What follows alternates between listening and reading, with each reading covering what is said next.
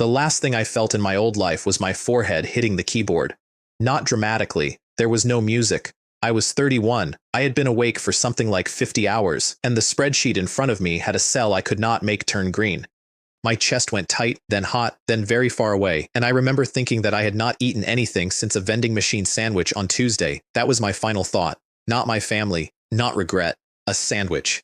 Then I was 17 and someone was screaming outside my window. I sat up in a bed with silk curtains, in a body that was taller than mine, and had never once carried a printer up 4 flights of stairs, and my head was full of somebody else's memories, arriving all at once like luggage dumped off a truck. Yan Wei, 17 years old, heir apparent of the Prince of Zhenbei's estate, which sounded extremely impressive right up until the memories got to the part where the entire estate was scheduled to be wiped out. That is not an exaggeration. That was the actual family situation. My grandfather, Yan Kong, had spent 40 years holding the northern border of the Great Jun imperial dynasty.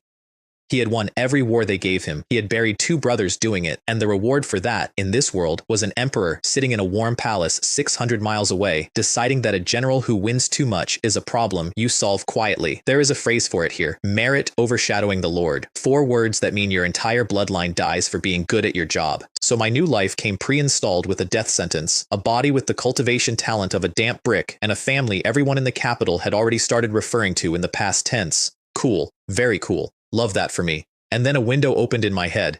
Ding. Host detected. Sovereign summoning system binding. I want to be clear that my first reaction was not gratitude. My first reaction was to lie back down and stare at the ceiling and say, out loud, in an empty room, absolutely not, because I knew exactly what this was. I had read 900 of these on my phone during commutes I was too tired to remember. A voice in your head, a free gift, and then 1,200 chapters of people getting slapped in restaurants. The system did not care about my opinion. It never has. Novus gift pack distributed, innate Dao body granted, devouring heaven demon art, emperor rank granted, first summoning card granted. Then it showed me what was on the card, and I stopped being sarcastic. It was not a sword, it was not a technique, it was a man, and attached to the man was an organization, and the organization had a number next to it, 1 million members. I read that number 4 times. 1 million people. Threaded through every dynasty on this continent, sitting in kitchens and stables and ministries and beds, and several hundred of them strong enough to take a house apart with their hands, all of it arriving in a bedroom to a 17-year-old before he had gotten his feet on the floor. The Great Jun imperial dynasty had decided to erase my family, quietly, on a schedule. They were going to find out how quietly 1 million people can work. Something moved under my skin, not painfully. It felt like a locked door somewhere deep in my chest getting kicked open by someone who had been very patient about it. The memories said Yan Wei had spent 3 years grinding at origin opening perfection and had never once managed the next step. I broke into meridian opening in the time it took me to sit back up. 7 meridians opened before I could get my feet on the floor. For context, in this world, opening 7 meridians at 17 makes you a genius of your generation. My family would have thrown a banquet. The system said, and I quote, "Do not limit your perspective to Great Jun. Real prodigies open 20 or more."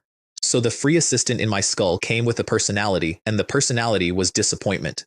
I asked it the obvious question. I asked it why, if it could hand out an emperor rank technique like a coupon, it did not simply hand me something that could delete the imperial family this afternoon. The answer came back flat and immediate, and it is the single most important sentence anyone said to me that entire first year. Everything the host summons arrives sealed to the host's own strength, meaning I could not cheat past myself. I could pull a legend out of history, and he would step out of the card with his power crushed down to fit the pocket I was carrying him in. If I stayed weak, my legends stayed weak. If I grew, they woke up. The system was not a vending machine. It was a mirror with a very long memory. Fine, I could work with a mirror. I used the card. Ding. Summoning Liu Ming. There was no light show. A man was simply standing at the foot of my bed who had not been standing there a second earlier, and my body's instincts screamed at me before my brain caught up because everything about him was wrong in a very specific way. Pale, smooth-faced, robes too neat, hands folded in front of him like a man who has spent his whole life waiting in corridors, and under all of that, an aura that made the air in the room feel thin. Liu Ming, the grand eunuch of the Qin, the man who put a deer in front of a court and asked them what horse breed it was, and then made a list of everyone who said deer. He knelt before I could say anything and pressed his forehead toward the floor. This subordinate greets the master. "Get up," I said. "And don't call me master. It makes me feel like I'm about to be assassinated in my sleep." He rose without a flicker. "Then what should this subordinate call you?" "Young master is fine." "Young master." He said it like he had been saying it for 20 years. That is the thing about him I did not appreciate until much later. Liu Ming never needed to adjust. He arrived already loyal, already competent, already 3 steps into a plan I had not thought of yet, and the only unsettling part was that I never once had to ask myself whether he would do a thing. He would do the thing. Then he told me what he had come with, and I stopped feeling clever. The card had not summoned a man. It had summoned an organization. The net of Shui, he called it. Around 1 million members, threaded through every dynasty in the eastern region, sitting in kitchens and stables and ministries and beds, hundreds of them at Grotto Heaven, which in this world meant they could level a house with their hands. 6 sword slaves. A pair of assassins called Black and White Xuanjian. A woman called Qinhua who I would not meet properly for months, and whose job description was, roughly, doors do not exist. I had been alive in this body for about 11 minutes, and I owned a spy network larger than the Great Jun Army. Young master, Liu Ming said, what are your orders? I looked out the window at the courtyard where a servant was sweeping the same 3 flagstones he swept every morning, and I thought about a man in a palace 600 miles away who had already decided how my grandfather's story ended. Find out what the imperial family is doing, I said. All of it. Start today. He bowed and was gone, and I sat there on the edge of a bed in a house that had 6 months to live, holding the first genuinely good hand I had ever been dealt in either lifetime. 2 courtyards over, my grandfather was losing at chess on purpose, and I did not find out for months. I did not know that at the time. I only found out later that on the exact morning I woke up, Yan Kong and his oldest friend were sitting in the scripture pavilion moving stones around a board and talking about the end of our family, like 2 men discussing weather. My grandfather was in his 70s and looked it, which was already a lie, though nobody in this world had caught it. Across from him sat Guang Shuo, our household strategist, a thin old man in gray who had followed my grandfather since before my father was born and who had the specific talent of making every terrible piece of news sound like a minor scheduling issue. The black guards moved on your son again, Guang Shuo said, and set down a stone. How many? Enough that it was not a warning. My grandfather looked at the board for a long time. He has held that border for 11 years. Every year the court sends less grain and more inspectors. Merit overshadowing the lord, old prince. Guang Shuo shrugged. The emperor is not angry at you. He is afraid of you. Anger passes. Fear only gets solved. Then let him be afraid. He has a Dharma idol expert in the capital. That stopped the conversation. In this world, at that time, Dharma idol was the ceiling. It was the level where a single person could walk into an army and walk out. Our estate had nothing close. Officially, we had a retired general at Grotto Heaven and a lot of very brave men with spears. And Yang Wei? Guang Shuo asked eventually. My grandfather's face did something complicated. The boy has his mother's kindness and none of his sister's talent. 3 years at the same bottleneck. He moved a stone. It is not his fault. But if this house falls, he is the one who will not be able to run. He will not have to run, Guang Shuo said. We are old, and old men are excellent shields. So that is what my new grandfather and his oldest friend were doing on my first morning, planning who died in what order so that the useless grandson got a head start. I would like to tell you I overheard it and swore a heroic oath. I did not.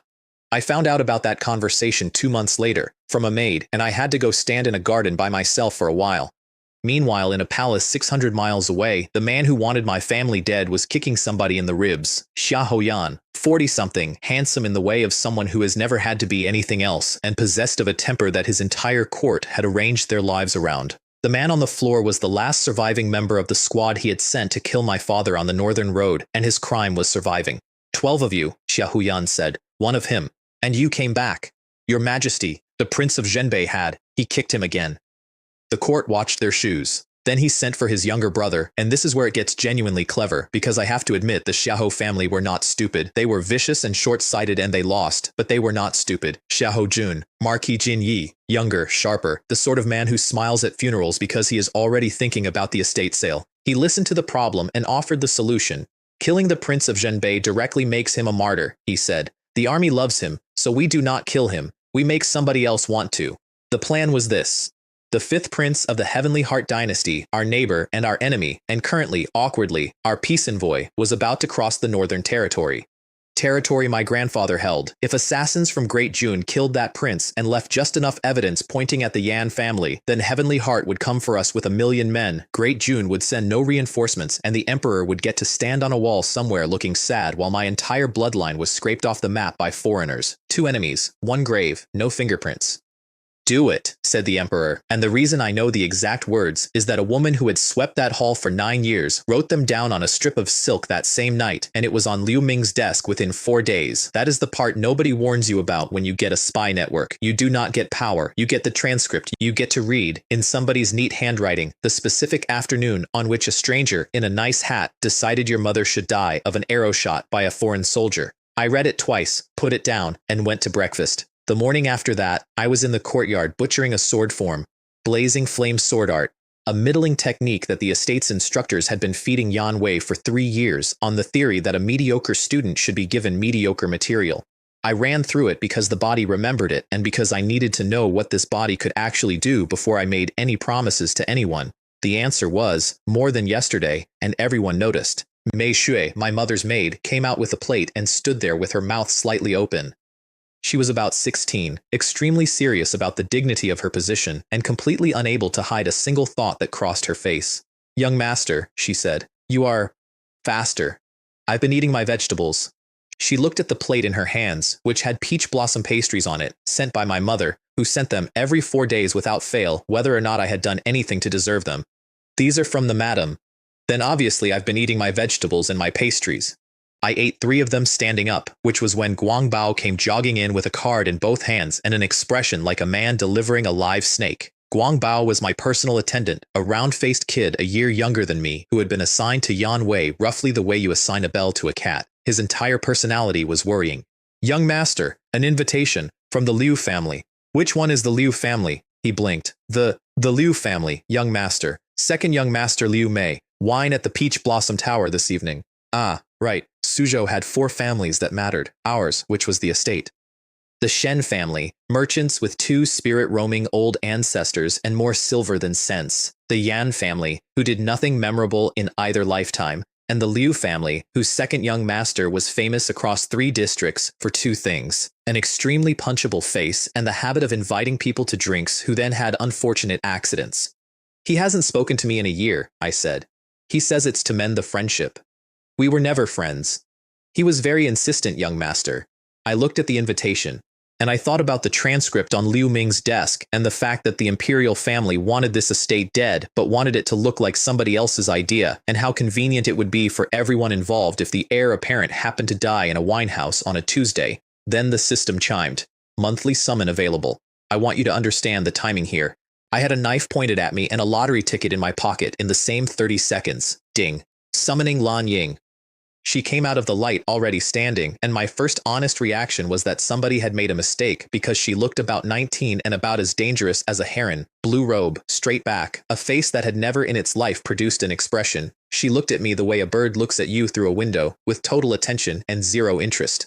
Lan Ying greets the young master. Greenbird. From a world I half remembered, out of a story about a fallen prince and the men who killed for him. Spirit roaming, middle stage, which meant that in the entire province of Suzhou, there were perhaps 4 people who could survive her, and she was standing in my courtyard waiting to be told what to do. The system, helpfully, attached a quest. Quest, kill the heir, seize Lan Ying, reward pending. I read it twice. System, I said out loud, in my head, whatever. That's not a quest, that's a weather report. Because it was not telling me to do anything. It was telling me what somebody else had already decided to do. Somebody had looked at a summoned woman who had existed in this world for 4 seconds and already wanted to take her off my corpse. Guang Bao was still standing there with the invitation. "Tell the Liu family," I said, "that I'd be delighted." 2 old men noticed her before dinner. I found that out because Mei Shui told Guang Bao and Guang Bao told me, in the tone of a boy reporting an earthquake. My grandfather and Guang Shuo had walked past the front courtyard, seen a woman in blue standing at parade rest by my door, and stopped walking. "Spirit roaming," Guang Shuo said, "middle stage at least, in our estate." Standing outside my grandson's room. They looked at each other for a while. "Where did she come from?" Guang Shuo said. It was not really a question. I sent men to check. There is no record of her. No sect, no household register, no travel papers, no family in 3 provinces. My grandfather rubbed his beard. "It is as though she was born yesterday for the sole purpose of standing there." "A dead warrior," Guang Shuo said quietly. "That is what they call them here. A person raised from childhood by a great house purely to die in one specific direction on one specific day." "Whose?" Neither of them had an answer, and that was the problem, because in their world, every good thing that arrives without explanation is a hook with something on it. He is 17, Guangzhou said finally. Boys keep secrets. Boys keep secrets about girls, my grandfather said. They do not keep secrets about spirit-roaming experts. They went to dinner. They did not ask me. That is the other thing I did not understand yet about the two of them. They had already decided to let me run and watch where I went, because they had run out of better ideas, and because an old man with 6 months left will gamble on anything. The Peach Blossom Tower was 3 stories of red lacquer and paid laughter, and Liu Mei had taken the entire top floor. He stood up when I came in with his arms wide, which is the single most reliable indicator in any world that a man is about to do something to you. Silk that cost more than a house, a ring on every other finger, and a face that arranged itself into warmth the way a curtain arranges itself over a window. Brother Yan Wei, it has been far too long. It's been 11 months. 11 months is far too long. He waved at the table. 8 dishes, none of them touched, and a wine jar already open. Then his eyes went past me, and I watched him stop being interested in me at all. Lan Ying had followed me in and taken up position 2 steps behind my left shoulder, and Liu Mei looked at her the way a man looks at a horse he is about to make an offer on. And who is this? He said. She works for me. Does she? He was still looking. Brother Yan Wei, you should have said. Come, sit. Both of you sit. And he poured personally, which for a man like that was roughly the same as writing a confession and signing it. He slid the cup across. Lan Ying's hand came out and took it before it reached me. She did not ask. She did not look at me for permission. She lifted it, turned it in the light, held it near her face for the length of one breath, and set it down on the table again without drinking. The room went quiet. Liu Mei laughed 1 syllable too late. What is this?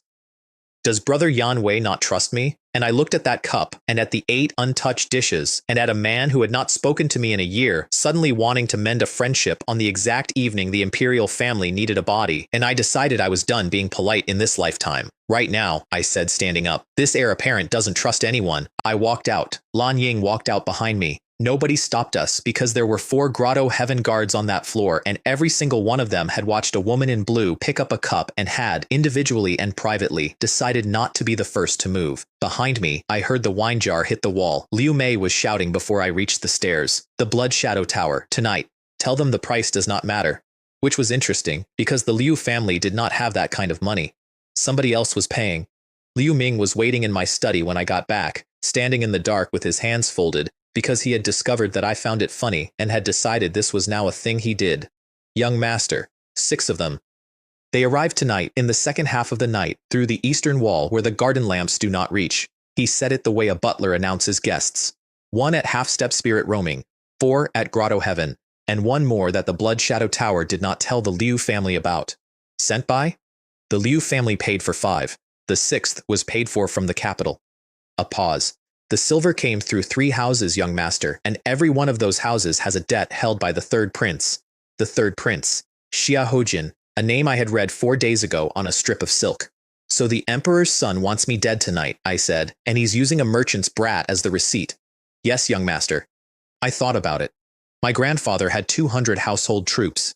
If I told him, he would flood the courtyard with them, the assassins would abort, and Xia Hujin would simply try again in a month with better assassins, and my family would still be a target with no idea how big the hand reaching for them was. Or, let them in, I said. Liu Ming's expression did not change, which is how I knew he approved. Shall this subordinate reinforce the courtyard? No. No extra guards. Nobody watching the eastern wall. Nobody on the roofs. Nothing that makes it look like we knew. I sat down. If we show them the net of Shui tonight, we lose the net of Shui forever. 6 men are not worth that. And the young master's safety? I looked at the woman standing by the door who had, 6 hours earlier, disarmed a poisoning by picking up a cup. I think we'll manage. They came over the eastern wall at the hour when even guards stopped pretending. 5 shapes, no sound, spread the moment they touched the ground so that no 2 of them shared a shadow. Professional. The Blood Shadow Tower did not send people who tripped over ornamental rocks. 4 of them drifted toward the corners of the courtyard to cut off the exits, and the 5th walked straight down the middle toward my door, unhurried, the way you walk toward a job you have done 90 times. I was sitting inside with the lamp out, watching through the gap in the screen, and I had my hands flat on my knees so they would not shake. Because here is the thing about deciding to be the bait. It is a very good plan in the afternoon. Lan Ying was standing in the courtyard. She had not hidden. She had walked out an hour earlier, taken up a spot beside the stone lantern, and stopped moving, and after a while, I genuinely lost track of her in the dark because she stopped registering as a person and started registering as garden furniture. The lead assassin got within 9 steps of my door before he saw her. To his credit, he did not waste time on a speech. He simply changed direction mid-stride and drove a blade at her throat, and the 4 in the corners moved at the same instant, which meant they had done this drill before, and their timing was perfect. Lan Ying took 1 step forward. I have thought about that step a great deal since. She did not draw a weapon. She did not gather spiritual energy or shout a technique name or let off any of the light shows this world is extremely fond of. She stepped, and her hand closed on the man's wrist, and then she picked him up by that wrist and drove him into the courtyard wall hard enough that the roof tiles above him jumped. Body strength, that was all. A half-step spirit-roaming assassin folded into brickwork by a woman who had not bothered to circulate a single thread of qi because she had looked at him and calculated that he was not worth the effort. The other 4 made it 2 steps. She went through them without changing pace, the way you move through a crowded corridor when you are late, and the sounds they made were mostly surprise. In the time it took me to stand up, my courtyard contained 5 men who were still breathing and none who were still standing, which was when the 6th one came out of my ceiling. I did not see him. I want to be honest about that. I did not sense him. I did not have a bad feeling. I had absolutely no idea he existed until the air moved behind my ear and something very cold came for the left side of my chest, and my entire contribution to that moment was starting to turn around. 6 men were standing between me and him. They had not been there. They were simply there, in a ring, in the dark, and the 6th assassin's blade had stopped a hand's width from my ribs because a sword had gone through his forearm and pinned it to the doorframe. The 6 sword slaves. Liu Ming's, and therefore mine, and none of them had made a sound coming in, and it occurred to me with real clarity that if Liu Ming ever changed his mind about me, I would find out about it approximately never. Leave one alive, I said. My voice did the thing where it comes out steadier than you deserve. They left one alive. It took about a quarter of an hour to collect the rest because 2 of them tried the wall and discovered that the wall had opinions now.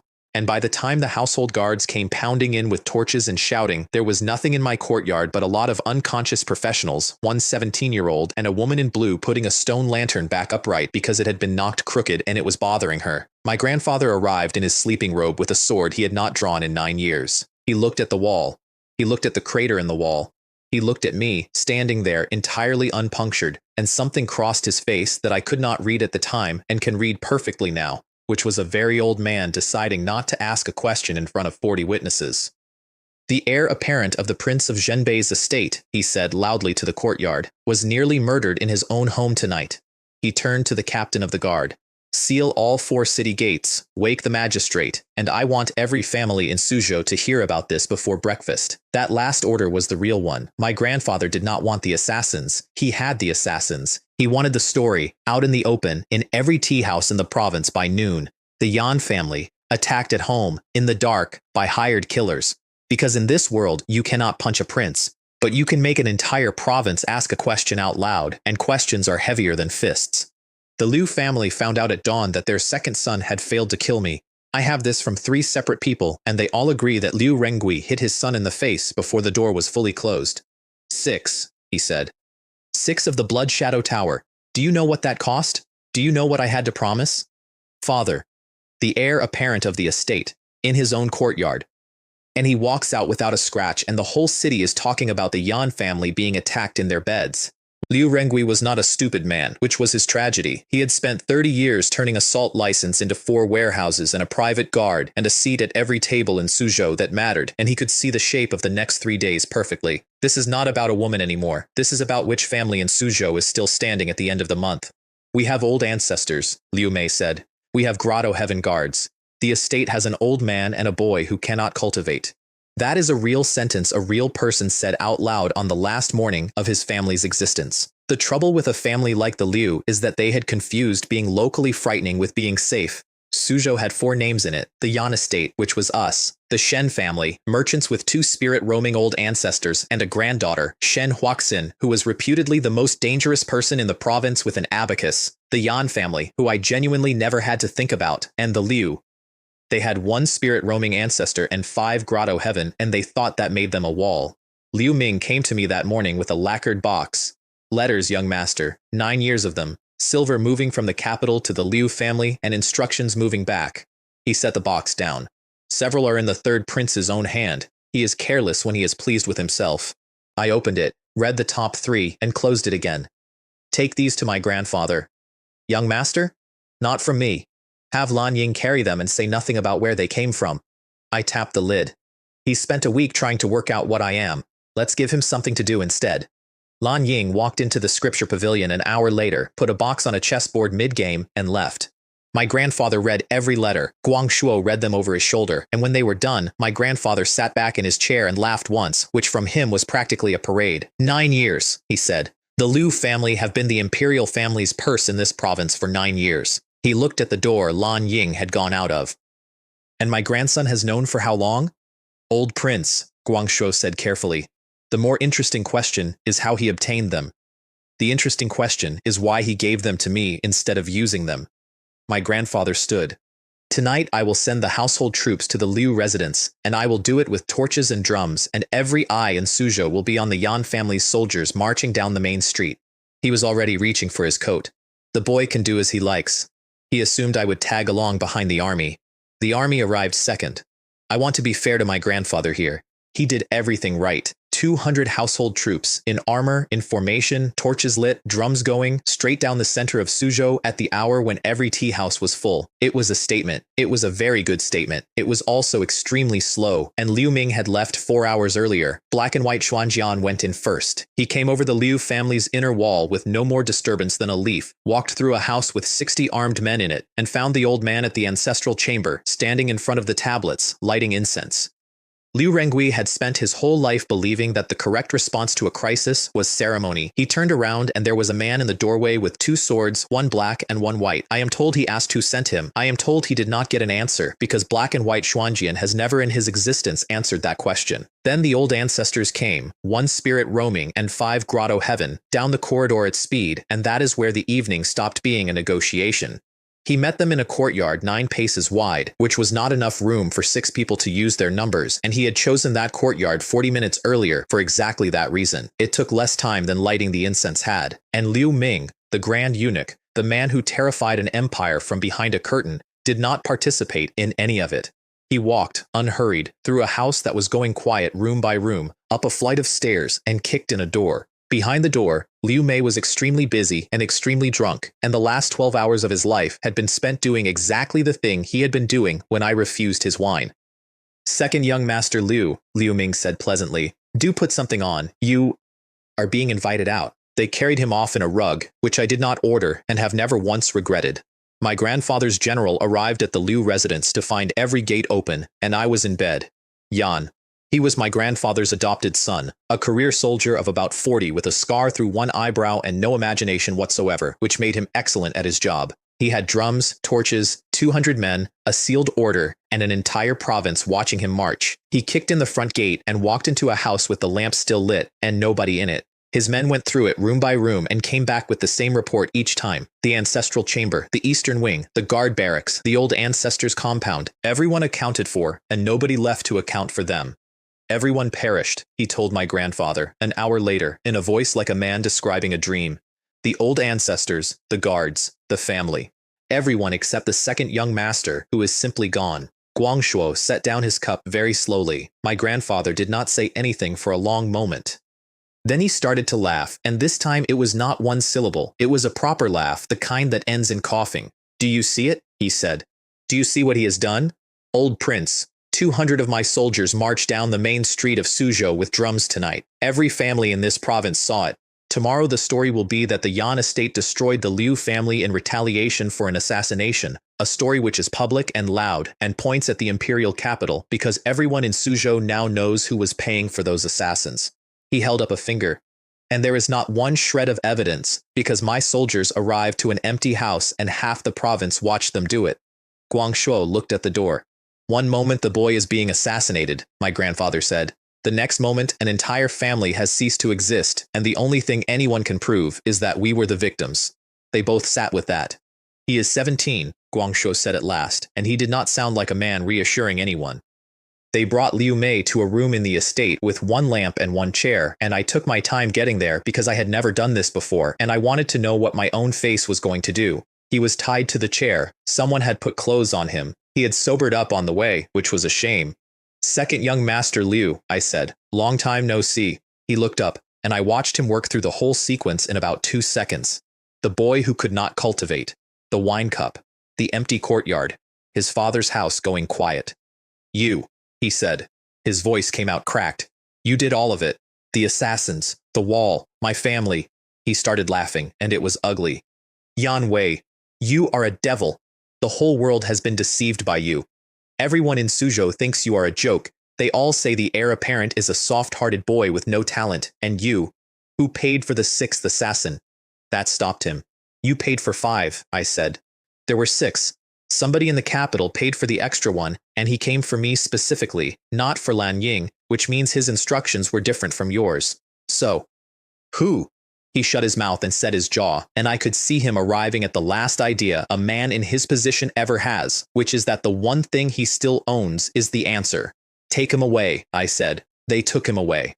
I sat in the chair for a while afterward with the lamp burning down, and what I felt was not triumph.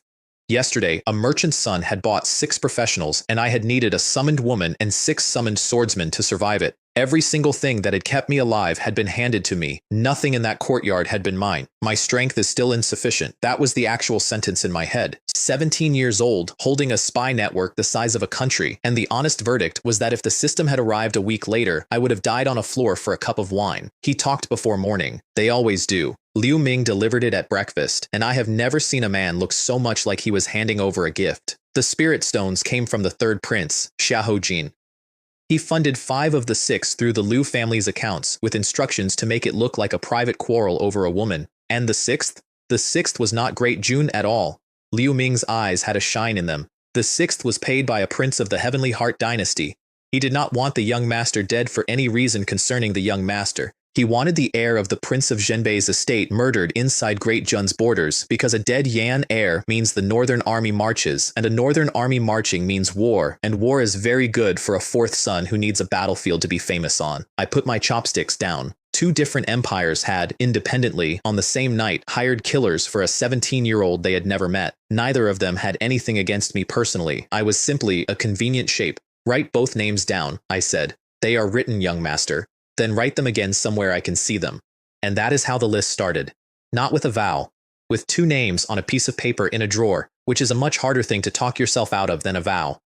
My mother came to see me that afternoon and I nearly ruined everything. Understand, I had been in this body for 11 days. I had inherited memories, not feelings. I knew factually that Su Xiling was the 2nd daughter of the Yan family, that she had married a soldier against her father's preference, that she sent peach blossom pastries every 4 days. It was all in there, filed, like a personnel record. Then she came through the door and crossed the room and took my face in both hands and turned it toward the light to check for cuts, and the memories stopped being a personnel record.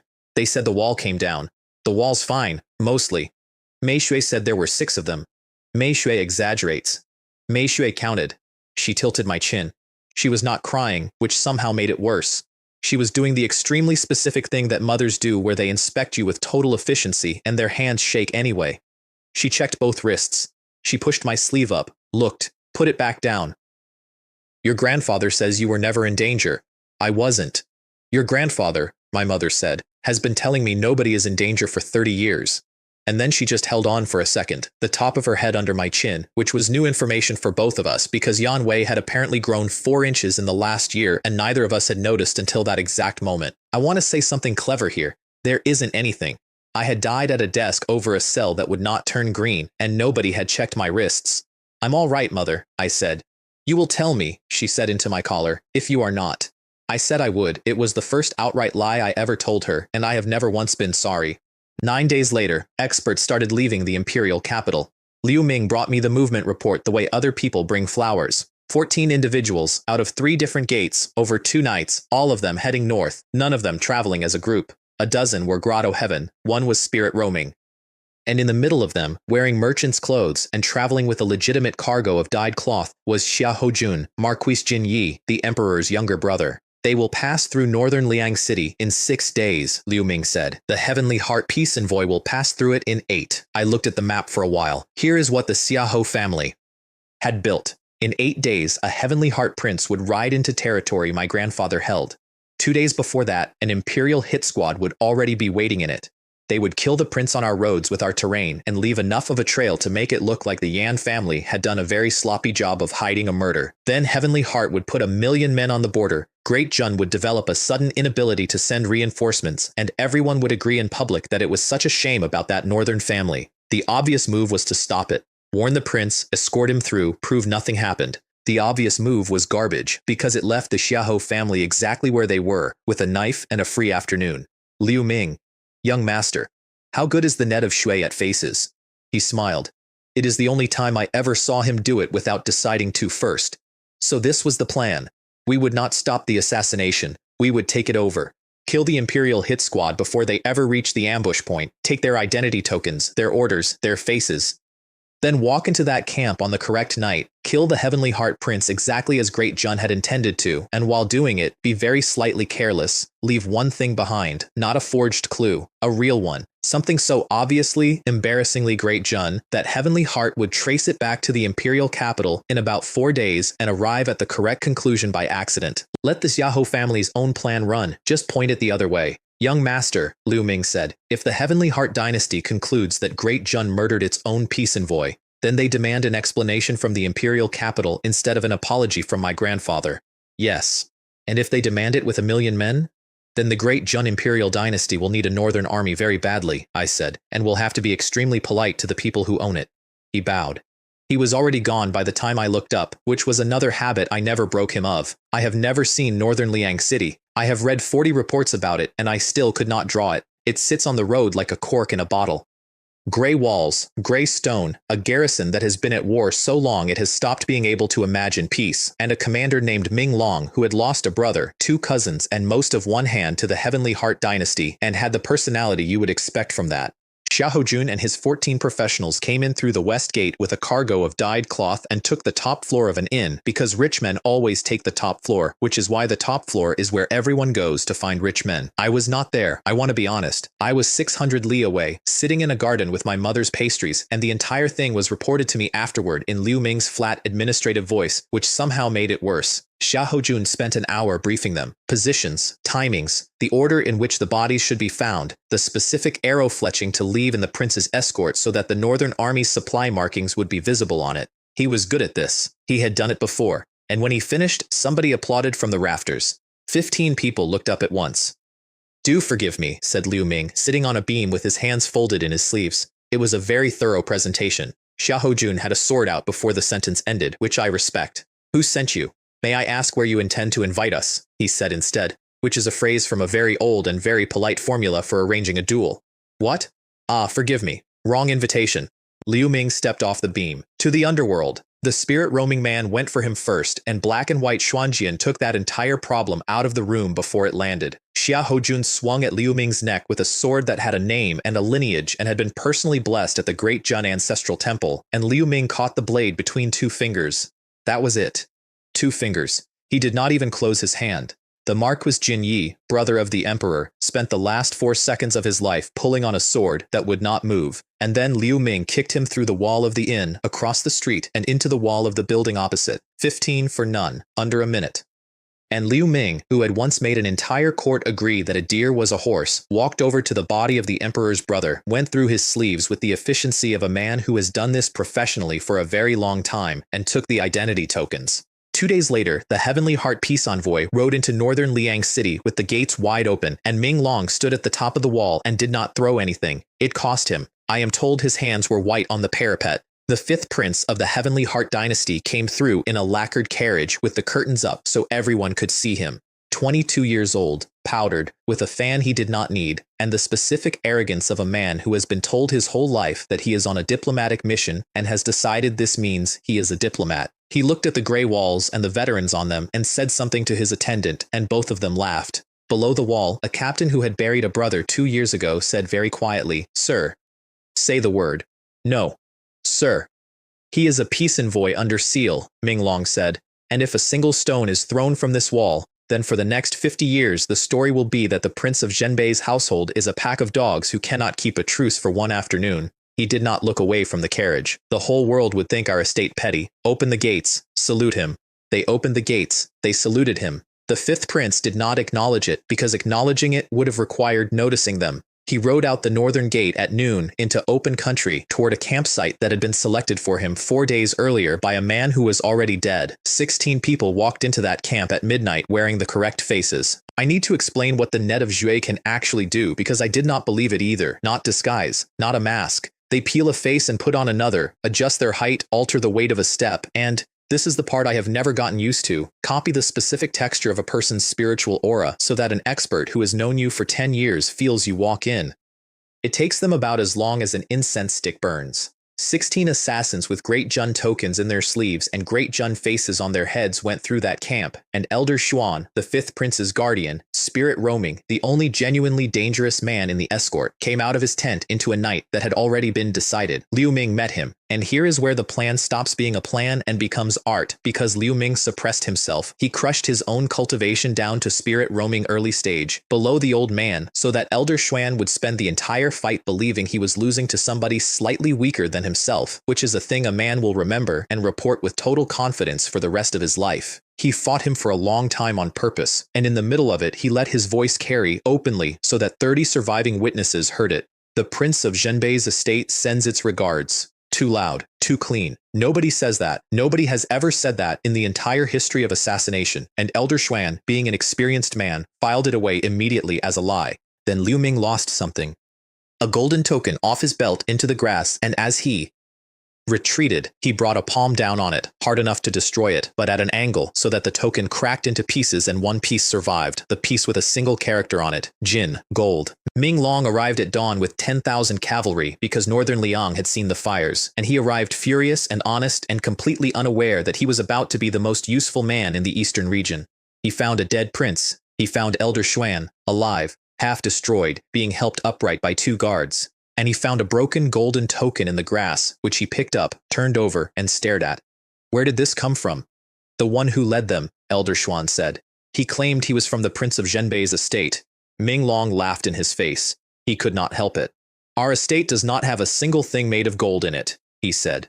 We melted the ceremonial plate 9 years ago to pay for winter grain because the court did not send any. He held the fragment up. This character, in the whole of Great Jun there are 2 houses permitted to carry it, the Golden Saber Gate and the Marquis Jinyi. Elder Xuan looked at the fragment for a long moment.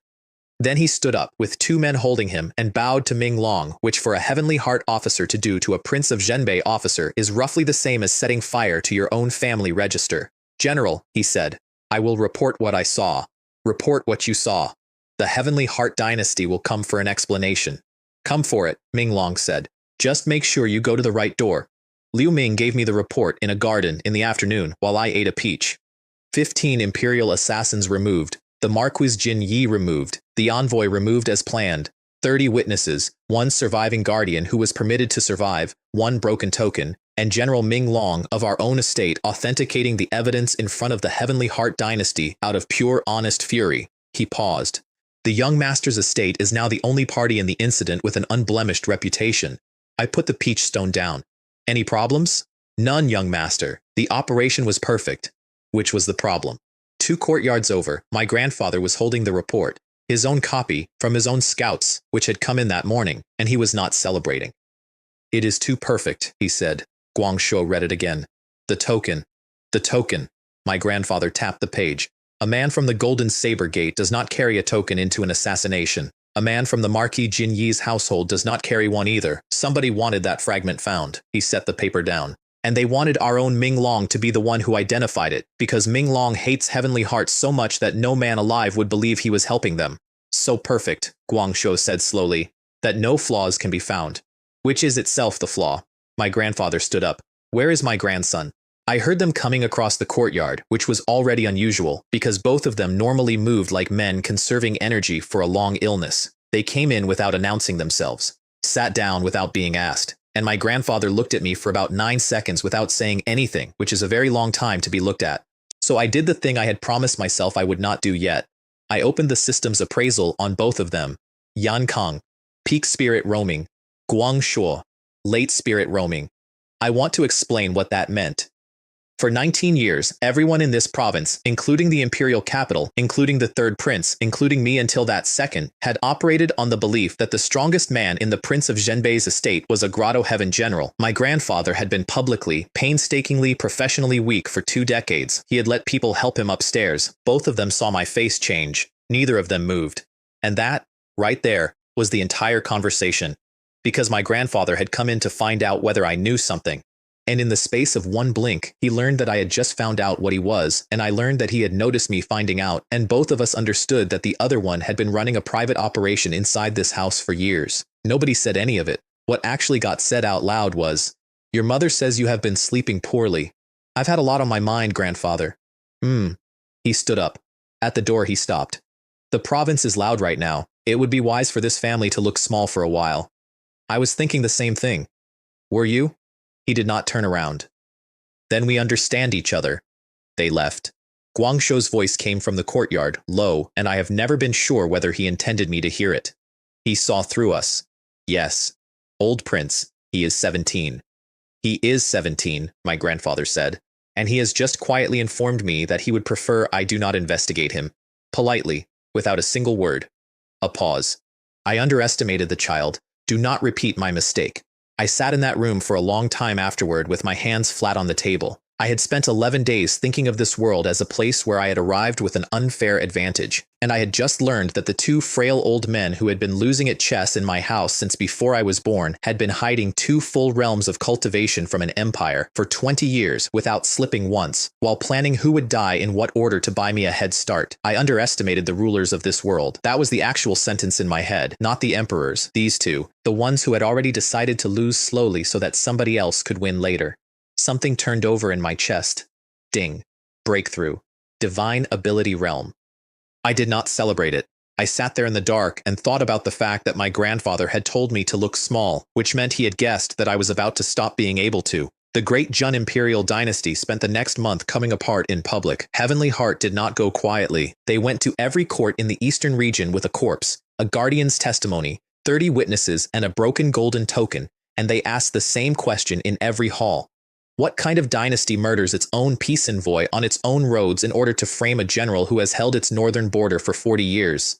Shaoyan had no answer because there wasn't one. He could not say it was us. His own general had certified the evidence against him. He could not deny the token. Half the ministers in his own court knew exactly which 2 houses carried that character, and he could not produce his brother to defend himself because his brother was in a hole outside northern Liang City. Heavenly Heart demanded an explanation and compensation, and said the word million out loud in a diplomatic setting, which is not a thing you do casually. And I sat in a garden 600 li away and watched an empire's reputation drain out through a hole I had made with one broken piece of metal. The 2 dynasties eventually agreed to settle it the way this world settles everything it does not want to fight about. They agreed to argue at a sports event, the Heavenly Prodigy Battle, every 10 years, hosted by the Fengyun dynasty, the strongest of the 4, every young talent in the eastern region in one arena. It was about a year out. My father had placed 7th at it, 20-odd years ago, which my mother still mentioned, and he still pretended to be embarrassed about. Then the system chimed. Monthly summon available. Ding. Summoning Liu Fei. Some people arrive. He came out of the light already looking around for the enemy. Silver armor. A spear taller than he was, plain, without a single decoration on it. A face that was younger than I expected, and calmer than anybody's face has a right to be. He took in the courtyard, the walls, the roofline, the exits, and me, in about the order a professional does it, and then he went to one knee. Liu Fei of Changshan greets the young master. Half-step Dharma idol.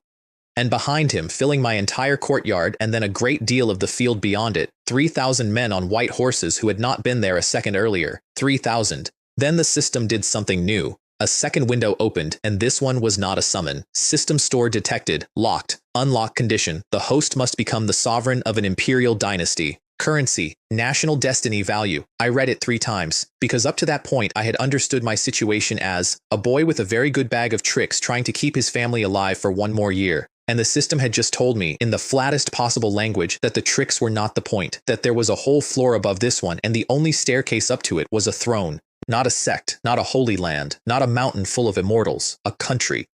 Liu Fei was still on one knee in my courtyard waiting for an order, and 3,000 riders behind him were waiting on him. Get up, I said. We're going to need a great deal more of this. The next 6 months were the quietest of my life, and I have never been busier. Look small, my grandfather had said. So I looked small. I went to lessons. I lost politely at chess.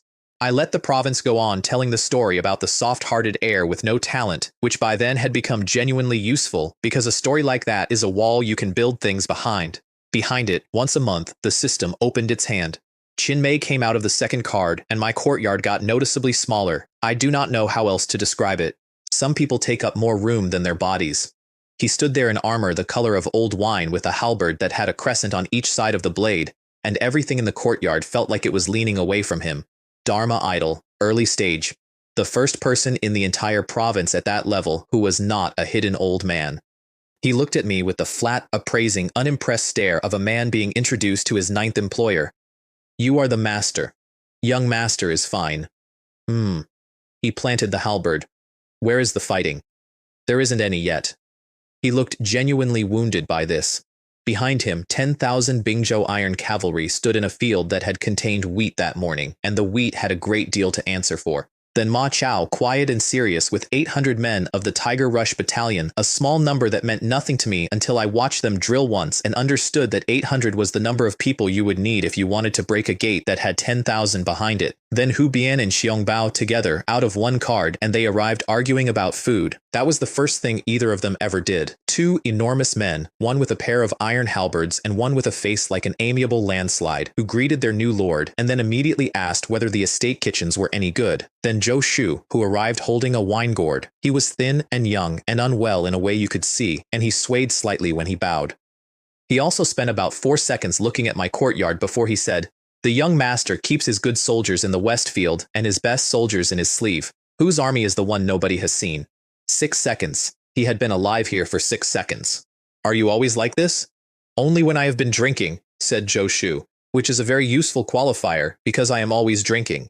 And then the embroidered uniform guard, tens of thousands of them, with 4 commanders who took the names of the 4 directions, because apparently my system had decided that one national intelligence service was insufficient and I needed a second one to keep the first one honest. Liu Ming's face when he found out about that was the single funniest thing that happened to me all year. Everything else moved too. Liu Fei broke into Dharma idol without appearing to notice he had done it. I found out because I saw the silver dragon. That is what happens in this world when you reach that level. You manifest an aspect, an image of yourself made of your own comprehension, standing behind you like a shadow that has stopped being a shadow. Baze came up out of his back one afternoon while he was practicing alone in the west field, a silver dragon coiling through the air over him, and he stopped, looked up at it, said, and went back to the form. Qin Mei, watching from the wall, spat. "Show off." "You have one too," I said. "Mine is better." That was the beginning of a competition that lasted 4 years and killed a great number of people who had absolutely no idea they had been entered into it. Liu Ming reached peak spirit roaming. Lan Ying reached late spirit roaming, and something else happened that I noticed before anyone else did. She started smiling. Not much. Once, when Xiangbao got his head stuck in a wine jar, a twitch, and it was gone before anyone else looked up. But 6 months earlier, she had come out of a card as a weapon with a pulse, and now she was standing in a kitchen doorway watching a fat man wear a jar, and something was happening behind her face. I did not say anything about it. You do not point at that. And me, I comprehended my divine ability. Every cultivator in this world gets one at that stage. Yours comes out of what you actually are, which is why most of them are so embarrassing. Mine came up out of the devouring heaven demon art, and it opened on my forehead, a vertical line of silver light, and through it I could see the seams in things. Not the future, nothing that useful. I could see where a thing was joined, and therefore where it came apart. I called it the Eye of Destruction because I was 17. Then Guangbao came running with a letter, and the 6 good months ended. My father was in the Meteor Dragon Mountain Range. Yan Zhenjun, Prince of Zhenbei, Grand Marshal of the Northern Border, Grotto Heaven Realm, had taken 40 of his personal guard into a range that eats expeditions in order to hunt a spirit medicine that improves cultivation aptitude, not for himself. He had gone in on the specific theory that his younger son had bad talent and that somewhere in the world there was a plant that would fix it. The letter was 9 days old. It said the expedition had gone deeper than planned. It said they had lost 11 men. It also said, in the last line, in a hand that was not my father's, that the prince had ordered the survivors to prepare a route home for one man carrying a jar. I put the letter down. Guangbao started saying something about how the old prince should be informed and how it was very dangerous and how perhaps a formal request to the household guard. Lan Ying, I said. Saddle. 6 people rode out of the estate with me at dawn, and the entire household noticed. You do not move Liu Fei, Qin Mei, Lan Ying, Hu Bian, Xiong Bao, and Zhou Shu out of a gate without somebody counting. Half the staff was at the windows. Mei Xue ran alongside for 30 paces trying to hand up a bundle of pastries, which I took, because I am not a monster. On the wall, 2 old men watched us go. 4 of them, Guangshou said. What? 4 of the 6. I cannot read them. He had his hands inside his sleeves, and he was gripping his own wrists. Old prince, I have been able to appraise every cultivator I have met for 50 years. 4 of those 6 are simply blank to me, not hidden. Blank. My grandfather watched the dust. 2 of them are half-step Dharma idol at the least, he said. The one in silver, and the one who does not look at anything. Where is he getting them? I do not know. Should we stop him? My grandfather was quiet for a while. When I was 19, he said, my father told me to stay behind the walls because the world outside them was full of things I was not ready for. I stayed for 2 years. He turned to go down. Then I went out anyway, and everything I have that is worth anything came from what I did in those 2 years. Let him go. And if he does not come back? Then I will burn the great Jun imperial dynasty down with my own hands, my grandfather said, in exactly the tone he used to order dinner, and I will not require a reason. We found the trouble 2 days before we found my father. The road through the foothills of the Monster Beast mountain range is wide enough for 2 carriages, and there was 1 carriage on it, stopped, with a wheel broken, and an escort of about 12 people forming a ring around it. There were several hundred cavalry in golden armor arranged in a crescent in front of them. At the point of the crescent, on a horse that cost more than the carriage, sat a young man of about 20 in gold-chased armor, taking his time, enjoying himself, saying something to the people inside the carriage in the tone men use when they have already won. You might as well obediently submit to me, he was saying. I am being extremely reasonable about this. Come out, and I will only kill half of them. The Golden Tiger Cavalry, which meant the king of Zhenxi, which meant the young man doing the talking was Xia Hulong, the king of Zhenxi's beloved son, 3rd-generation imperial family, and a genuine, load-bearing waste of oxygen. I put an arrow into the road 9 inches in front of his horse's hooves. The horse reared. Xia Hulong did not fall off, which was disappointing, and he wheeled around with his face going through 3 separate colors. Who dares? Then he saw me and stopped, and his expression changed to something much worse than anger, which was delight. Well, he said, I wondered who it was. Yan Wei, the good-for-nothing of the Yan family. Xia Hulong, I said. I wondered who it was too. Then I remembered nobody wonders about you. He drew his sword and pointed it at me and started to explain at length what he was going to have his men do, and I stopped listening about 4 words in because Lan Ying had already walked past me. Several hundred Golden Tiger cavalry are, I am told, one of the finest heavy formations in the west of Great Jun. Their armor is famous. There are songs. She went into them the way a hand goes into water. It took a few breaths. I counted because I was standing still with nothing else to do, and the sound was mostly horses. When it stopped, there were several hundred men on the road who were sitting down and reconsidering their careers, and Xia Hulong was being carried by the back of his collar and set down in front of me like a bag of laundry. He looked up at me. All the delight was gone. What was underneath it was a boy who had never once in his life been on this side of the arithmetic. My father is the king of Zhenxi, he said. My father, Hu Bian, I said. Throw him to the Yao beasts. I want to be clear that I said it in a completely normal voice, and that this was the first genuinely irreversible thing I ever did, and that I did not lose a minute of sleep over it, and that I have thought about that fact more than I have thought about him. Hu Bian picked him up under one arm and walked into the tree line with him. The carriage door opened. The woman who came out of it was, I would later learn, on a public list of the 4 great beauties of Great Jun, which is the kind of list this world publishes and takes seriously. Ming Yixuan, daughter of the divine elephant sex master in traveling clothes, holding herself very straight, which took some doing considering she had spent the last quarter hour listening to a man negotiate over her. This one thanks the young master, she said and bowed properly. May I know? Yan Wei, prince of Zhenbei's estate. And then a much smaller head came out of the carriage door at knee height and looked at me, about 5 years old, enormous eyes, a face packed to capacity with suspicion. Qing Yue, said Ming Yixuan, come back inside. Is he going to throw us to the Yao beasts too? Qing Yue, he threw the other man to the Yao beasts. He was a bad man, I said. The small person considered this and then delivered her verdict. You are also a little bit scary. That's fair, I said. They were going to the mountains for a fruit. Ming Yixuan explained it over the fire that night while her sister ate her way steadily through my pastries. A spirit awakening fruit. There is a condition in this world where a child is born with meridians that will not open, and it is not treatable. And the standard practice is to accept it and raise the child gently and never mention it in front of guests.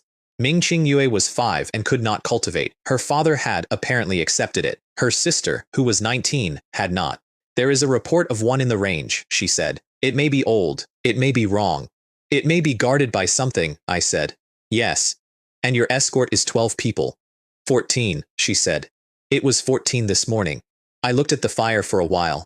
It would have been extremely reasonable to give her 4 riders and directions and go find my father. Come with us, I said. We're going the same way. I told myself it was because the divine elephant sect was worth having, which was true. They were one of the 3 great sects of the eastern region, and her brother Ming Haran was ranked among the 4 great young masters and considered untouchable in his generation. Making a friend there cost nothing. That was genuinely what I thought at the time. Behind me, a 5-year-old was very slowly leaning out of the carriage window to look at me again, and pulling back whenever I glanced over, and doing this approximately once a minute for the next 4 hours. Tianguan City heard about Xia Hulong 2 days later and sent 30,000 men. That is a real response to one dead cousin, and it tells you how this family thought. The city lord did not investigate. He did not send a letter. He read the name, Xia Hulong, went the color of ash, and emptied his garrison onto the road with orders to bring back every head involved, because whatever 30,000 men cost him was less than what the king of Xianxia would cost him. The net of Shui told me they were coming while they were still 4 hours out.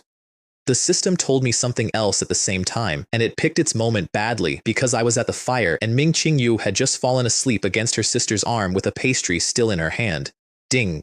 Devouring Dao physique detected, extremely rare. It is recommended that the host take her in. I sat and looked at a sleeping 5-year-old for a while, because I understood exactly what the system meant. Not adopt, take in, acquire. The devouring Dao physique is the reason her meridians would not open, and it is also, if it ever awakens, one of the most dangerous things a person can be born with. And there was a version of this evening where I was very kind to her sister for entirely arithmetic reasons. I closed the window without answering.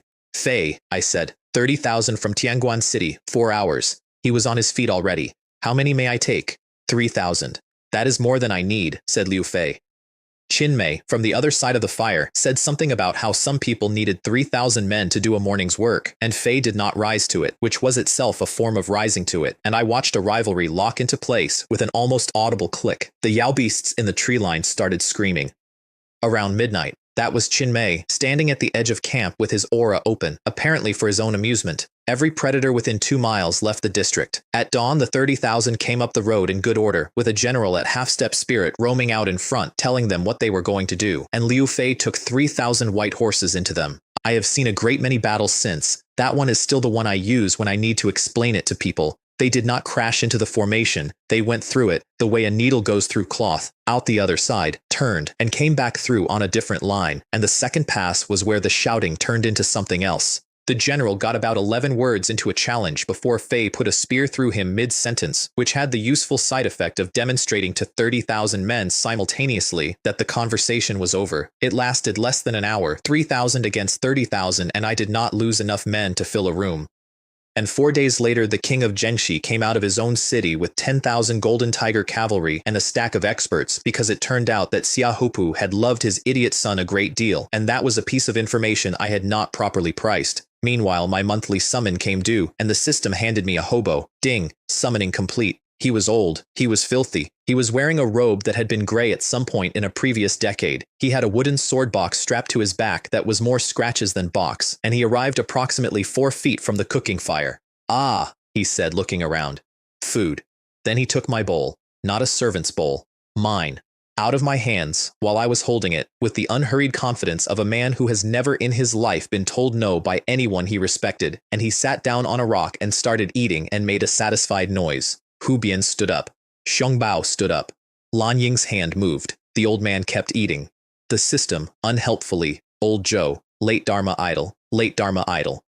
Which was, at that moment, the single highest cultivation I had ever laid eyes on in this world, including my grandfather, including everything in the imperial capital that we knew about. Sit down, I said. Everyone sit down. He looked up at me over the bowl with an expression of mild interest. You are not going to shout at me? Would it work? No. Then it seems like a waste of an evening. Old Joe laughed. It was an ugly laugh, high and cracked, and he pointed my own chopsticks at me. The others all shouted, every one of them.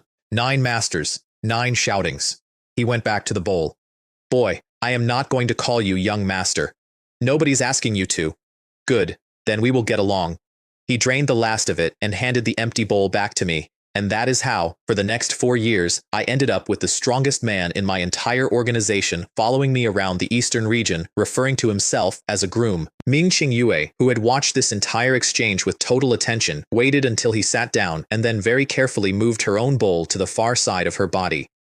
She ate the way small animals eat when they are not sure the food is going to keep happening, both hands, cheeks full, watching the room. Her sister had clearly been telling her not to do this for years. I reached over and pinched her cheek, which was full of rice, and she made an outraged noise like a kettle. And I want to note something honestly here, because the system had made me an offer 4 days earlier, and I had closed the window without answering. I did not want her physique. I just liked her. We picked up one more passenger on the way in, and she was a problem in a beautiful coat. We heard it before we saw it. The specific noise a fight makes when one side has stopped attacking and started only defending.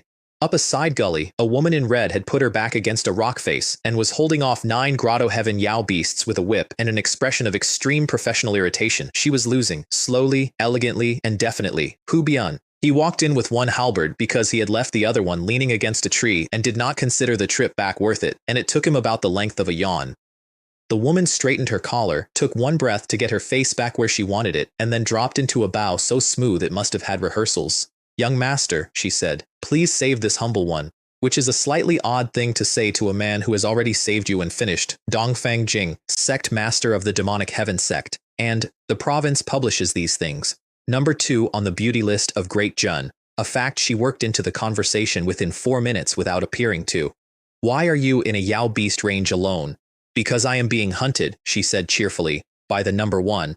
Bai Yuhan, sect master of the Jade Maiden Sword sect. Cold, veiled, allegedly capable of tracking a person through a mountain range for 11 days and currently doing exactly that, for reasons that Dongfang Jing described 3 separate times that evening in 3 mutually incompatible ways. She attached herself to our camp with the speed of a professional and sat down next to me at the fire. Ming Qingyue, from my other side, immediately climbed into my lap, wrapped both arms around my neck, and stared at her with the flat, unblinking hostility that only very small children can maintain for a full hour. "Your sister is charming," said Dongfang Jing. Said a 5-year-old into my collar. We found my father the next morning, being chased down a valley by 100 feet of angry snake. He had done it. That was the first thing I understood, from 400 paces, watching a man run with a sealed jar clutched against his chest. He had found the spirit milk, he had taken it off a cliff face, and he had spent 9 days being pursued out of that range by a black giant python at half-step Dharma idol. And the reason he was still running was that his men had been stopping to buy him minutes. 40 had gone in. There were 4 with him. 3 of them turned around while I was still counting. I want to say their names, and I cannot, because I never learned them, because they were not important enough for anyone to have written down, and they knew that when they turned around. Liu Fei went past me at a flat gallop. He did not slow down, and he did not shout a technique name. He came off the horse mid-stride, threw the spear, threw it at a half-step Dharma idol monster, a plain steel spear with no decoration on it. It went through the python's neck and out the other side and buried itself in the valley wall. 100 feet of monster pinned to a hillside. Then he walked over, put a foot on the shaft, pulled it out, and stabbed it once. Not a special thrust, just a thrust. The most ordinary movement in the entire art of the spear, delivered exactly correctly by a man who had done it 10 million times. The valley went quiet. My father stood there in the wreckage of 9 days, holding a jar, breathing like a bellows, and looked at me. "Oh," I said, "isn't this the Prince of Zhenbei? You actually have miserable days too." He looked at me for a long moment, then he looked at Liu Fei, then at Qin Mei, at Lan Ying, at the 2 enormous men, at the drunk, at the elderly vagrant now going through the dead python's teeth with professional interest. Then he held out the jar. "For you," he said, "for your talent." I took it. It weighed about as much as a large melon, and he had spent 40 men on it. And because I could not say any of the things that were happening in my chest, I did the only other thing available. I let my aura out. Grotto heaven, the same level as him. From a boy, the entire province had spent 3 years describing as hopeless. My father's face did something I had never seen it do, which was nothing at all, for about 4 seconds. "Ah," he said finally. His voice was not steady. "So I ran through a mountain range for 9 days. Yes. Carrying a jar. Yes. Do not tell your mother," said the Prince of Zhenbei, "any part of this. We ate the python. That is not a joke, and it is not a metaphor. Half-step Dharma idol flesh is one of the most concentrated cultivation resources in the eastern region, and we had 100 feet of it and a cook. Ming Qingyue was formally made my adopted sister that night, in front of everyone, which meant that my father had to become her godfather, which he did with enormous gravity, and then ruined by immediately producing a flying sword from somewhere in his luggage and presenting it to a 5-year-old. From now on, he told her, you may call me Prince Father. She thought about it. Can I call you Uncle Prince? Yes, fine. The feast lasted most of the night. My father broke through to Grotto Heaven perfection. Ming Yixuan, who had never been anything, opened her meridians. Dongfeng Jing went up to late Grotto Heaven and spent the entire meal being delighted about it in a way that made 3 of my generals move seats. And I, with the devouring heaven demon art doing what it does, went to Grotto Heaven middle. Old Joe ate more than any 4 other people at the table and then fell asleep against a rock, and Ming Qingyue spent 20 minutes trying to put a leaf on his head without waking him, and did it, and he wore it for the rest of the night without ever acknowledging it. 400 li west of us, the king of Zhenxi was riding out with 10,000 men to avenge a son I had fed to a forest. My father found out about the king of Zhenxi over breakfast and took it about as well as you would expect. Liu Ming delivered it standing in his report voice. The king of Zhenxi, Xiahupu, was 2 days out with 10,000 golden tiger cavalry and 4 spirit roaming experts, and he was not coming to negotiate, and he had brought his personal banner, which in this world means a man has stopped considering the possibility of going home without a result. My father set down his bowl very slowly. The king of Zhenxi, he said, is riding out of his own province. Personally, with his household experts, he turned to me. Yan Wei, how exactly did you provoke the king of Zhenxi? It was nothing much, I said. I just killed his youngest son. There was a pause with a lot of texture in it. You. And then Tianguan City sent 30,000 men about it, so those are gone too. 30,000. They were quite quick about it, actually. My father put both hands flat on the table and looked at them for a while, which is a thing I have since learned he does, instead of shouting. When your mother asks, he said, I am going to tell her that we went for a walk. Then, because everyone at that fire was in an excellent mood and I had just eaten most of a python and was 17 years old, I did something entirely unnecessary. Fei, Qin Mei. Both of them looked up. Go into the range and kill a couple of Dharma idol Yao beasts. I haven't tried one of those yet. They were on their feet before I finished the sentence, and they went out of that camp in 2 different directions specifically so that the count would be clean. They came back at dawn. Qin Mei came in first, on foot, dragging something enormous by one leg, whistling. Liu Fei came in about a minute later, and the thing I remember is the cloak. He had ridden out in white. He is always in white. It is practically a personality trait. And he came back with that cloak gone the color of a bad sunset from the shoulders down, and he did not appear to have registered this. He reported the kill, asked whether there would be anything else, and went to see to his horse. Behind him, Qin Mei said, 2. 1, said Fei without turning around. Mine was larger. Mine was faster. My father watched this exchange with the expression of a professional soldier watching his own worldview quietly dismantled at a breakfast table. Son, he said, who are these people? 2 hours later, I showed him the White Horse Cavalry, and I have never seen him look like that before or since. We came out of the mouth of the range onto open ground, and they were already formed up on the slope waiting for us. 3,000 riders in white on white horses, in silence, in perfect line, coming down out of a snowfield with the light behind them. My father stopped his horse. He did not say anything for a good while. He is a career soldier. He had commanded hundreds of thousands of men on that border for 11 years, and he had seen everything the eastern region has. Even our estate does not have such an army, he said finally. The Imperial Guard does not have such an army. 3,000, I said. I can count. He was still staring. Yan Wei, 3,000 of those will break 10,000 golden tiger cavalry. Then let's not wait, I said. Let's go now, while he's still on the road, before he can set. No.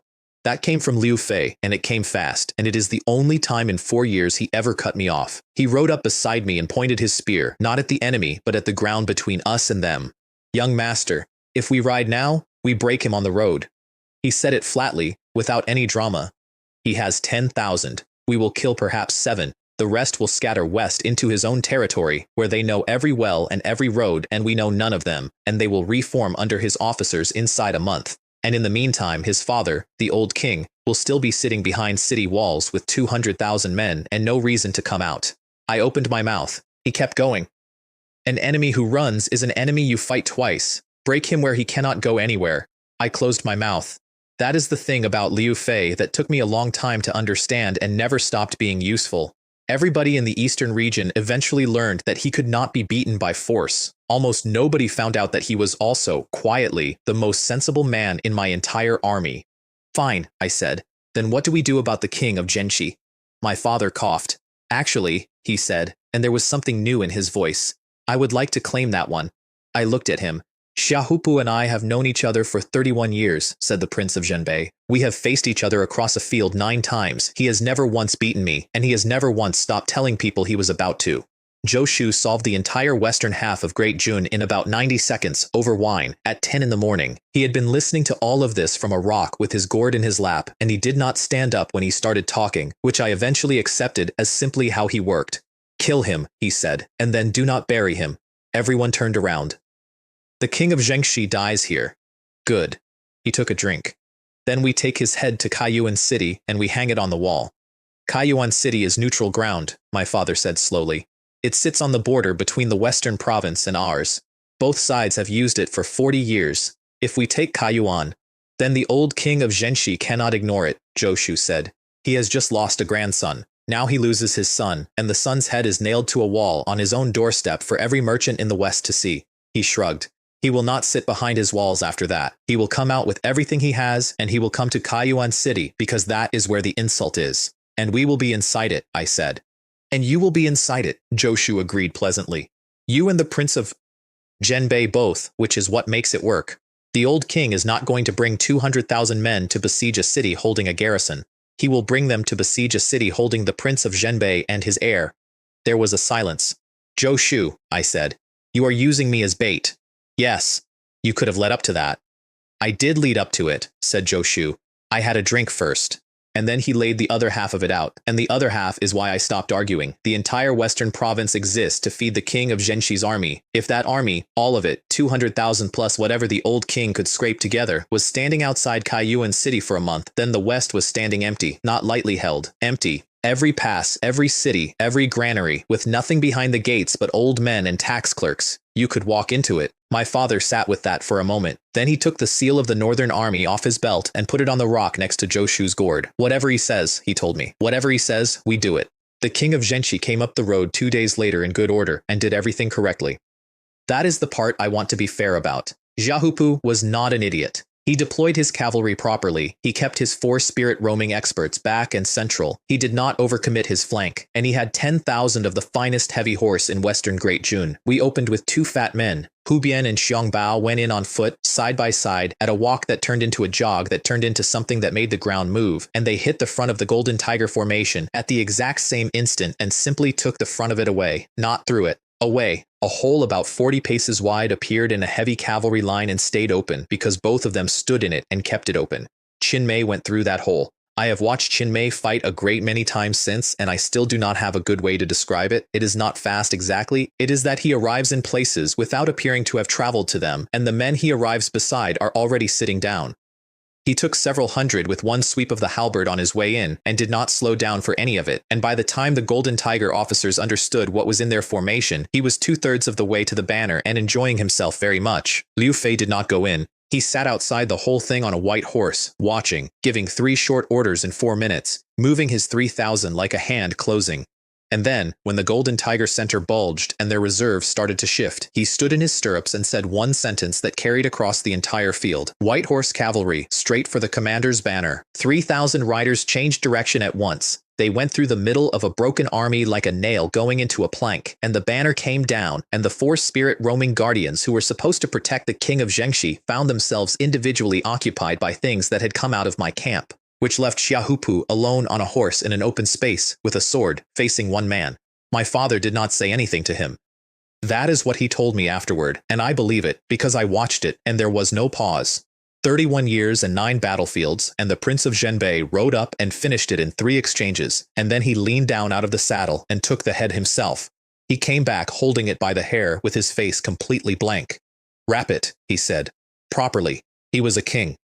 Then he wiped his hand on his saddle blanket and looked at Qin Mei. Kaiyuan City, I said. How long? Qin Mei considered the sky. Give me 7 days.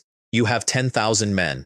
I will need fewer, said Qin Mei. The old king of Zhenxi found out about his son 4 days later, and I would like to say I felt something about it. I did not. I had a map open. I know what happened in that hall because two of the people in it worked for me. Xia Huzheng was 71 years old, he was peak spirit roaming, and he had spent the last decade being the reason nobody moved on the western province. He had one son and one grandson. Both reports arrived in the same week. He did not shout. That is what my people found unnerving. He read the second report, put it down, and sat there for a long time while nobody in the room breathed. Then he stood up and walked to the map and looked at the north for a while. Yan Kong, he said, to nobody. 30 years, old friend. 30 years you have been very careful with me, and I have been very careful with you. He put one finger on the map. This time, this king will make you childless. He mobilized 200,000, and then he did the thing that made it genuinely dangerous, which was that he sent a rider to a man called Shui Yong and asked for 50,000 more. Our answer to that went out on a horse the same night. Black and white Xuanjian rode north with a letter in a lacquered tube, and he covered the distance in a fraction of the time it should have taken, and he put it into the hands of Marshal Yan Gang at the northern camp before the old king's army had finished forming up. Yan Gang was our senior field marshal, a hard, tidy, deeply conventional man of 60 who had held commands under my grandfather since before I was born. He read a letter signed by the heir apparent, the boy, the soft one, the one who could not cultivate, instructing him to take 600,000 men off the northern border and march west. He read it 3 times. Then he checked the seal, because it was the correct seal. Then he checked the courier, and the courier was gone. 600,000, said his deputy. West, on the word of the young master. The old prince has countersigned it. The old prince countersigned it at Suzhou, his deputy said carefully, which means the old prince knew this order was coming before anyone here did. Yangang stood there for a while with the letter in his hand, and then he did the thing that saved everything, which was that he did not spend a week thinking about it. Break camp, he said. We march west. Qinmei took Kaiyuan City in 6 days, and 4 of them were travel, and I was not there for any of it. I want that on the record, because people tell this part as though I was. Here is how it went, and I promise I am not compressing. The net of Zhu went in first and took the west gate, not stormed, took, the way you take a coat off a hook, so quietly that the men on the wall above it did not know it had happened. The embroidered uniform guard did the same to the south gate, and then the 2 organizations spent an hour pretending they had not noticed each other. Liu Ming's people and the 4 directions had developed an intense private competition about which of them was better at this. Neither would report the other's success in writing. Meanwhile, Kaiyuan City was having a festival. 100,000 troops in the garrison, and the city lord had a singing troupe in his residence because it was a neutral trade city on a border where nothing had happened in 40 years, and nothing happening for 40 years is the most dangerous thing that can happen to a garrison.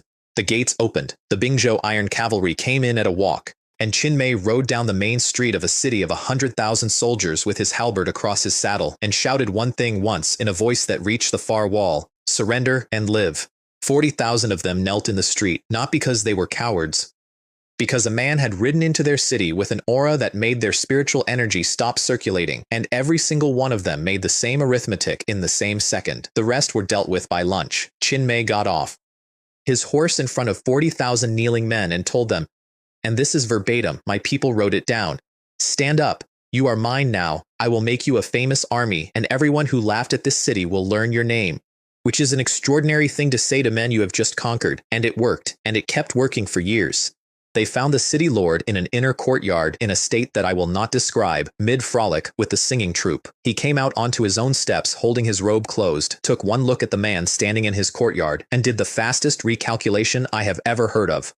Sir, he said, bowing so low his forehead nearly hit stone. Sir, you must be lacking a subordinate? Qinmei looked at him for a long moment. You are not wrong, he said. Fetch me the tax registers. The man the old king borrowed was called Shui Yong, and Dongfang Jing knew exactly why he hated us, which is the single most useful thing she ever did for me. Shui Yong, 40-odd, half-step Dharma idol. 50,000 men in the Western Wolf Army who were not a regular force and did not answer to a province, and who had been given a title by the Western nobility that they used with a straight face, the Wolf King of the Western Territory. He came in on the old king's flank with all 50,000, and I asked the obvious question, which was what a private army was doing solving somebody else's family problem. Dongfang Jing put her chin on her hand. Oh, she said, that one is about your mother. I stopped what I was doing.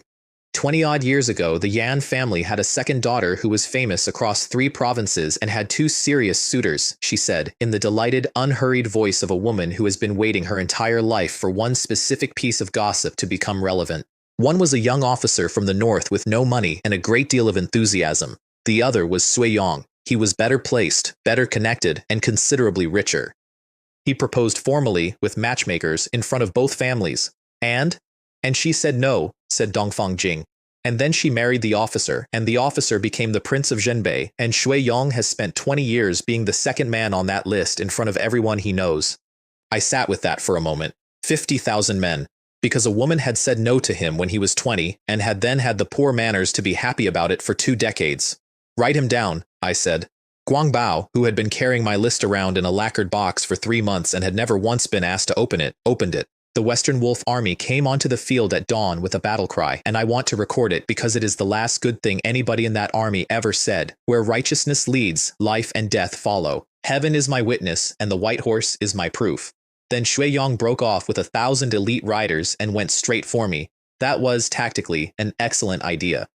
I was 17, I was standing on a low rise at the rear with a wine-drinking advisor and a woman in blue, and my personal cultivation at that moment was Grotto Heaven Middle, which is roughly the combat value of a chair. He came up that slope at the head of 1,000 men, and he was smiling. Yan Jianjun's son, he called. Come here and let me look at the boy she chose it for. And I looked back at a middle-aged man leading a cavalry charge because of a marriage proposal from before I was born, and I said the only thing that seemed appropriate. In front of this heir apparent, you look like an idiot. His archers went first, several hundred arrows in one volley, at a hill with 3 people on it. Zhou Shu stepped in front of me and did not put down his wine. Dust, he said. Rise. The ground came up. Not dirt thrown by wind. The entire surface of that slope. Dust, sand, grit, the dry western topsoil that had been lying there all summer, lifted in one piece into a wall about 30 feet high, and the volley went into it and stopped, and it did not go through. I turned my head very slowly and looked at my strategist. Zhou Shu took a drink. Dust, he said. Condense. The wall inverted, all of it, every grain, compressed inward and forward in a single motion, and several hundred arrows came back out of it at 4 times the speed they had gone in, still going in the same direction they had originally been fired. That was the joke. I do not think anybody on that hill except me appreciated it. The front 2 ranks of Shui Yong's elite cavalry ceased to be an organized concept. Zhou Shu, I said, young master, why did nobody tell me you could do that? You did not ask what I could do, said Zhou Shu. You asked what I thought. It is generally the better question. Then Lan Ying went down the slope into the survivors. 900 and some elite riders of the Western Wolf Army in armor at a charge on their own ground. I stood at the top of the hill with my hands behind my back because there was genuinely nothing for me to do, and I watched a woman in a blue robe walk into a cavalry charge and take it apart from the inside like somebody unpicking a seam. She had no weapon out, she never has one out. Whatever the instant spear is, it is not a thing she carries. It took about as long as it takes to boil water. Zhu Yong got off his horse when he realized he was alone. To be fair to him, and I want to be fair to him exactly once, he did not run. He stood up in a field of his own men, and he called up his aspect, and it was a good one. A Kylan, silver and enormous, rearing over him, an image out of his family's secret art that his house had spent 9 generations refining. It was genuinely beautiful. I remember thinking that. It lasted about 4 seconds against Zhou Shu's second sentence, because it turns out that when Zhou Shu says a thing to the ground listens, and what came up out of that slope was a hand, an arm of packed sand and gravel 40 feet long, and it closed around a half-step Dharma idol expert and put him face down in his own province and held him there. I walked down. You are a boy, Shui Yong said into the dirt. You are a boy with borrowed monsters. My mother said no to you, I said, and you brought 50,000 men. I put my hand on the back of his head. The devouring heaven demon art does exactly what its name promises. It took his Qilin's secret art, all 9 generations of it, the entire inheritance of a house, the thing he had been proudest of since he was 19, and it came into me like water going downhill, and I felt his aspect fall over inside me and settle. Zhou Shu finished it while I was still standing there. He did it without ceremony and without looking, the way you close a door on your way out of a room, and he went back up the hill because he had left his gourd on a rock. The rider from Kaiyuan City reached us before the field was even cleared. Qinmei had taken it. 6 days and 4 of them travel. I remember standing in the middle of 50,000 dead men's equipment with a stolen secret art settling into my meridians and a report in my hand saying that I now held the only neutral city on the western border. 6 months earlier, the biggest problem in my life had been a merchant's son and a cup of wine. My marshal stalled at Zhenxi Pass, and he was right to. I had sent him an order and no explanation. Zhenxi Pass is a gate in a mountain. It is the only road into the western province wide enough for an army. It has 100,000 men in it, and there is a reason nobody had taken it in 200 years, which is that it cannot be taken. You can only starve it, slowly, for a year. He had 600,000 men and orders from a 17-year-old, and he sat down in front of that pass and started calculating how long the siege would take.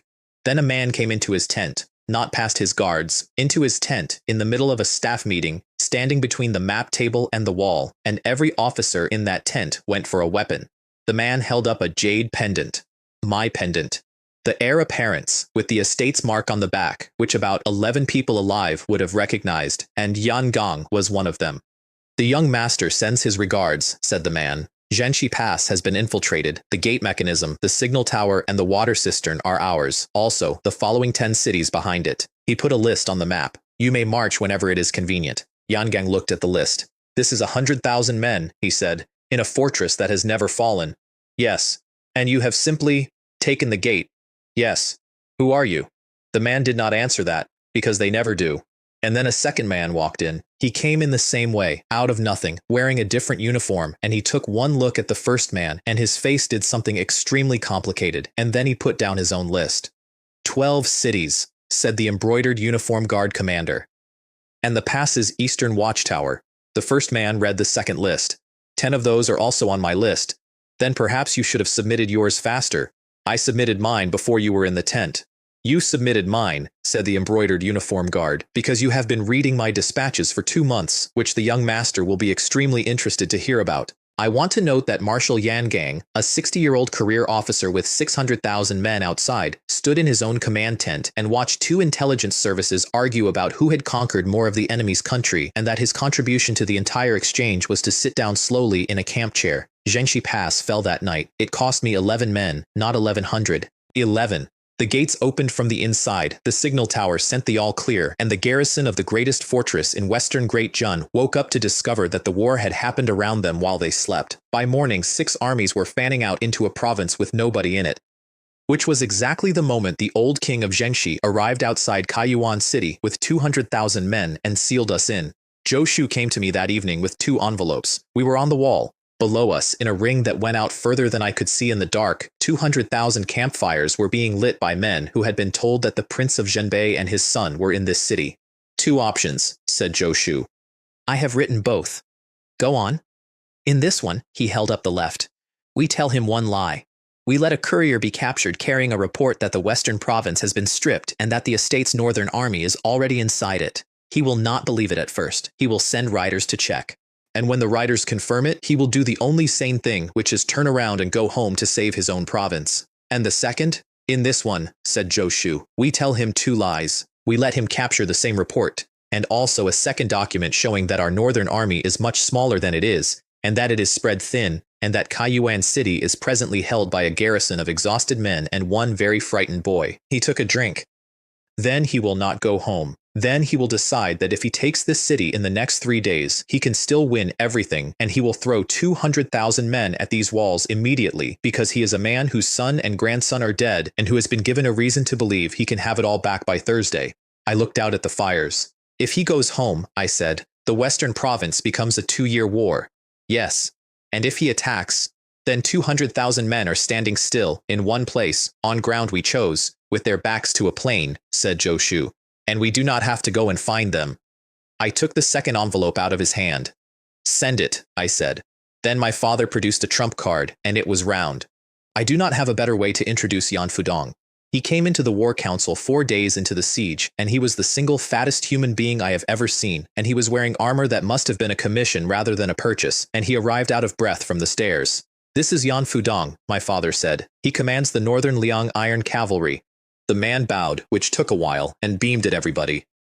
He was peak spirit roaming. I checked twice. The system does not have a sense of humor, though I have wondered. Peak spirit roaming, the same level as my grandfather, the level that had been hiding inside the most feared man in our house for 20 years, and he was standing in my council smiling and slightly damp. How many men? I asked. 100,000, young master. Where are they? 6 hours behind me, said Yan Fudong comfortably. In the fold of ground on the western side, where the old king's scouts do not go because it looks like a dry riverbed and it is very boring. Qin from the corner, made a noise. Yan Fudong turned and looked at him with enormous friendliness. General Liu, would you care to see them? I would care, said Qin, to know what a man of your build imagines he will contribute. And Yan Fudong laughed, genuinely, hugely, holding his own stomach, and then he leaned on the map table with both hands and said the sentence that everybody in that room, including my father, remembered for the rest of their lives. Give me 3 hours, he said, and I will present that old fellow's head. There was a silence. Then Zhou Shu raised his gourd entirely seriously and said, finally, somebody who understands scheduling. The old king of Zhenxi rode up under our wall the next morning to make a speech, and I ruined it. He came out in front of his own army in full ceremonial armor, 71 years old, straight-backed on a black horse, and he had clearly written something. You could tell. There was a shape to how he settled himself. Yan Jianjun, he called up. Come out and answer for. He's asleep, I said. The entire front rank of a 200,000-man army looked up at a 17-year-old leaning on a battlement. Genuinely, I said. He was up late. If it's urgent, I can take a message, but I should warn you, I'm not good at spelling. Xiao Huzheng sat on his horse and looked at me for a while. You are the boy. I'm the boy. You killed my grandson. I did. And my son. That was my father, actually. He was very insistent about it. Family thing. Somewhere below me on the wall, I heard Zhou Shu laughing into his sleeve. Do you know, said the old king, and his voice was going somewhere colder, that I have held this border for 41 years? That your grandfather and I have kept 100,000 men each from crossing it for 4 decades so that neither of our provinces would burn? Yes. And you threw that away for a boy who insulted you on a road. He was going to take a woman off a broken carriage, I said. You want to talk about 41 years of restraint, and your grandson spent his afternoon negotiating over how many of a merchant's guards he'd let live. I put my hands on the parapet. You didn't come here for the border, old man. You came here because it was your family, so let's not pretend either of us is being principled. He did not have anything for that, which I could see, which is when I should have stopped. Go home, I said. You're 71. You've got 200,000 men outside a wall and nobody at home to hold your province, and if you sit here, you're going to lose both. Go home and be an old man in a warm room. And if I do not? Then your son and your grandson are both already waiting for you, I said.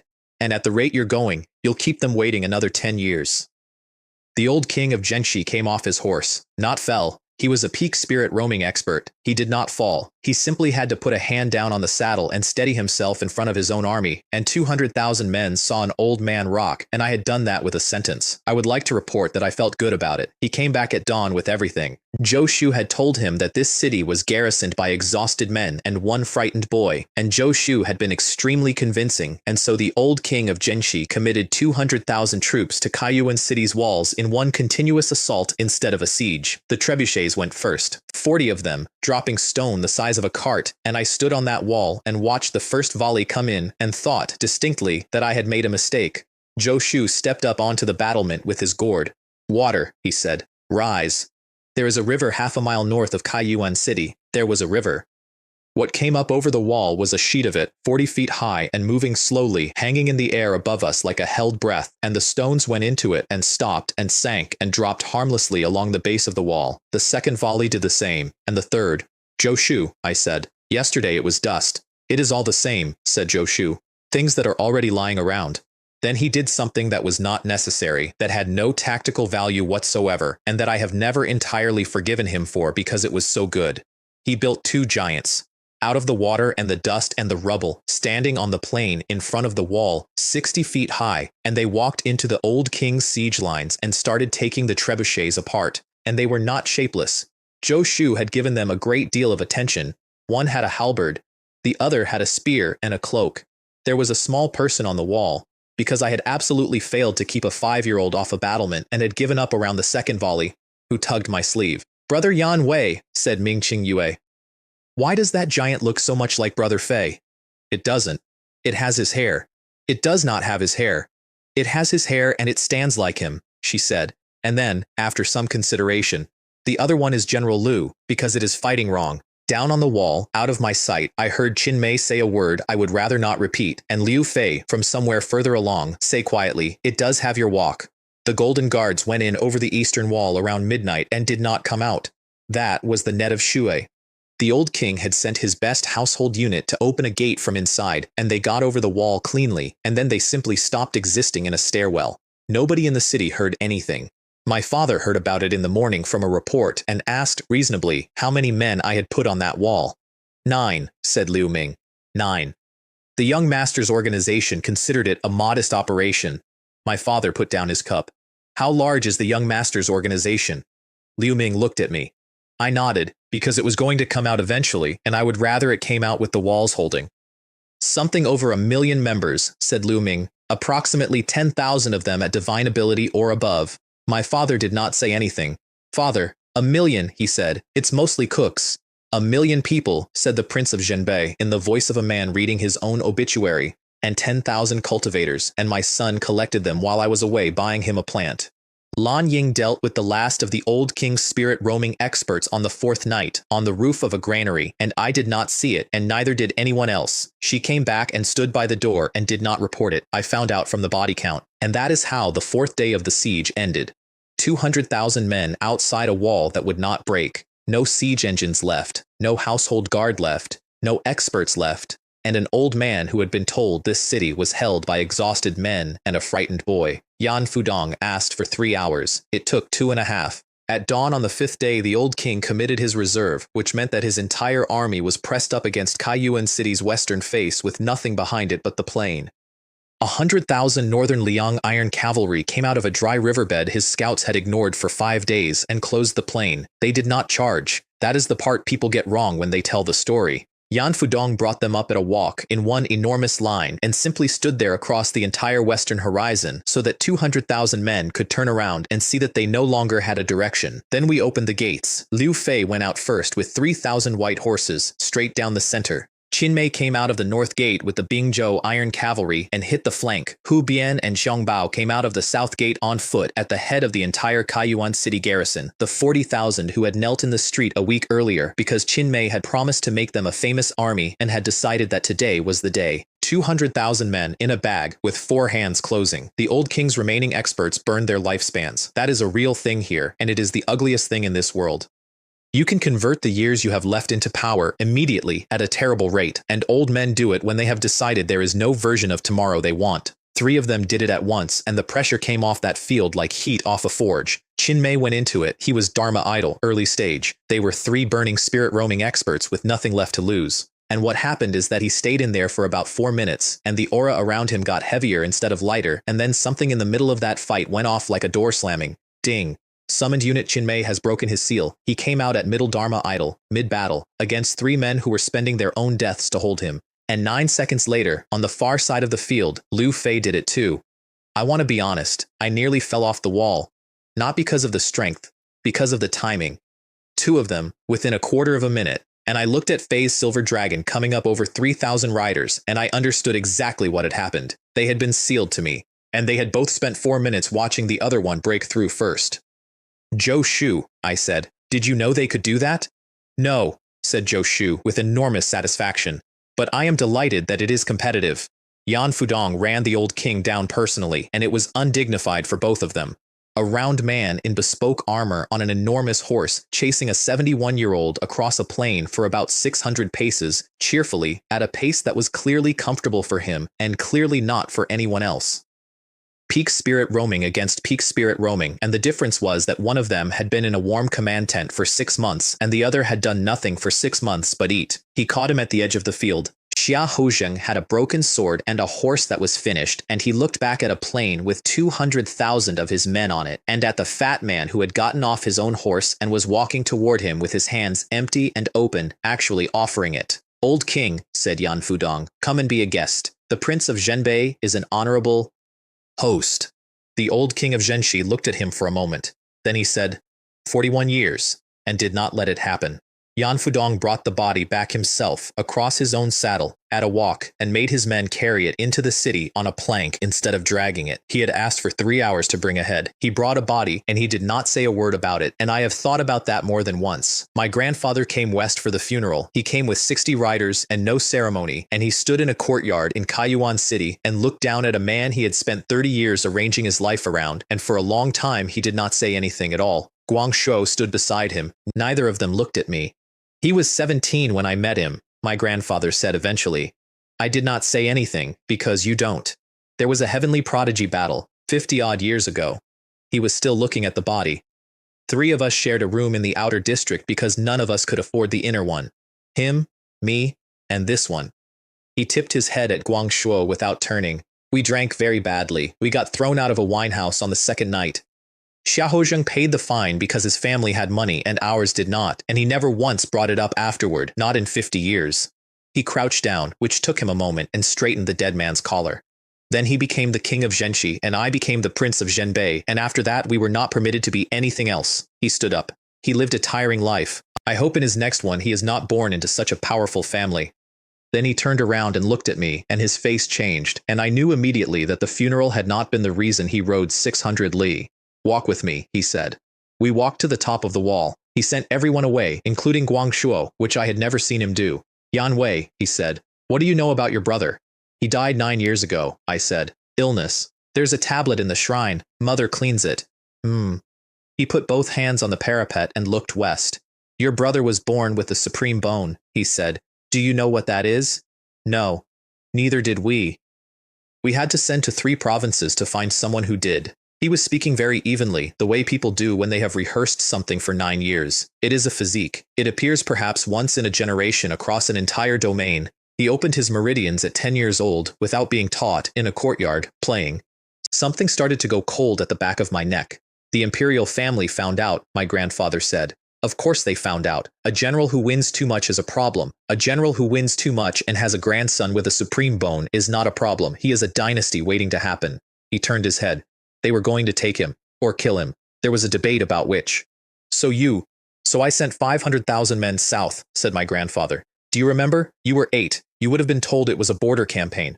I remembered a house full of people saying words like campaign and provisioning while my mother sat very still. 500,000 men marched south for 11 weeks and fought nothing, he said, because their purpose was to be extremely loud.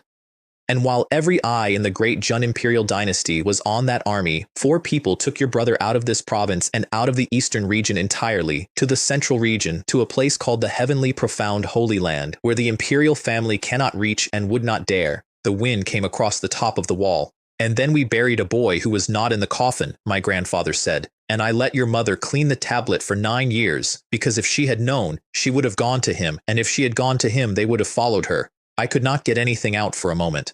Grandfather, your cultivation. Ah, he said, you noticed that.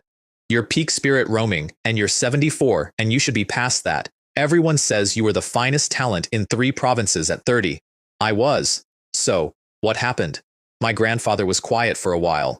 The march south did not go entirely unnoticed, he said. The imperial family sent something after the wrong caravan, and it was very fast, and I was the only thing on the road. He flexed his hand once, and I saw for the first time that the fingers did not close all the way. I stopped it. It cost me everything above peak spirit roaming permanently, and I have spent 9 years letting an empire believe I am simply an old man who peaked early. He looked at me. Your brother is alive, Yan Wei. He is 19, and if the great Jun imperial dynasty ever learns it, they will not come for him. They will come here for your mother because she is the leash. I stood on that wall for a long time after he stopped talking. 9 years, a tablet, peach blossom pastries every 4 days from a woman who thought she had 1 son left. Does father know? Your father, said my grandfather, has known for 9 years and has never once been able to look at that shrine. Half the western province belonged to us inside 3 weeks, and it was almost embarrassing. Yangang's 600,000 came through Zhenxi Pass and found a country with its army lying on a plain outside Kaiyuan City. City after city sent out an official with a seal and a list of grain stores and asked politely whether the taxes would be going up. 2 of them had already arrested their own garrison commanders as a gesture. I signed things for 11 days. That is what conquest is mostly. Signing things. In the imperial capital, Xia Huyan went down into the ground and begged. The great Jun ancestral vault is under the palace, and there is a chamber at the bottom of it with 3 coffins of ice that has not melted in 1,000 years, and in the coffins are 3 men who used to be emperors. This is the sort of thing my world did not have, and I have never entirely gotten used to. He knelt on the floor and made his report to 3 corpses. The king of Zhenxi dead, his son dead, the western province taken by the prince of Zhenbei's estate in 20 days, the Marquis Jinyi dead outside northern Liang, the Liu family gone, the dynasty's reputation gone. For a long time nothing answered him, then the ice on the 7th coffin cracked. The northern house, ancestor, Yan Kong's line, said a voice out of the ice, and my people said afterward that the temperature in that room dropped so hard that Xia Huyan's breath went white. 40 years I told your grandfather that a dog which wins hunts is a dog that must be fed by hand or killed young. He fed it by hand. You have done neither. They have Dharma idol experts, ancestor. Perhaps 3. Perhaps more. Dharma idol. The 7th ancestor of the Xiahou clan sat up in a 1,000-year-old coffin, and he had been a monster before Great Jun had a flag.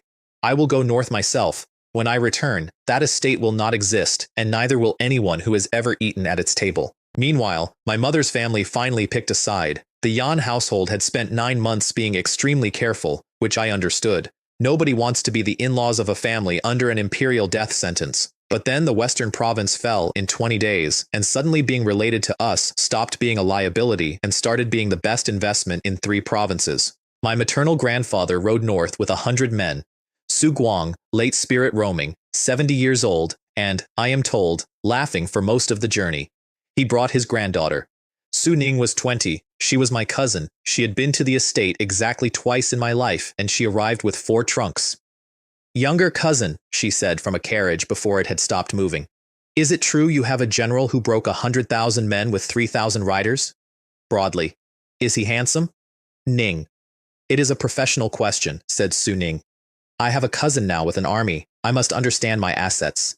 I turned to Liu Ming, who was standing at my shoulder with a face of stone. Assign her 2 people.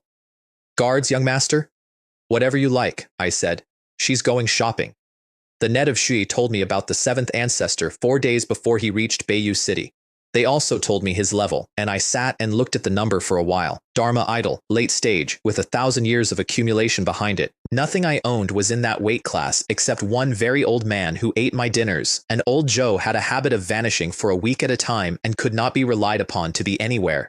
Fei. He was already there. He is always already there. He will pass Beiyu City in 3 days, I said. Take whatever you want. I will take the spear, said Liu Fei. Then, when he had gone, I asked Liu Ming the question I had been carrying since the wall at Kaiyuan. 9 years ago, I said. The Southern March. My brother's funeral. He did not blink. Did my brother truly die?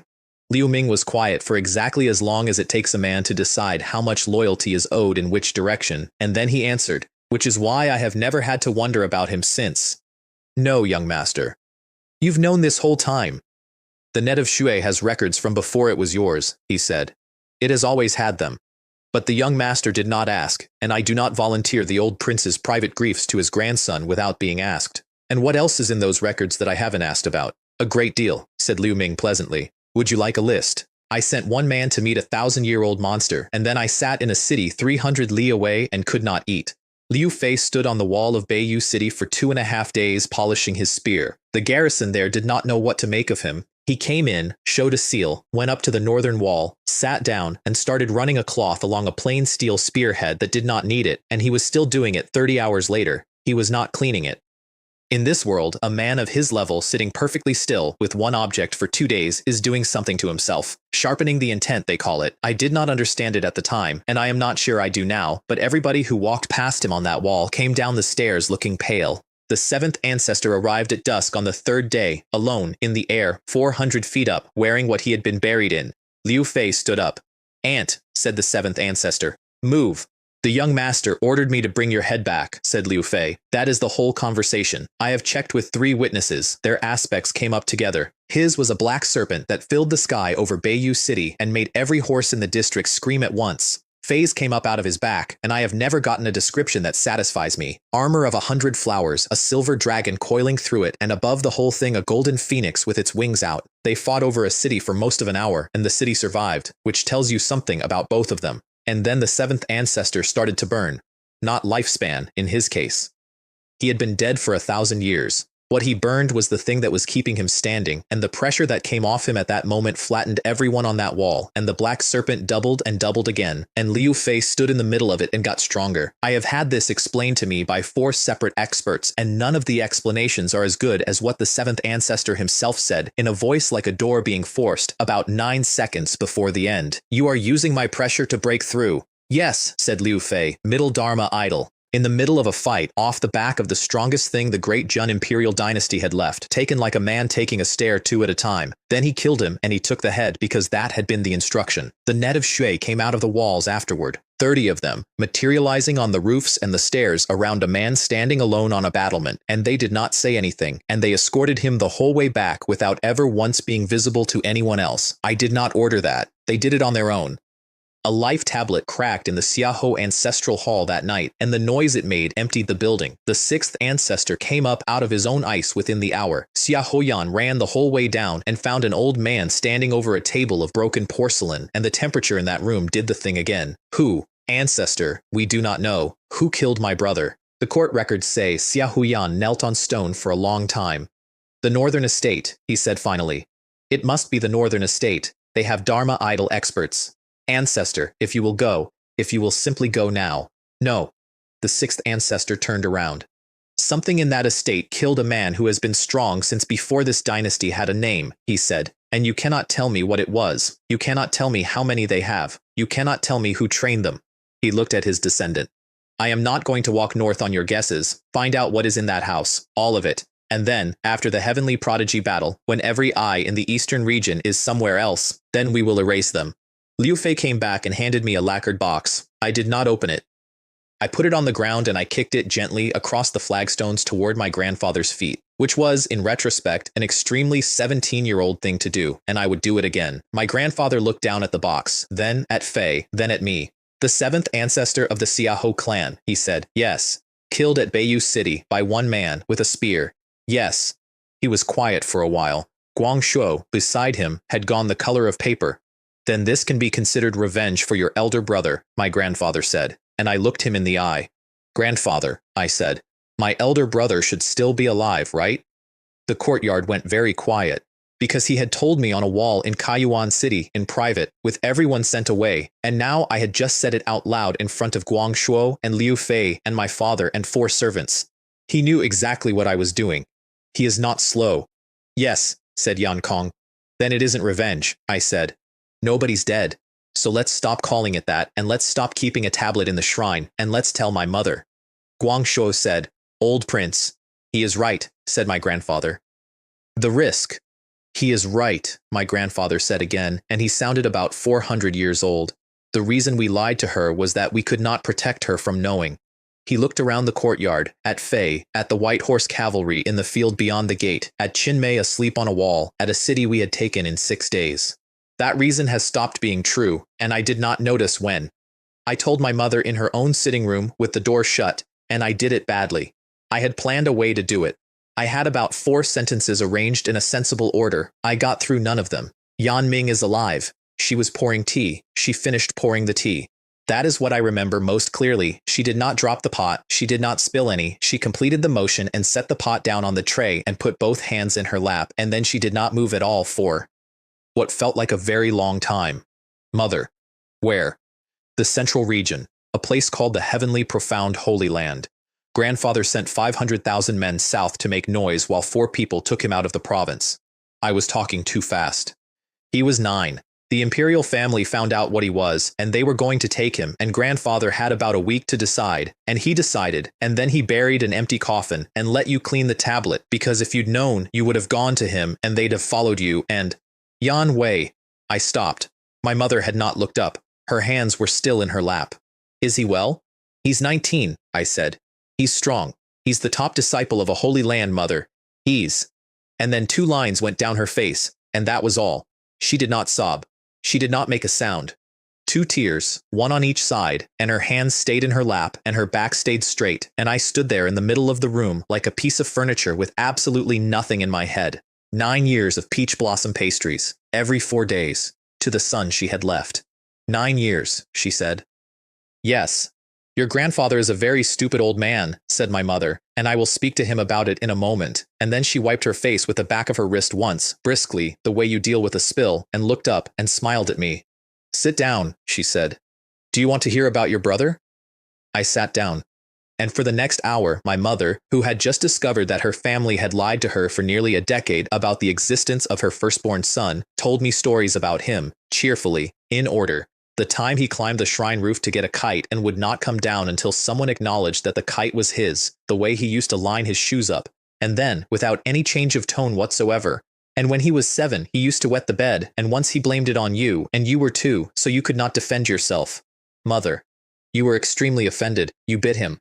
Mother, there are people in the room. There were. Lan Ying was standing beside the door, as she always did, at parade rest, invisible, and I had entirely forgotten about her for the last hour. I looked over. Lan Ying, spirit roaming, late stage, who had walked into a cavalry charge that week and come out of it without a mark, who has never in her existence displayed a facial expression in front of a stranger, had gone completely and comprehensively scarlet from the collar up. My mother saw it too, and I watched her decide, on the spot, that she liked her. Come here, child, she said. Sit. I will tell you what he was like at 4. 2,000 miles east, on a mountain I had never heard of, my brother broke through to the king realm, and I want to be clear that I did not feel it, sense it, or dream about it. I found out from a letter, months late, like everybody else. I did not know about it for months. I am putting it here because of what came out of it. The heavenly profound holy land sits in the central region, which is the part of this world where the actual rules are. Everything I had been fighting over, 4 dynasties, 3 sects, an entire eastern region, is to them a poorly drained field on the edge of the map. Here is the ladder I had thought I understood. Body refining, origin opening, meridian opening, divine ability, grotto heaven, spirit roaming, dharma idol. 7 steps. At the top of it stood men who had been in ice for 1,000 years and who could level cities. Here is the actual ladder. Above Dharma idol there is king. Above king, true king. Then entering saint, then saint king, then great saint, then quasi-emperor, and at the top, so far away that nobody in the central region had seen one in 10,000 years, great emperor. 9 more steps. 9. Above the thing that had just cost my best general everything he had. My brother Yan Ming reached the first of them at 19, which in that place made him notable but not remarkable. And his master, a man called the Azure Peak Blade Master, who was a Saint King, which is 6 full realms above anything that existed in my entire hemisphere, looked at his newest disciple's family register and decided to do him a kindness. You have people in the eastern region. A mother, said Yan Ming. A grandfather, a younger brother, I think. He would be 16 now, 17. Then send someone to look at them. So they sent his junior sister, Hua Shui, 19. Late Dharma idol, which by the standards of her sect was unremarkable, and by the standards of everything I owned, was the single strongest cultivator in the eastern region. A peerless king body, reserve saintess of a holy land, with a guardian assigned to her who did not bother to hide what he was. Her instructions were to travel east, confirm that the Yan family was intact, and protect them if necessary. She packed for 11 days and told 3 people that she was being sent to babysit peasants. My cousin destroyed 2 of the deadliest assassins in the eastern region inside a single afternoon. Not in combat. Shopping. Su Ning had been at the estate for 4 days when she discovered that Kaiyuan City was a border trade hub with silk from 3 provinces, and she took the 2 net of Shui operatives I had assigned to her and went out at noon. I saw them come back at dusk. 2 men who could enter a sealed fortress without disturbing the dust, who had between them killed more people than my entire household guard, walking up the main street of my city at half pace with their arms loaded to the chin, bolts of cloth, boxes, a bird cage. One of them had a hatbox balanced on his head and was moving with the extreme care of a man who has been told what happens if it is crushed. Younger cousin, said Su Ning, arriving with nothing in her hands, your city is wonderful. Are those my assassins? They are very strong, she said approvingly. The one on the left carried 9 things at once. Liu Ming, beside me, was doing something with his jaw. Young master, he said quietly, might this subordinate request that the young lady be assigned regular soldiers? No. Young master. They volunteered, I said, both of them, this morning. I checked. He looked at me. I looked at him. They did?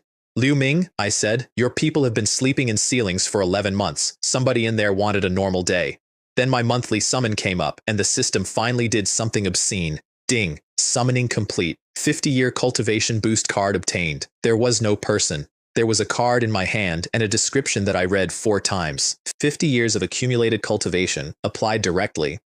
Let me explain what that means in a world where an ordinary talented man might advance 1 major realm in a decade, and where a very great one might do it in 5 years, and where my grandfather had spent his entire life reaching peak spirit roaming and then stopped forever. I was grotto heaven. I used the card in a sealed room at the 3rd hour of the afternoon. By evening, I was at late Dharma idol. Grotto heaven, spirit roaming. Dharma idol early, middle, late. 5 steps. In an afternoon. It did not hurt, which was the strangest part. It felt like something enormous being poured into a container that turned out to be much larger than the container had believed. And when my aspect came up, it was not an animal. Everyone gets a beast, or a weapon, or a mountain. Fei has a dragon. Qin Mei has something with horns. What came up behind me in that sealed room was a man, enormous, in robes I did not recognize, seated, with one hand open and the world's light bending toward the palm. The system labeled it without comment. Human Emperor Dharma image. I stood in that room for a while and did not feel powerful. I felt watched. System, I said. Is this cultivation boost card of yours perhaps a bit fake? Explain. 5 realms in one afternoon. That is not a reward. That is somebody rewriting the answer sheet. I turned the empty card over. Can I have another one? No. 1 summon per month. The contents are not selectable. So this was luck. Yes. And if next month it hands me a nice hat, then the host will have a nice hat. Which, honestly, was the most reassuring thing it ever said to me. Because a system that hands out 5 realms on demand is a story about a man who cannot lose. A system that hands out 5 realms once, by accident, in the same slot that might produce a hat, is a story about a man who has to spend it correctly. I went out of that room and told nobody, and I kept my aura at Grotto Heaven for another 2 months, because my grandfather had taught me exactly one thing about power, and it was that the useful part happens before anyone knows. The Heavenly Prodigy battle was 3 months out, and I spent a month of it collecting an army I had no intention of using at it. 4 summons came in that season, and every one of them mattered. Ming Qingji came out of the first card, and I thought there had been a mistake. He was a scholar, not a scholar general, a scholar, thin, pale, with the hands of a man who has played chess professionally, and he bowed like a court official. Ming Qingji. This subordinate has never been strong. Behind him, 100,000 men in white armor stood in a field and made absolutely no sound at all. The White Robe Army, he said. They will do what I tell them. I asked what he was good at. He thought about it politely and said, taking cities without fighting for them, mostly. I found out later what that means. In his own world, he took 32 cities in a row with 7,000 men and never lost once, and the reason is not that his soldiers were unbeatable, it is that he made the arithmetic so obviously hopeless, so early that garrisons stopped seeing the point. Yue came out of the second, and my father actually stood up.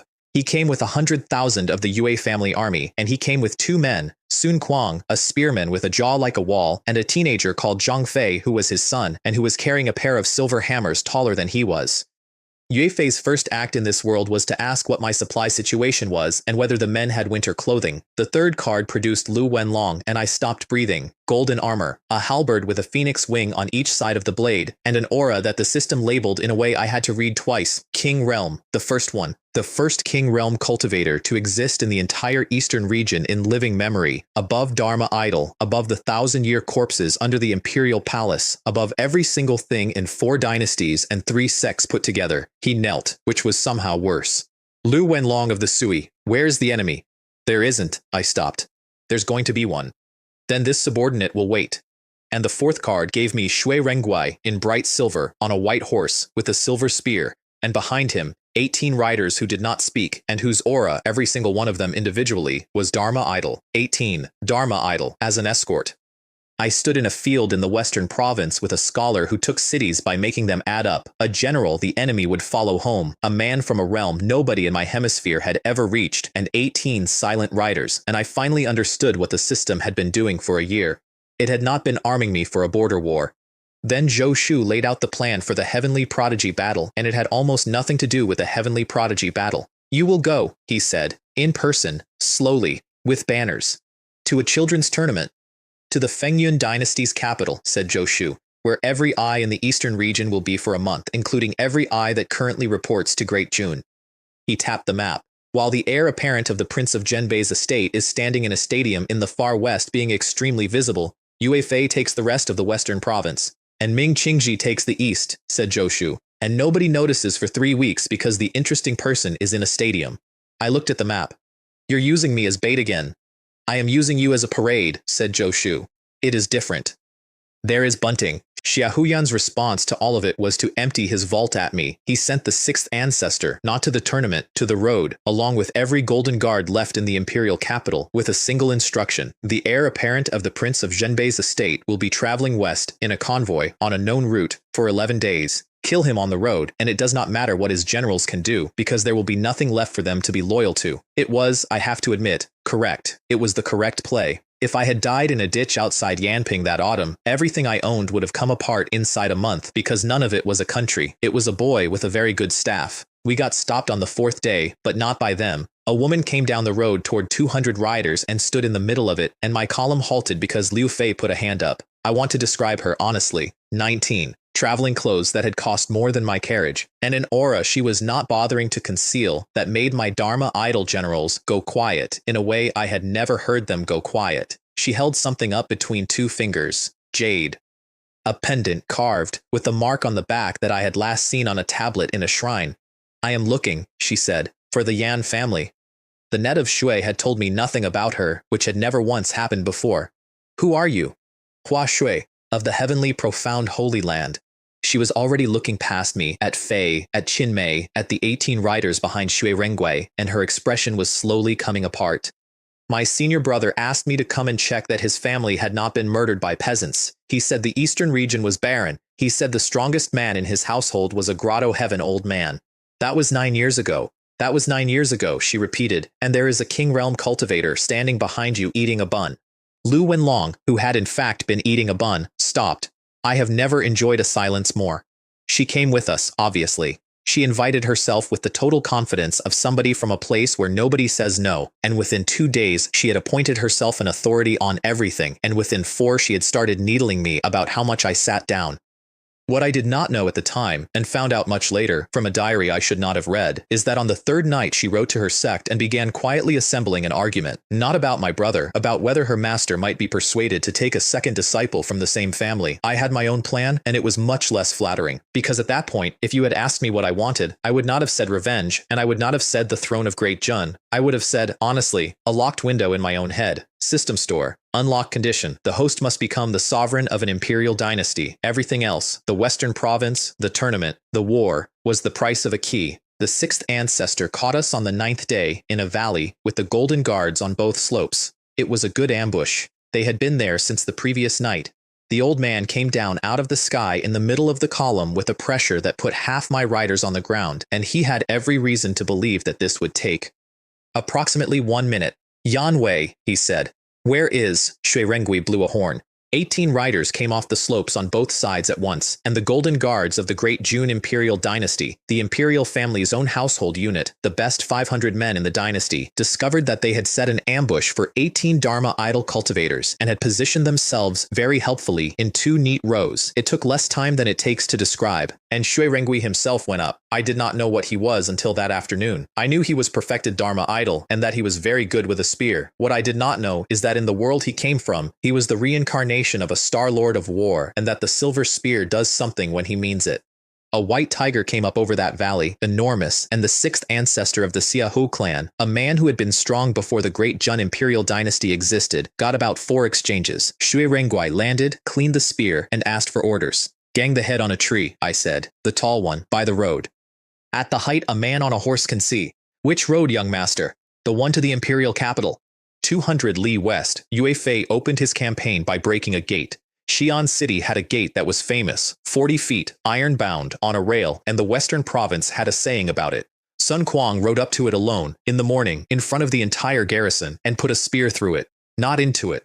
Through it. And the gate came apart along the line of the thrust, and then he backed his horse up 11 paces, and waited politely while they opened what was left. The saying about the gate stopped being used almost immediately. After that it went fast, and it went fast in a way that was almost unfair because the western province had already lost its army on a plain outside Kaiyuan City, and the cities that were left had garrisons of clerks. Yue Fei took dozens in days. And he did it by a method that his own men found bewildering, which was that he arrived, stated his terms, made the terms extremely good, and then kept them exactly. The Yue family army had 2 rules. Do not take from the people. Do not disobey an order.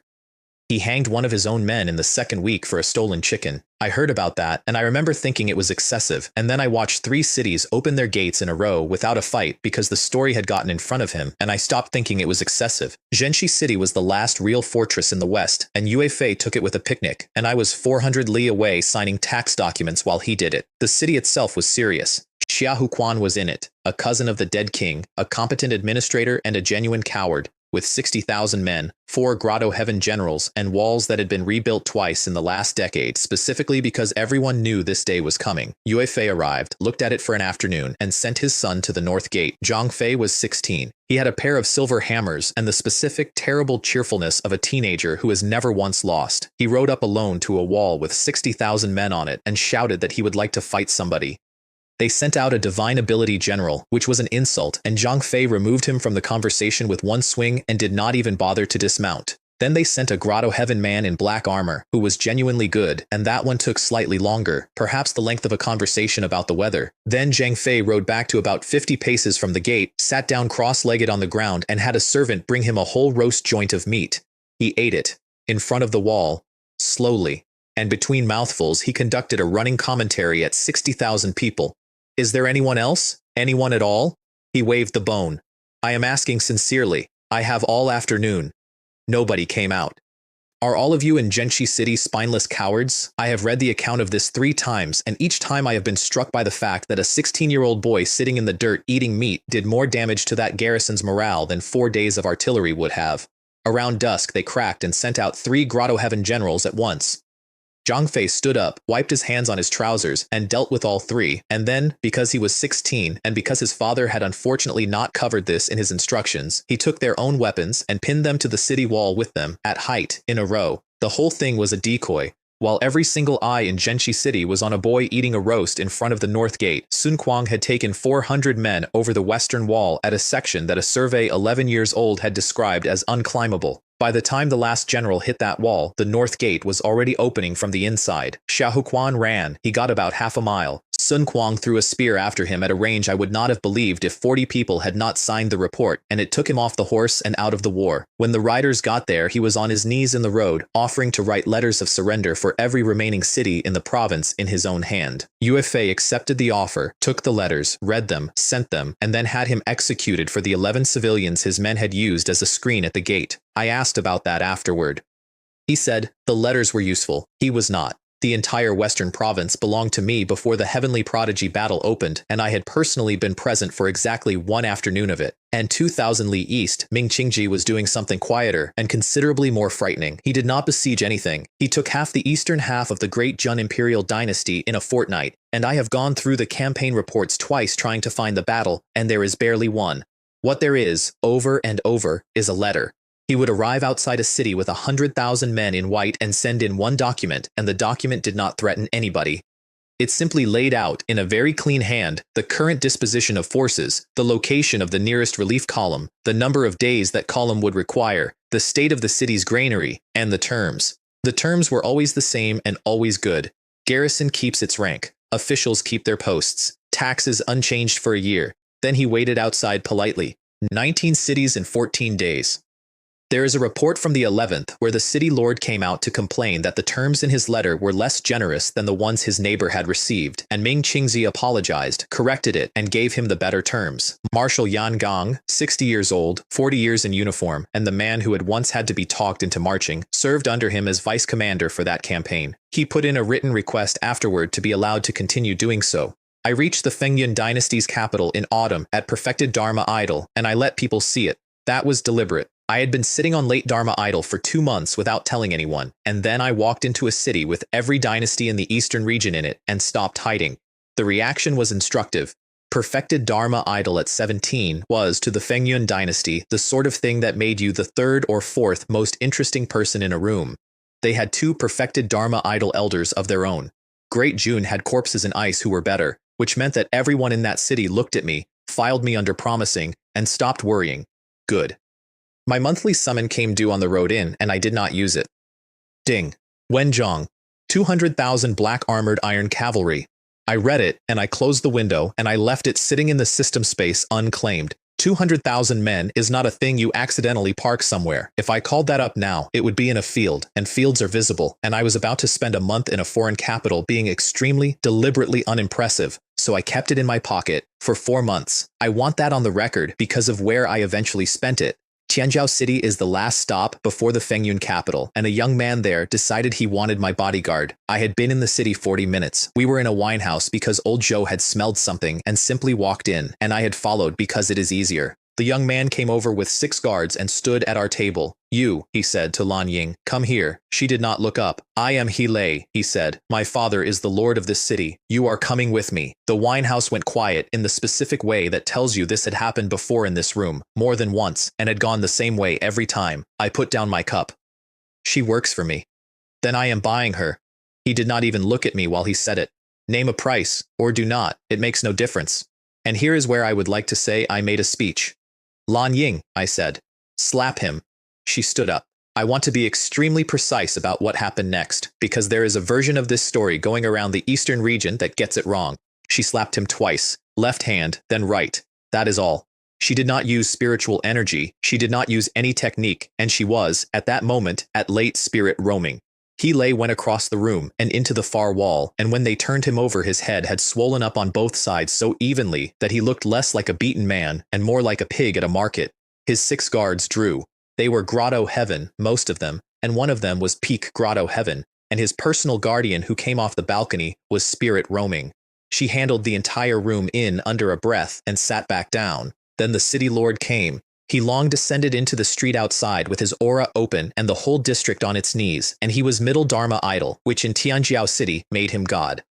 Who, he said, has touched my son? I walked out with my hands behind my back and looked up at a man standing in the air. I did. You. Lu Wenlong stepped out behind me. He did not do anything. He did not draw the halberd. He simply stopped concealing himself, and a king realm aura came down on a middle Dharma idol city lord like a roof. He long hit the street on his hands and knees from 40 feet up. I walked over and crouched down in front of him, and I did the arithmetic out loud because I wanted the entire district to hear it. Your son tried to take a woman off my table in front of 30 people, I said. That wasn't the first time. Half this room already knew how it was going to go before he opened his mouth. I stood up. So here is the offer. He dies, or both of you die. Choose. He begged. Of course he begged. He was middle Dharma idol. He was the most powerful man in a city of 200,000, and he was on his knees in the street explaining that He Lei was his only son and offering me a list of things I already owned. I got about 9 words into the list, and then I lost interest. Kill him, I said, and walked back inside to finish my meal, both of them.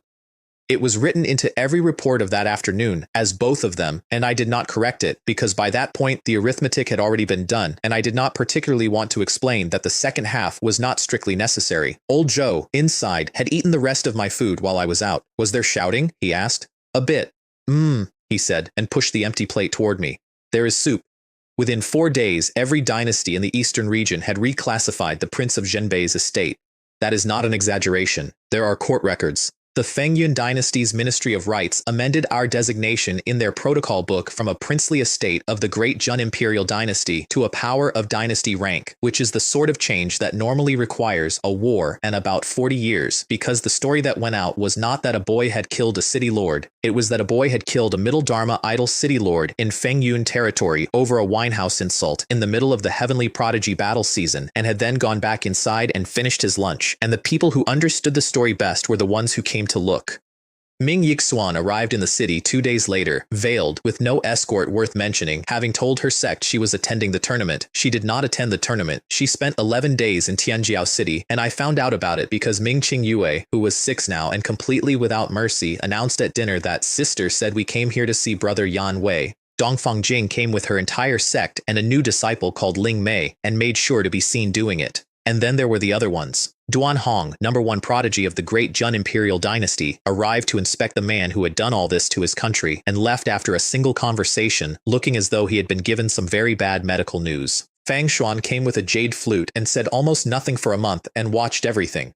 They were all, in their different ways, arriving at the same question, which was the question I had been dodging for a year. What exactly is that boy, and where did all of that come from? The Fengyun dynasty had to answer for the city lord I had killed, and they did not want to. I want to be honest about the position I had put them in because it was genuinely awkward for them. He Long had been theirs. Tianjiao City was theirs. Something had walked into their territory and executed one of their officials in the street during the largest diplomatic event of the decade. The emperor of the Fengyun dynasty, Wen Kai, sat in his palace and thought about it for 2 days. He was, and I say this with real professional respect, the smartest man on any throne in the eastern region. We will not fight them, he said. His court came apart at that. There is a transcript. Half the Ministry of War stood up. Your Majesty, a city lord, was a fool with a worse son, said Wen Kai. and I am not going to spend a single soldier avenging him. He held up a hand. Understand what has actually happened here. The Prince of Zhenbei's estate has just taken the entire western province of the Great Jun imperial dynasty in one season. Not besieged, taken. And they did it while their heir was traveling here with banners, which means the boy did not need to be present for it. All the more reason to let Great Jun do it, said the emperor. And there it was. He would demand an explanation, loudly, in public, for the honor of the thing. He would extract an apology and some silver, and then he would spend the rest of the season quietly making certain that the Great Jun imperial dynasty understood that the Fengyun dynasty would look very kindly on anyone who dealt with the northern problem. 2 enemies, 1 grave, no fingerprints. I recognized the shape of it immediately, obviously, because it was mine. He sent his younger brother to deliver the demand, which was the only mistake he made. Wen Qing, the Azure Dragon King, was perfected Dharma idol, 42 years old, and had spent his entire life being the emperor's brother, which is a job that does not have any actual duties and therefore rots a man from the inside. Wen Kai sent a shadow guard with him with private instructions to drag him home by the collar if he escalated. I would like to note that this was extremely good judgment and that it did not work. Meanwhile, in a camp 400 li north, Xiaohuyan found out that his second ancestor was dead. The tablet cracked at the 4th hour of the morning. He had already lost his brother, his son-in-law's family, his western province, his golden guards, and a 1,000-year-old monster he had personally begged out of a coffin. Now the second one had gone north to fix it and had ended up on a tree by the road at a height where a man on a horse could see him. The 5th ancestor came up out of the ice without being asked. Both of them, he said. Ancestor, you sent them one at a time.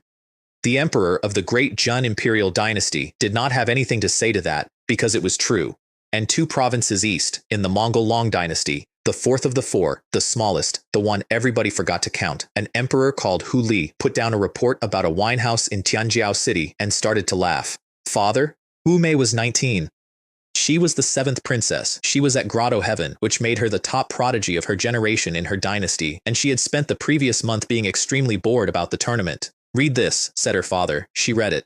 He killed a Fengyun city lord, she said, in Fengyun territory during the prodigy battle. He killed a Fengyun city lord, her father agreed, and the Fengyun dynasty is going to send him a strongly worded letter. He took the paper back and looked at it fondly.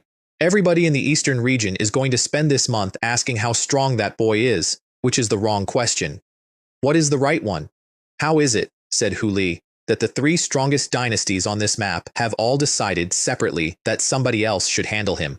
The 11th city in the east tried to negotiate with Ming Qingji, and I have kept the correspondence. Its lord was a man called Gan Yong, and he had been governing a middling prefecture for 19 years, and when 100,000 men in white appeared outside his walls, he did what every other city lord had done, which was open the letter. Then he did something none of the others did.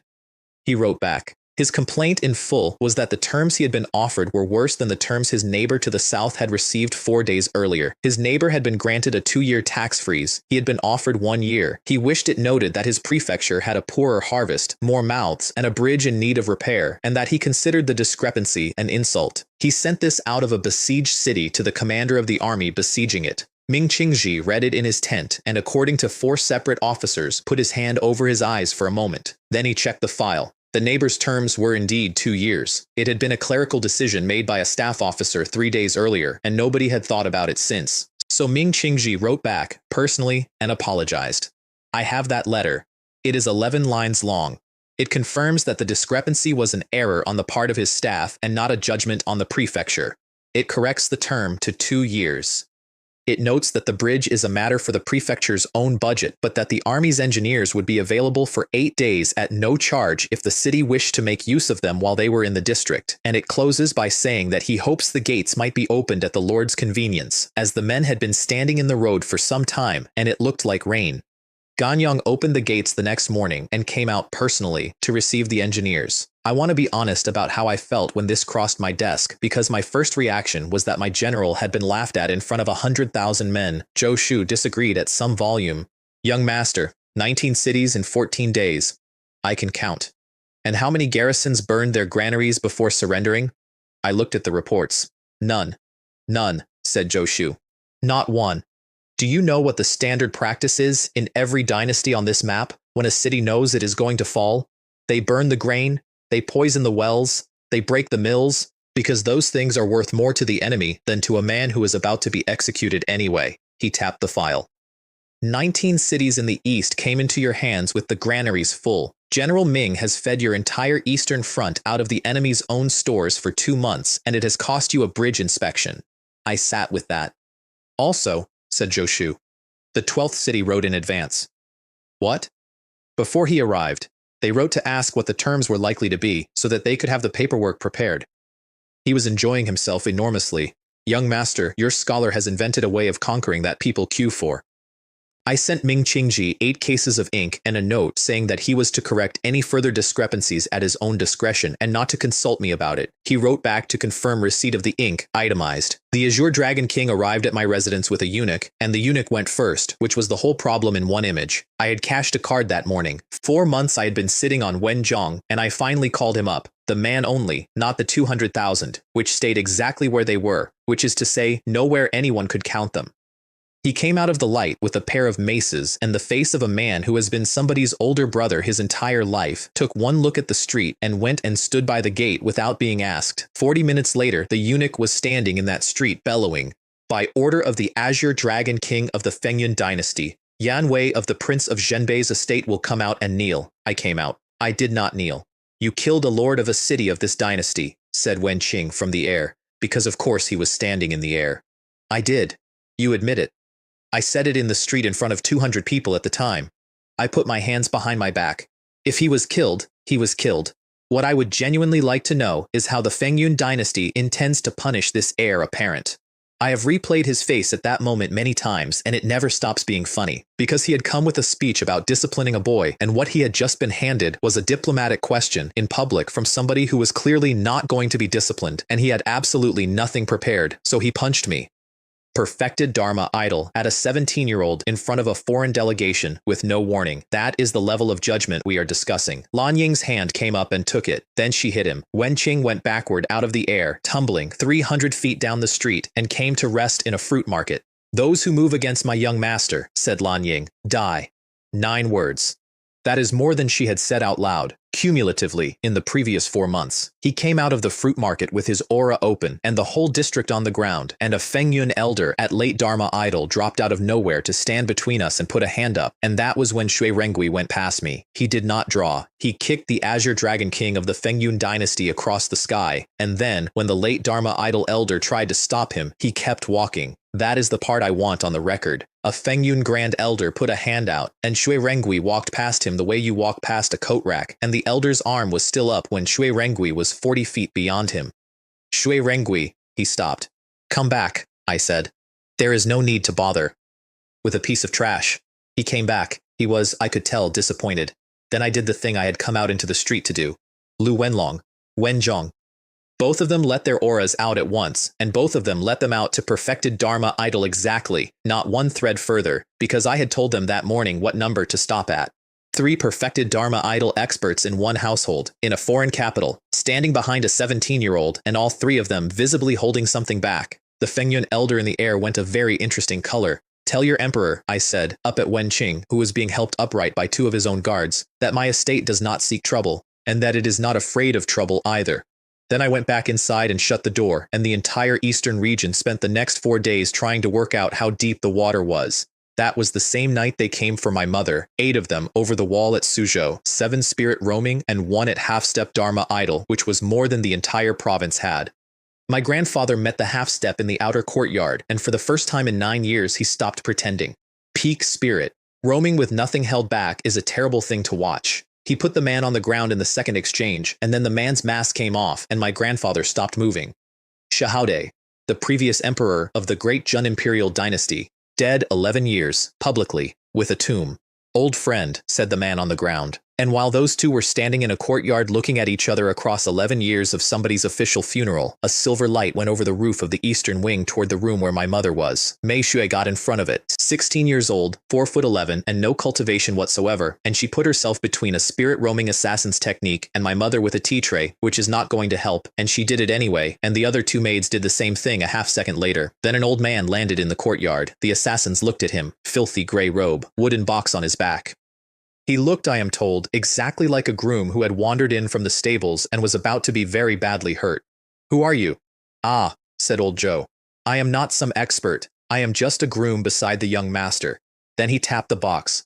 Sword 1. A single sword cleaves the dust. Dragon and serpent run. 2 flying swords came out of that box and went through the eastern wing courtyard, and the half-step Dharma idol assassin, the previous emperor of a dynasty, a man who had faked his own death and hidden for 11 years, was the first one they found. Sword 2. 2 polarities, give birth to the twin lotus. He cleared the rest around my grandfather, without moving from where he stood. Then he grinned at everybody, scratched himself, and vanished off the roof. The entire household staff of the Prince of Zhenbei's estate stood in a wrecked courtyard, trying to process the fact that the old man who had been sleeping in the stable loft and stealing from the kitchens for a year was the strongest thing any of them had ever seen. Mei Xue was still holding the tea tray. My household spent the next morning trying to work out what had been living above their stables for a year and a half, and I was 600 li away and missed all of it. Understand it from their side. There had been a filthy old man in the loft. He stole from the kitchens. He had once fallen asleep in the ornamental pond. My mother's steward had submitted 3 separate written requests to have him removed, and I had denied all 3 without explanation, which the steward had put down to the young master being soft-hearted. Mei Xue had to give the account, because Mei Xue had been 4 feet away holding a tray. He said a sentence, she told 40 people in the wrecked courtyard, and 2 swords came out of the box, and then everyone who was going to be lying down was already lying down. What sentence? I do not know, it was a long sentence. There were dragons in it. You were 4 feet away. I was 4 feet away, said Mei Xue, in front of the madam, waiting to die, and I would like everyone to stop asking me about the sentence. They went and looked for him at breakfast and found him asleep in the straw with his boots on, and somebody had already left a bowl of congee on the ladder because that had quietly become a habit in the kitchens over the past year without anybody deciding to start it. Nobody woke him. 40 people stood in a stable yard looking up at a ladder for a minute and then went away. My mother went up herself an hour later and thanked him properly, formally, the way a woman of the Yan family does that sort of thing, or does not do it at all. Old Joe sat up in the straw, scratched his stomach, listened to the whole thing with his eyes half shut and said, "There is kanji on the ladder." "There is. Is there more?" That is how the Prince of Zhenbei's estate acquired a standing order in its own kitchens, which outlived the estate, followed us to Chang'an, and still appears in the palace household budget under stable expenses. My grandfather did not thank him at all. He went out to the eastern courtyard alone at dusk and stood looking at the flagstone where the previous emperor of the great Jun imperial dynasty had been lying 11 years after his own state funeral. "You knew," said Guangshuo behind him. "I did not know. I stopped moving because a man I buried told me it was good to see me, and I could not think of a reply." He turned to go in. "Put the old man on the household register, under whatever name he likes. I will not have the strongest expert in 3 provinces listed as a stable hand." Guangshuo went up the ladder that evening with a brush and a book. "Joe," said old Joe. "Joe what?" "Old. That is not a—" "It is what everybody calls me," said old Joe, "and it has worked for 60 years. Is there more kanji?" The entry in the household register for that month, in Guangshuo's own hand, reads, "Huang, old, groom, stables." Nobody ever changed it, and I am fairly certain that if anyone had tried, he would have objected. I found out at noon the next day, and I stopped being funny for about 6 hours. Lu Wenlong was in the room when the report came in. He did not wait for me to finish reading it. "Say the word," he said. "This subordinate will go to the great Jun imperial capital tonight, and there will not be a Xiahou clan by morning." And he could have. That is the thing. He was King Realm. Nothing in Great Jun could have stopped him. Not the ancestors in the ice. Not the nation protecting formation. Not 200,000 men. 1 man, 1 night, 1 bloodline erased. I opened my mouth to say yes. "No," said Hua Shui. She had been sitting in the corner of that room for a week making comments about my posture, and she was not sitting now. "He can," I said. "You felt him." "Of course he can." She was pale. "That is the problem. Do you know what happens in the central region to a man who personally destroys a nation?" "Nothing, because he destroyed a nation. The Heavenly Tao Alliance happens," said Hua Shui. And then she explained it to me, and I want to be precise about it, because it is the single most important rule in this world, and I did not know it existed until that afternoon. There is an organization above the sects, above the Holy Lands, hundreds of thousands of years old, sitting in the central region, with more great saints than anyone has bothered to count. And it has one law that it enforces everywhere, in every domain, without exception. An individual may not destroy a nation, not a moral rule, a structural one. Nations are the thing that produces cultivators, a world where any saint with a grudge can erase a country is a world that runs out of people, so the alliance permits war, armies against armies, all you like, as bloody as you please, and it does not permit one man walking into a capital, So if Lu Wenlong goes tonight, Hua Shui said, then within a month an envoy of the Heavenly Tao Alliance arrives here, and he will not be a Dharma idol expert, and he will not care who your brother's master is. And if I take Great June with an army instead, then it is a war between nations, and they do not care at all. I sat with that for a moment. There's a third thing you haven't said. Hua Shui hesitated. A new dynasty has to be certified, she said. By them. If you found one, they will eventually come and look at you. I filed that away in the specific mental drawer where I keep things I intend to be extremely rude about later, and I have never regretted it. Fine, I said. Then we do it properly. The Heavenly Prodigy battle opened 4 days later, and I refused to enter it. Hua Shui could not let this go. Every prodigy in the Eastern region. The rankings from this tournament decide reputations for 10 years. You are perfected Dharma idol at 17. You would place. You might win. Zhu, I said, this is a group of children fighting. She stared at me. Then she said something about how the laziest human being she had ever met had somehow acquired an army, and I said that those two facts were related, and she did not speak to me for most of an afternoon, which was restful. I entered Lan Ying instead. Across the arena, on the Great Jun platform, Xia Huyan watched me do it, and he did not stop watching me for the entire opening ceremony. He was thin now. He had been coughing into a handkerchief for 2 months, and the handkerchiefs did not come back. Lan Ying's first match lasted about 4 seconds and ended a bloodline. They drew her against Xiaohu of the imperial family, a nephew, grotto heaven perfection, well regarded, and he walked out into the arena, looked at her, and did not bother to take his stance. You are the prince of Zhenbei's woman, he said, loud enough for the stands. Lose to me, and I will speak to my uncle. A person like you should not be wasted on a border estate. I will take you in myself. Lan Ying crossed the arena. I have watched the recording that a Fengyun scribe made, and even at the time nobody could agree on what happened in the middle. She was at one edge, and then she was at the other, and Xiaohu went through the arena's outer wall and into the stone tiers behind it, and he did not get up, and he never did. Then she walked back to the entrance without waiting for the announcement.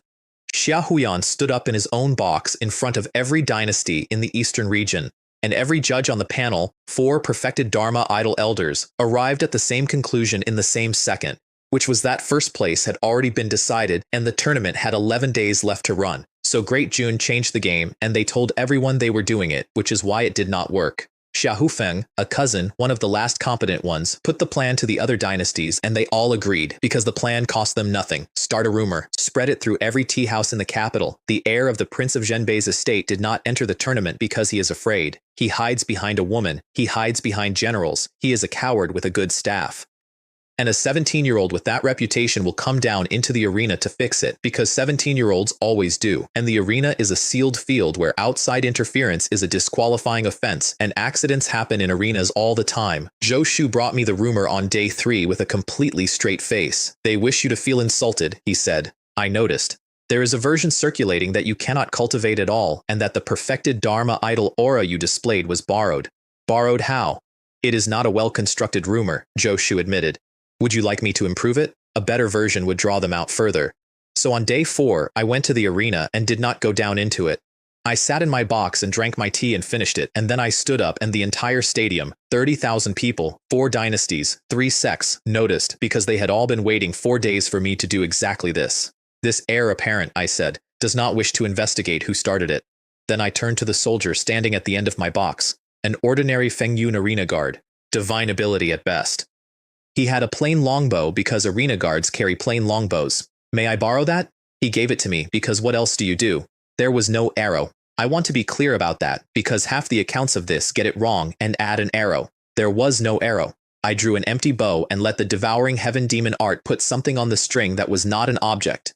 Then I looked across 400 paces of open air at the Great Jun platform. Xia Huyan, I said, get down here and die for this heir apparent. I shot the emperor of the Great Jun imperial dynasty through the chest in front of every ruling house in the eastern region. There was a full second of absolutely nothing. 30,000 people, silent, watching a man in imperial yellow fold over a railing. Then the 5th ancestor's seals fired. He had layered them on his descendant for exactly this. 1,000 years of preparation dumped into one instant, and they caught it. They stopped it from killing him. They could not get it out, because what I had put into him was not force. It was the devouring heaven demon art, and it does not do damage, it eats.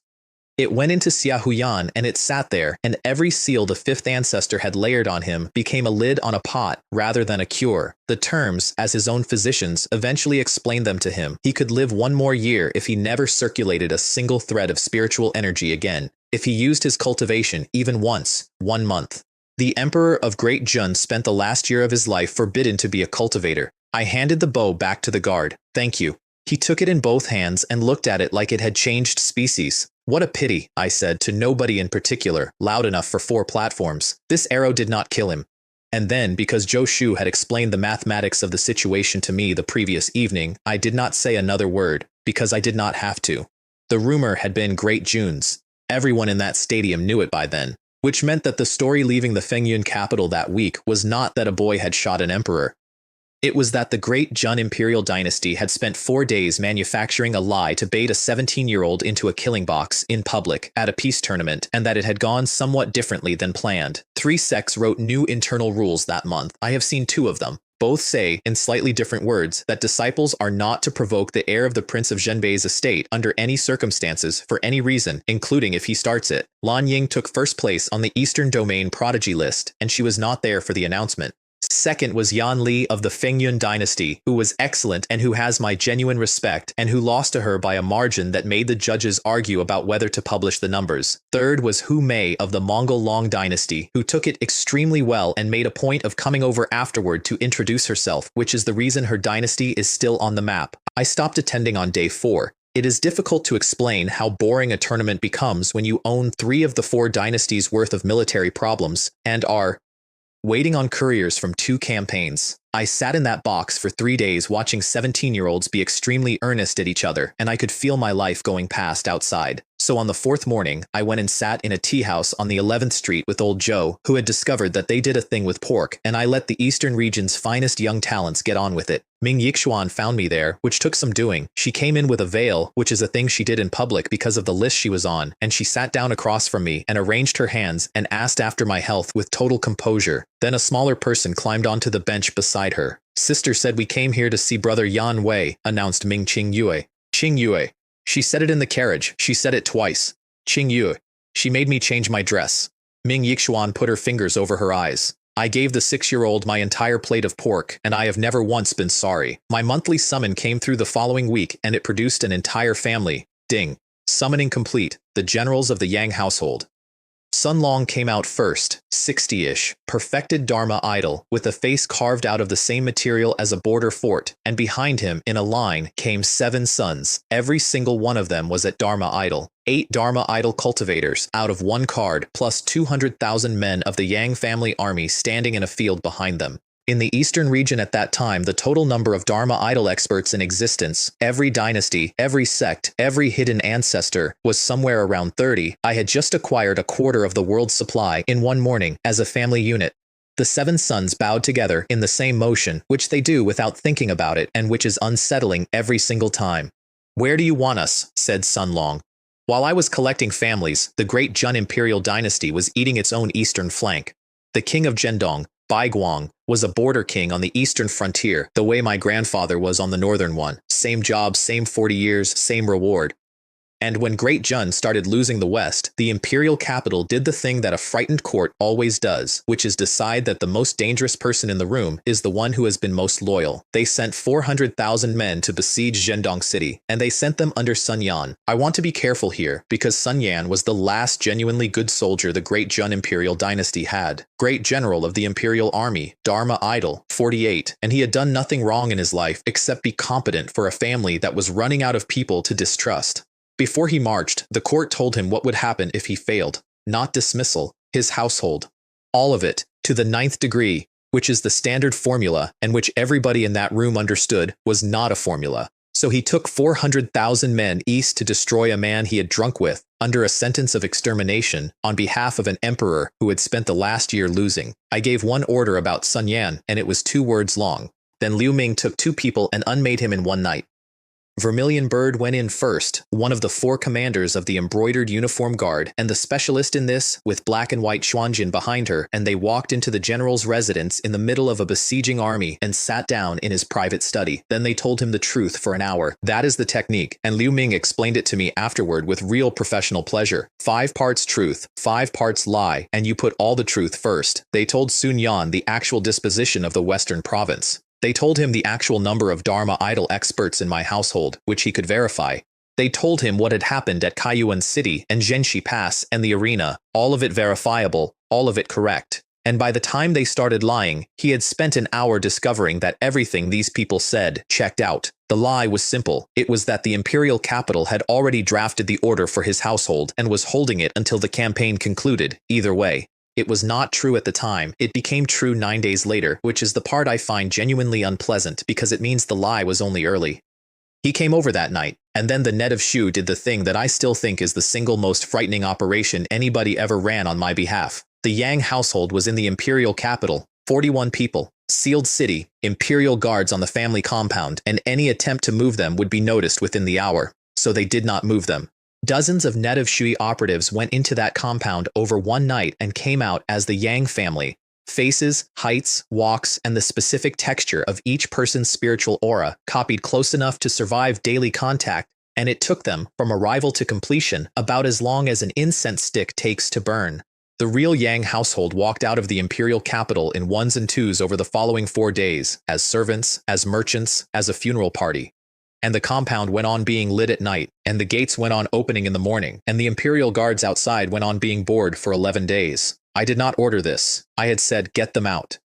I found out how afterward, and I sat with the report for a while, and the thought I could not get rid of was that there was no reason this technique could only be used on people I liked. I reached the Eastern Front in early winter and immediately sent most of my army somewhere else. The Yang family army and Wenzhong's 200,000 dar, which I finally called up, in a place with no witnesses, went south instead of east. Zhou Shu's reasoning was one sentence long. The Eastern Front is a negotiation, the Southern Front is empty. Because the entire southern region of the Great Jun Imperial Dynasty was garrisoned by men who had been quietly stripped for 2 campaigns, and nobody was looking at it. If I could take it before spring, the imperial capital became a city in the middle of a country that had already changed hands on 3 sides. I rode up to Zhendong City with 200 people to talk to a man on a wall. Bai Guang was on that wall. 63, spirit roaming, and he had been standing there for 11 weeks. Beside him was his daughter in red armor with a red spear, and I had heard about her before I ever saw her.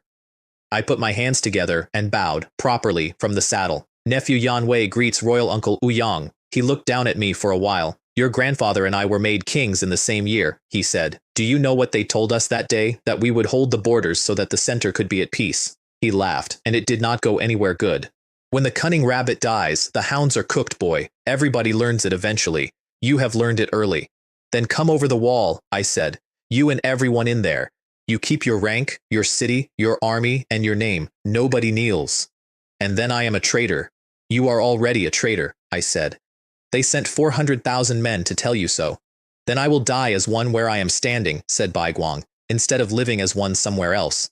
Which is when Liu Fei got off his horse and planted his spear in the frozen ground in front of the gate.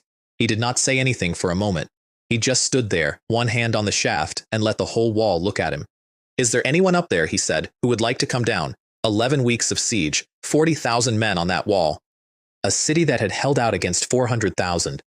Not one of them moved, and after about a minute of that, somebody up there, not the king, one of his officers, on his own initiative, hung the white cloth out over the parapet, which is not surrender, it is the request for a truce, and which in that moment was the most honest thing anybody did all winter. Bai Guang did not look at it. His daughter did. The dart came through my tent flap at the 2nd hour of the morning with a note wrapped around it. 10 li east of the city, alone, tonight. I have questions. Zhou Shu read it over my shoulder and said, it is obviously a trap. It's obviously not. It is obviously a trap, and I would go anyway, said Zhou Shu, because the questions of the person who has decided to ask questions are worth more than the city. I took 2 men, Fei, because there is no version of any night where Fei is not there, and old Zhou, who came because he had heard there might be food. Bai Yan was waiting in a dry field in red armor with the spear planted, and she did not waste time. If we open the gates, she said, what happens to this city? Nothing. Same taxes, same officials, same garrison. And the next city? The same. And the ones after that? She stepped closer. You are going to take the whole dynasty. I have seen the reports from the West. Everyone has. So I am asking you the only question that matters. When you march, what happens to the people who live in the places you march through? And I gave her an honest answer, which is the single thing I have done in this world that I have gone back and forth on most. What does the suffering of the world's populace have to do with this heir apparent? I said. On the road to becoming an emperor who has not left the wilderness full of the dead? She did not flinch. That is what I remember. Any reasonable person flinches at that. That is a monstrous thing to say. It's an honest thing to say. Your emperor would have told you a beautiful lie and then burned 3 provinces anyway. I looked at her. In 100 years, whichever of us wins gets to have been the good one. History is written by the victors, and I intend to be the one holding the brush. Bayan was quiet for a long moment. You are 17. Yes, that is the frightening part, she said. I gave her 3 days and rode out, and as I went, I looked up at a specific patch of empty dark sky about 200 feet above the field to the east, where a spirit-roaming guardian of the Ouyang household had been lying in the air since before we arrived. I did not say anything. I just looked for about 1 second and then kept riding. He told me 11 months later, when he was one of my officers, that it was the worst second of his professional life. He had been certain he was undetectable. He had held that certainty for 31 years. Sun Yan ended the Eastern Front himself by walking up to the wall and telling the truth. He came alone, in armor, under the truce cloth, and Bai Guang came down to the gate to meet him because they had known each other for 20 years. Old Ouyang, he said, I have come over to the Prince of Zhenbei's estate. There is a long pause recorded at that point by 3 separate people. You are my reinforcement, said Bai Guang. I was your besieger. You were my reinforcement 11 weeks ago, before the court changed the order, said the king of Zhendong, and his voice broke somewhere in the middle of it. I have never expected reinforcements so long, and it turns out that when they finally arrive, they are an enemy. Sun Yan did not defend himself. He put his household situation on the table instead, all 41 of them, already out, already safe, already somewhere the imperial capital could not reach. And he said one thing, they were going to do it to my family in 9 days. They will do it to yours in 12. Bai Guang surrendered the next morning. Not for himself. He said so out loud, in front of his own officers, which took a kind of courage that I do not think I have. He surrendered because he had a daughter in red armor and no better ideas. They came to my camp at noon and were shown into a tent where I was losing at chess. I want to be honest, that was Zhou Shu's staging, not mine. He had insisted. A king and a great general walk in expecting an emperor's audience, and instead they find a 17-year-old and a drunk arguing about a chess position, and the drunk is winning, and neither of them looks up for 4 seconds. It works. I hate that it works. Then they turned to leave the tent, and Lu Wenlong was standing at the entrance. He did not do anything. He had not done anything the entire time, but he had been asked to stand there, and both men had walked past him on the way in without noticing him, and on the way out, with the treaty signed and the tension gone and their guard down, they walked into it. Bai Guang, spirit roaming, 40 years a border king, had to put a hand on the tent pole. What, he said, is that? That is a door guard, I said. I was on the Eastern Front when the great Jun imperial capital found the empty mansion on the 12th day, and my first thought when the report reached me was not satisfaction. The order finally came down, arrest the Yang household, all 41 to the 9th degree, and the imperial guards went in at dawn with 200 men and a sealed writ. They found a compound with the lamps lit, the gates unbarred, the morning rice cooked and cooling on the tables, and nobody in it, not one person, not a servant, not a cook. The guards went through it 4 times. They opened the ancestral hall. They opened the coal cellar. And somewhere around the 3rd pass, the officer in charge started to understand what he was actually looking at, which was that the people he had been watching go in and out of those gates for 11 days had not been the Yang family for 11 days. Xia Huyan put a bounty on every Yang in the dynasty. That was the mistake. Because a bounty means searches, and searches mean armed men entering houses, and the great Jun imperial capital was a city that had spent a year watching its dynasty lose. Within 4 days, the search had become the largest organized looting in the capital's history, conducted entirely by the imperial guard under a writ on behalf of an emperor who was too ill to leave his own residence. My people did not have to start any of it. They only had to be very slow about stopping the parts they were positioned to stop. Xia Huyan coughed into a handkerchief through all of it, and the handkerchiefs did not come back, and he was under standing orders from his own physicians not to circulate a single thread of spiritual energy for the rest of his life. He circulated it anyway, twice that month, out of temper. The Heavenly Heart dynasty had been waiting for exactly this and put 1,000,000 men on my grandfather's border, and I could not send him a single soldier. Their grand marshal was a man called Ming Xin, and there was history there of the specific kind that makes a war worse. Ming Xin and Yan Kang had faced each other at Zhenbei Pass 11 times over 30 years. 11. Neither of them had ever broken through, and neither of them had ever lost a decisive engagement, and the whole thing had gradually turned into the defining fact of both their careers. Two old men who each knew that the other one was the only reason their life's work had a shape. He came north with 1,000,000 men, and he did not hurry.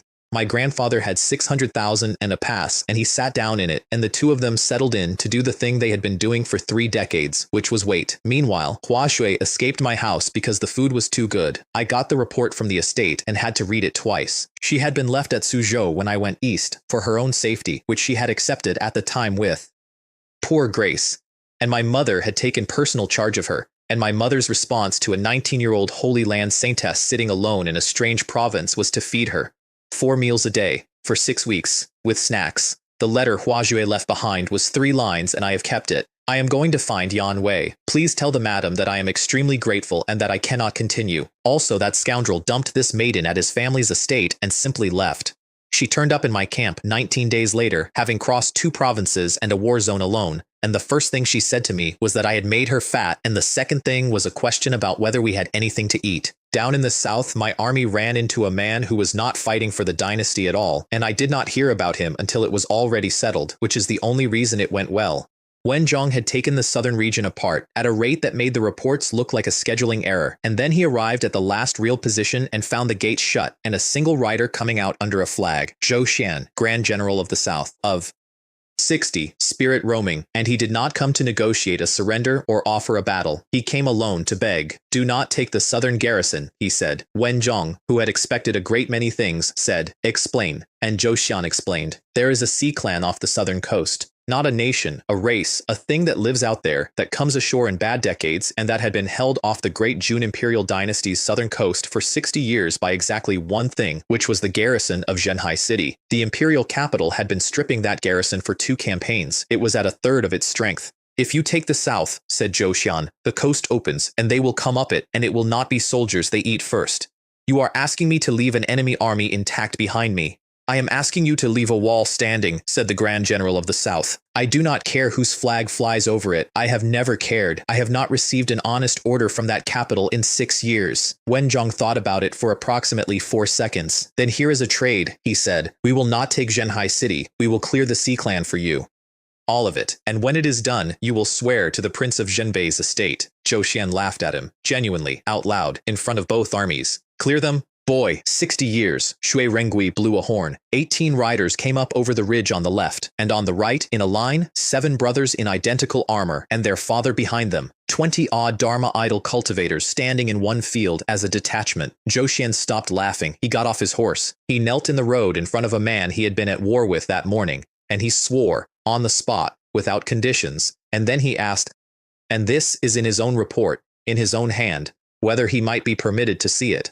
Zhenhai City opened its gates to its own Grand General leading the enemy through them, and I want the 4 minutes before that recorded properly.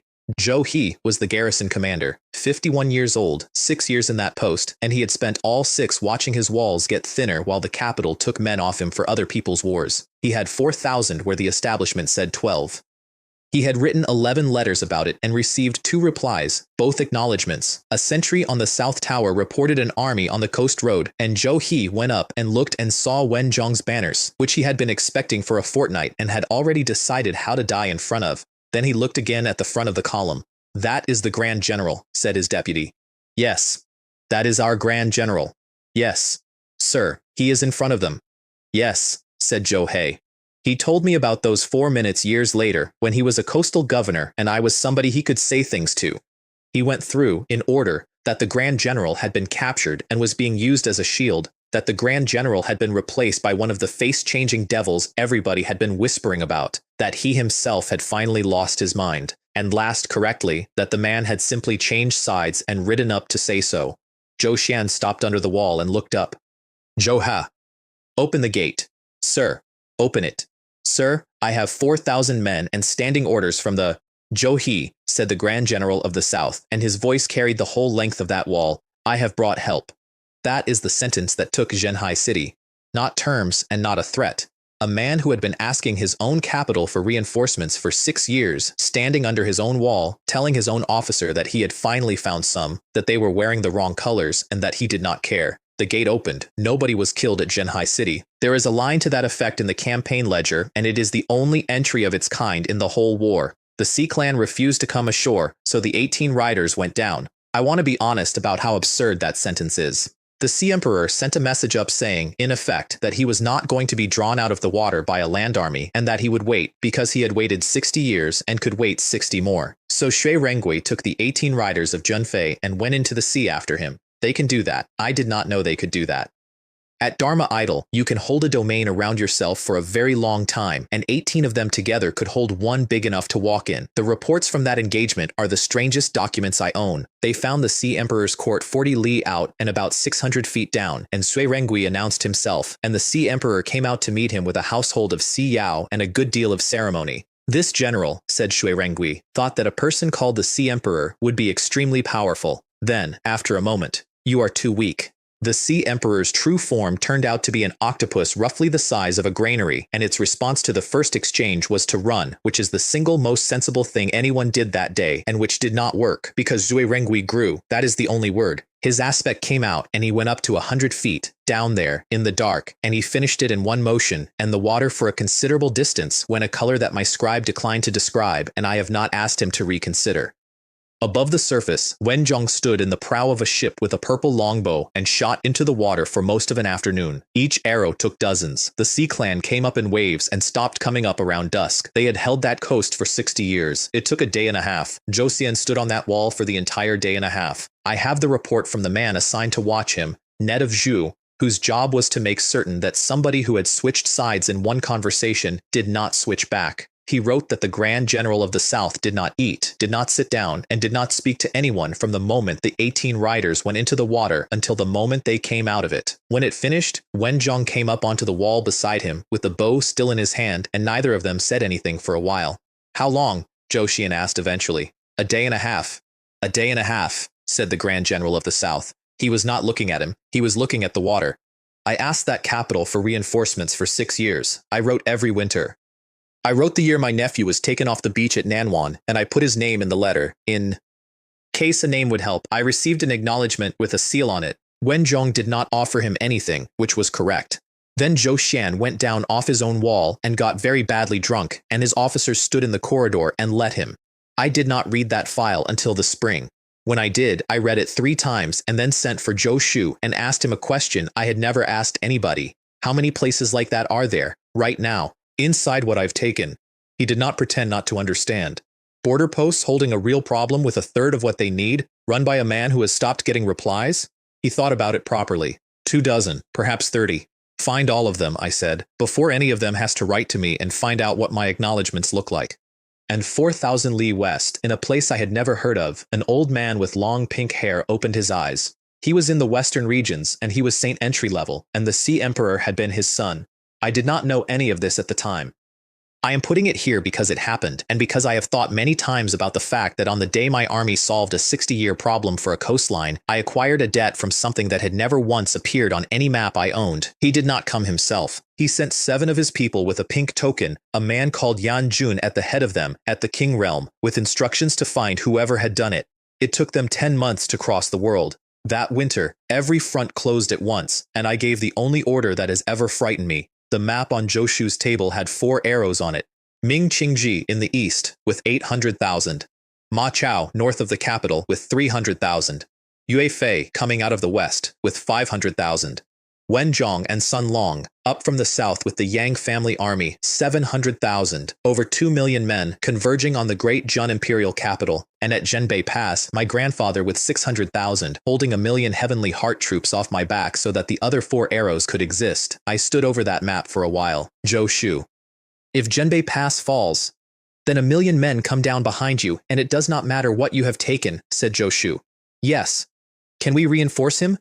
Not without taking an arrow off the map. So I'm betting my grandfather against the capital. You are betting the old prince against the capital, Zhou Shu agreed. And the old prince has been holding that pass against that man since before you were born, and he will hold it. And if I am wrong, then the entire question is academic. He took a drink. Give the order or do not, young master. I have modeled it 11 times. It does not improve. I gave the order. 2 million men started moving on the 29th day of the 11th month, and I did not sleep properly again until spring.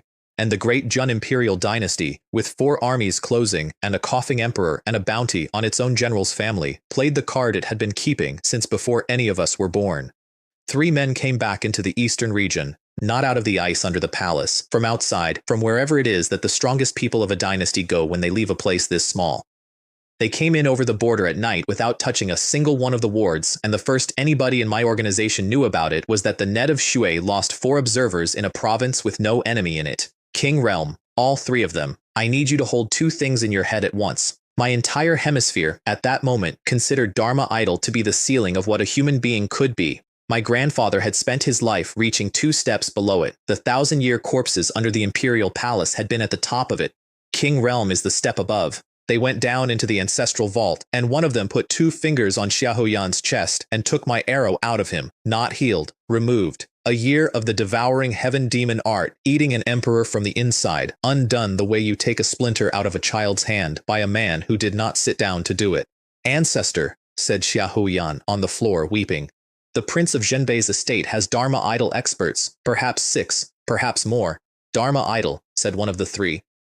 And then he said the sentence that got repeated in every court in the eastern region within the month, because 2 of the people in that chamber worked for me. Even if their strongest has reached the Dharma idol realm, he is still an ant before us.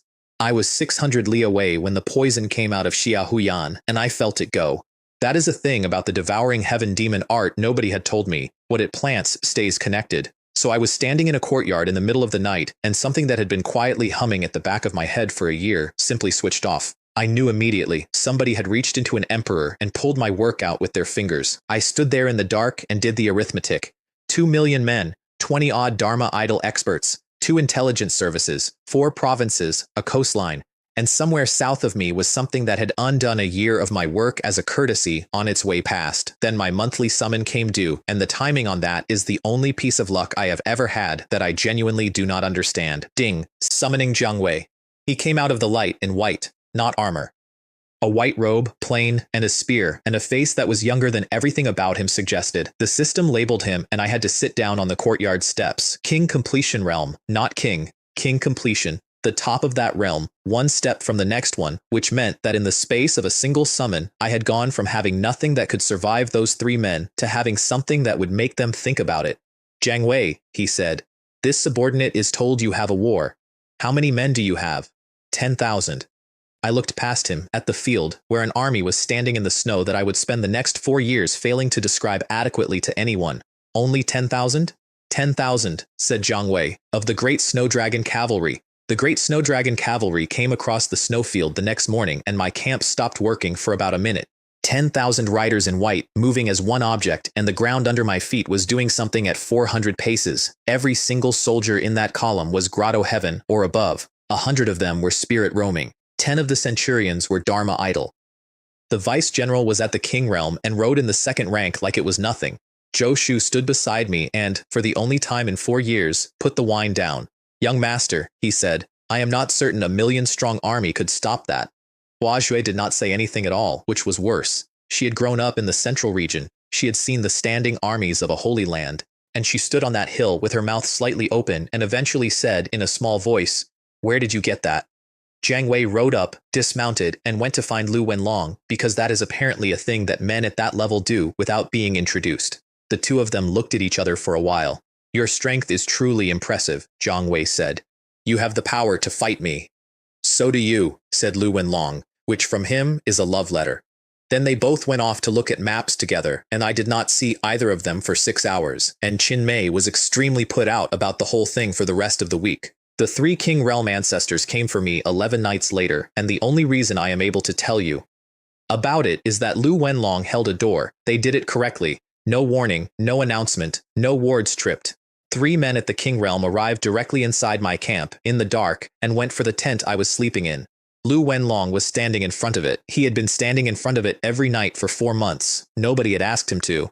He simply took up a position at dusk and was still there at dawn, and I had stopped noticing it the way you stop noticing a wall. 3 King Realm cultivators against 1, and he did not give ground. I came out of that tent into an aura that put me on my knees at perfected Dharma idol, which is the single most humiliating physical experience of my life. What I saw was a man in golden armor with a phoenix-winged halberd, standing in a space about 9 feet across, holding 3 of the strongest people in the eastern region out of it. And 40 feet away, Liu Fei and Qin Mei were standing perfectly still, watching, not frozen, watching, the way a man watches a demonstration he has paid to attend. I understood about 2 seconds before it happened. Ding, summoned unit Liu Fei has broken his seal. Ding. Summoned unit Qin Mei has broken his seal. They went up together, both of them, from Middle Dharma idol, in the same breath, and it was not a breakthrough in any sense I had ever seen. It was a lid coming off. A silver dragon and something with horns came up over my camp at the same instant, and the pressure inverted. Liu Fei at Early King Realm, Qin Mei at Middle King Realm. Huaju's guardian, a man who had spent 11 months being politely invisible in my camp, and who was, I found out that night, a Saint Level expert from the central region, came off a wagon roof and stood there staring at 2 men who had just crossed a realm boundary in the time it takes to inhale. "That is not possible," he said. Nobody answered him, because it had just happened twice. The system explained it afterward, in the flat tone it uses when it thinks I should have worked something out on my own. The summons had always been sealed to my strength. Every one of them had come out of the card carrying a lid, and I had spent a year assuming the lid was a limit when in fact it was a debt, and the moment I was strong enough to carry them, the debt came due. The 3 ancestors scattered. That was the correct move, and it did not help. "Lu Wenlong, the one going west," I said from my knees because I still could not stand up. "Fei, north. Qin Mei, the one in the air." "Which one is mine?" said Qin Mei. "The one in the air." "Fei got the ground one." "Qin Mei." He went. He complained about it afterward for a week. All 3 died before dawn. 3 King Realm cultivators, the last real strength of a dynasty that had ruled for 400 years, put down in one night in 3 separate places by 3 men who had all been at Dharma idol 9 hours earlier. Lu Wenlong came back with a cut on his cheek. Something had gotten past him at the very end. A flying dagger, a bonded weapon, the kind a King Realm expert grows over a century and can call back from 1,000 lie. He plucked it out of the air, looked at it, and severed the bond with his thumb. "It was a good knife," he said, and gave it to me. 3 jade tablets shattered in the Xiaohu ancestral hall on the same night, and the great Jun imperial dynasty had 1 card left. They went and got him. Under the ancestral vault, under the ice coffins, under everything, there was a chamber that had been sealed since the dynasty was founded, and in it was a coffin of ice that had not been opened in 1,000 years, and the man in it was Xiahou Kai, the founding emperor, the one who had taken the northern plain with 14,000 men and made a dynasty out of it. The seal on that coffin required the blood of a reigning emperor and the imperial seal itself, and Xiahou Yan, who had been forbidden to circulate spiritual energy, who had been coughing for a year, who had just lost his last 3 ancestors in one night, performed the rite personally, over 11 hours, and Xiahou Kai sat up in the ice at the true king realm, above king. The step above everything the eastern region had ever produced. By then 2 million men were around the imperial capital. They had been closing for 11 weeks, and the ring shut in the 2nd month of spring. Ming Qingji from the east, Ma Chao from the north, Yue Fei out of the west, Wen Zhong and Sun Long up from the south, and there was no longer such a thing as a road out of that city, and my monthly summon came up. Ding. Summoning Zhou Da. He was enormous, he was young, he had 2 iron hammers the size of grain baskets, and he stepped out of the light, looked around at the greatest concentration of military force in the history of the eastern region, and said, "Is there a fight?" Middle True King Realm. He noticed Lu Wenlong about 4 seconds later, and the 2 of them looked at each other, and something happened in the air between them that made everyone within 30 feet take a step back. "Who is that?" said Zhou Da. "That is General Yuan. I do not like his face. Yuanba. I would like to hit him." "Yuanba," I said, "there is no hurry now." Xiahou Kai came up onto the wall of his own capital and offered me mercy, and for about a minute I actually considered it. He was not what I expected. 1,000 years in ice, and he came out looking like a man of 50. Plainly dressed, with his hands behind his back, and he stood on that wall and looked out at 2 million men in a ring around his city with an expression of genuine, unhurried interest. "You are Yan Kong's grandson." "I am." "Your family served mine," he said. "Not this dynasty, mine." There was a man called Yan Hua who held my left flank at the river crossing for 2 days with 4,000 men, and afterward I offered him a princedom and he asked for a farm. He looked down at me. 400 years later his line is standing outside my walls. That is amusing, and it is also not your fault. It's a bit my fault. "Boy," said the founding emperor of the great Jun imperial dynasty, "I am offering you your life. Take your armies and go north and keep the 4 provinces you have taken and call yourself a king, and I will not come after you, for the sake of a man who wanted a farm. And that was a real offer. I want to be honest, that was the best offer anybody made me in 4 years. 4 provinces, a crown, and a true king realm expert deciding not to notice me. Zhou Da walked forward. He did not say anything. He just came up to the front with the hammers on his shoulders and looked up at the wall. And Xia Hukai, 1,000 years old, true king realm, standing on his own battlement above 2 million men, took half a step back. It was small, perhaps 4 inches, and 30,000 people saw it on both sides. Yuamba, I said. How long? He considered. 10 moves. Then go and take 10 moves. The capital fell in one afternoon, and it needed a formation of my entire officer corps to do it, and I contributed nothing to any part of it except a signature. Zhou Da took the founding emperor into the sky, and both of them went out of sight above the cloud layer, and the noise came down for the next hour like weather, which left the nation protecting formation. 400 years of accumulation, the reason nobody had ever taken that city, a shell over the whole capital that did not care how many men you had. Jiang Wei rode up and put his spear into it, and I watched a king completion realm thrust land on that thing and slide off like rain. He came back and reported it in one sentence. It cannot be broken from outside by 1 man. By 2? By 9, perhaps, over 4 days. Zhou Shu stood up. Then we will not use 1 man, he said. We will use 1 man and everybody else.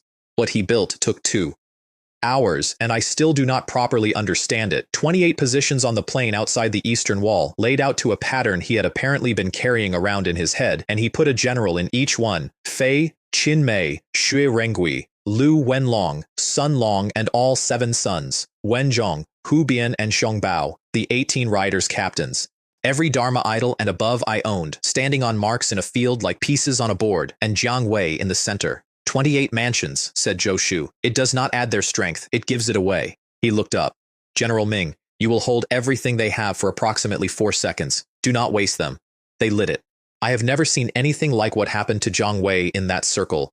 28 streams of it going in, and a man at king completion holding all of it at once and going up, past king, into true king, for 4 seconds, because 28 people had handed him everything they were. He threw the spear. It went through the nation-protecting formation of the Great Jun imperial dynasty like a stone through a window, and the shell came apart across the entire sky over the capital. 400 years of accumulation ending in a sound that people heard 11 provinces away, and the spear did not stop. It went on through the eastern district and the outer palace and took the last king realm defender of the imperial family off his feet and through 3 walls of the Hall of Ascending Brightness before it buried itself in the floor. Qinmei took the gate about 90 seconds later, on his own, with 1 swing, mostly for the look of the thing.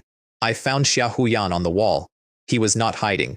That is the one thing I will say for him. 2 million men were coming into his city, and the emperor of the Great Jun imperial dynasty was standing on his own battlement in full imperial armor with a sword he could barely lift, waiting. I had my own armor made for that day. Silver, plain, no decoration. I had thought about it for a long time. You, he said. Me. Do you know how many years my family held this? 411. He came at me and I fought him properly, and I want to be honest about why, because it was not respect. I could have finished it in 1 exchange. I was perfected Dharma idol. He was a dying man who had been forbidden to circulate spiritual energy for a year and had done it anyway. It would have taken a second.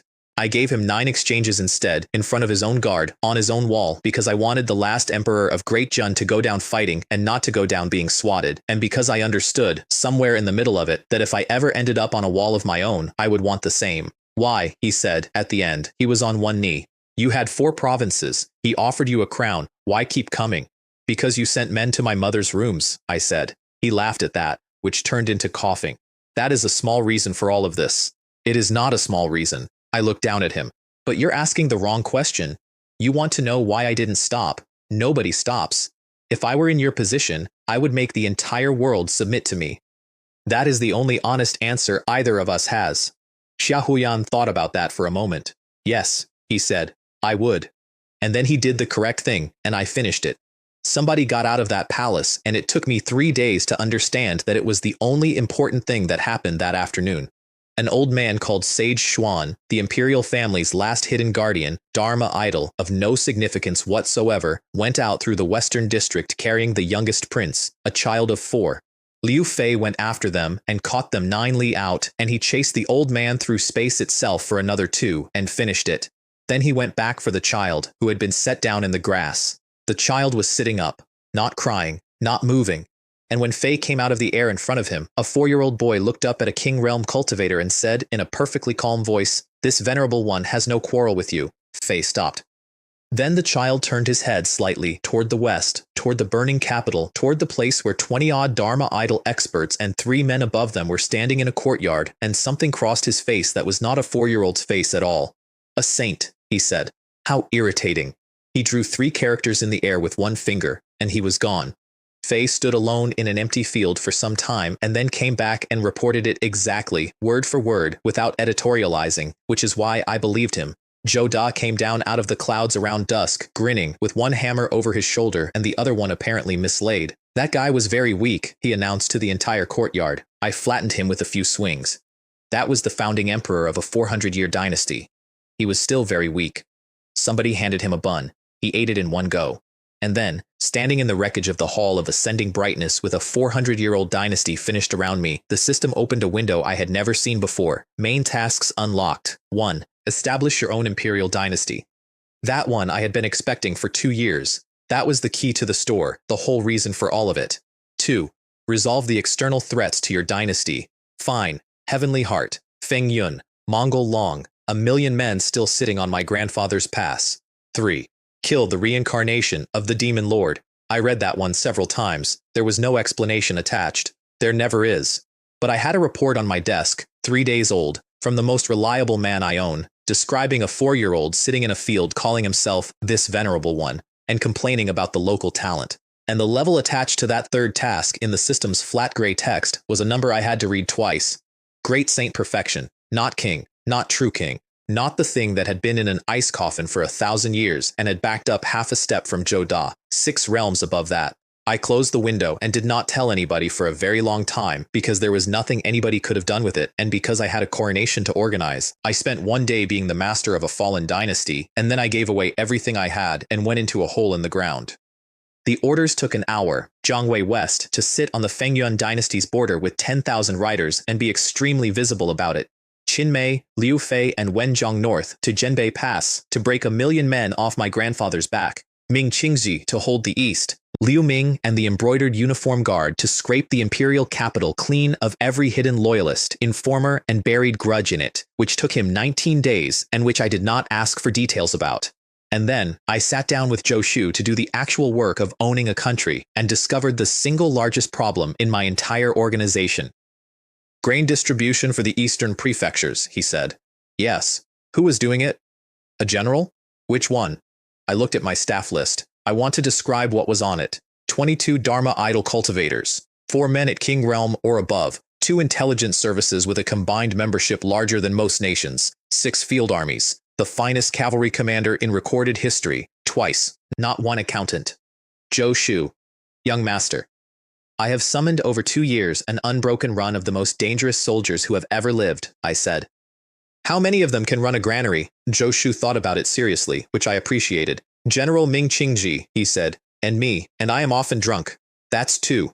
For 4 provinces," Zhou Shu agreed. "It is going to be an interesting spring."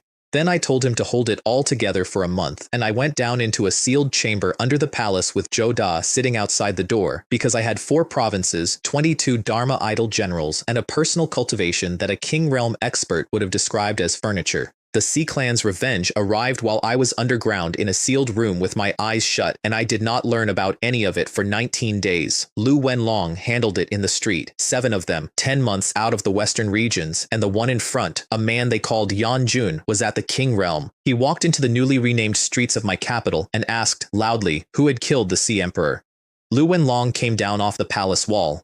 The fight went across 4 districts and finished on the roof of a granary, and it ended when Lu Wenlong got inside the man's true form, which was, again, an octopus, and I have never received a satisfactory explanation for why this clan is like this, and took him apart with the halberd. Then the pink token in the dead man's sleeve lit up, and a voice came out of it that went across the entire capital and put every cultivator below Dharma idol on the ground.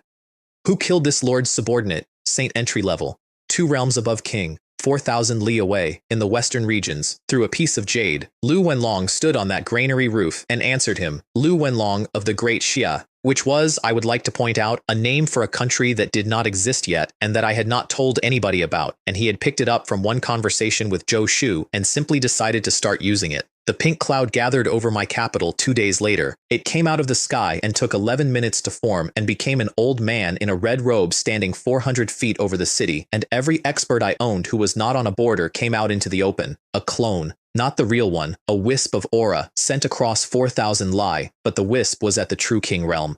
You are the one who killed my people, it said. You truly do not know your place. Lu Wenlong went up. He was at that moment at late king realm, a full realm below it.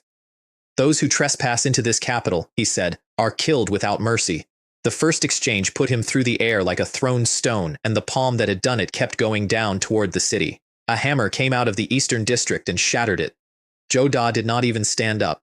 He was sitting outside my sealed chamber where he had been sitting for 19 days, and he threw one hammer from a courtyard, through a roof, into the sky, and it broke a true King Realm technique and came back to his hand. Your opponent is not this young master, he shouted upward. Lu Wenlong, go and deal with him. Then he sat back down. The clone spent the next 40 minutes discovering what Lu Wenlong actually is. It threw 1,000 illusory swords and he swatted them out of the sky.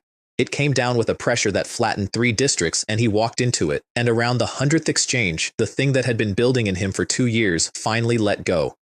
You are using my pressure to break through.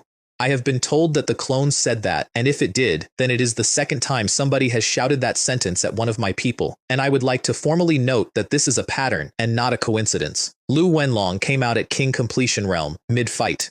Thank you, Your Excellency, he said, for helping me achieve a breakthrough. As repayment, you may die now. He went to 1,000 feet tall. He brought the halberd down like a falling pillar. The clone put up a shield, and the shield failed, and its true form came apart over my capital and dissolved back into pink mist, and Lu Wenlong put the halberd away and landed on the wall and asked whether the young master's seclusion had been disturbed. 4,000 li west, an old man with long pink hair opened his eyes in the western regions and looked east.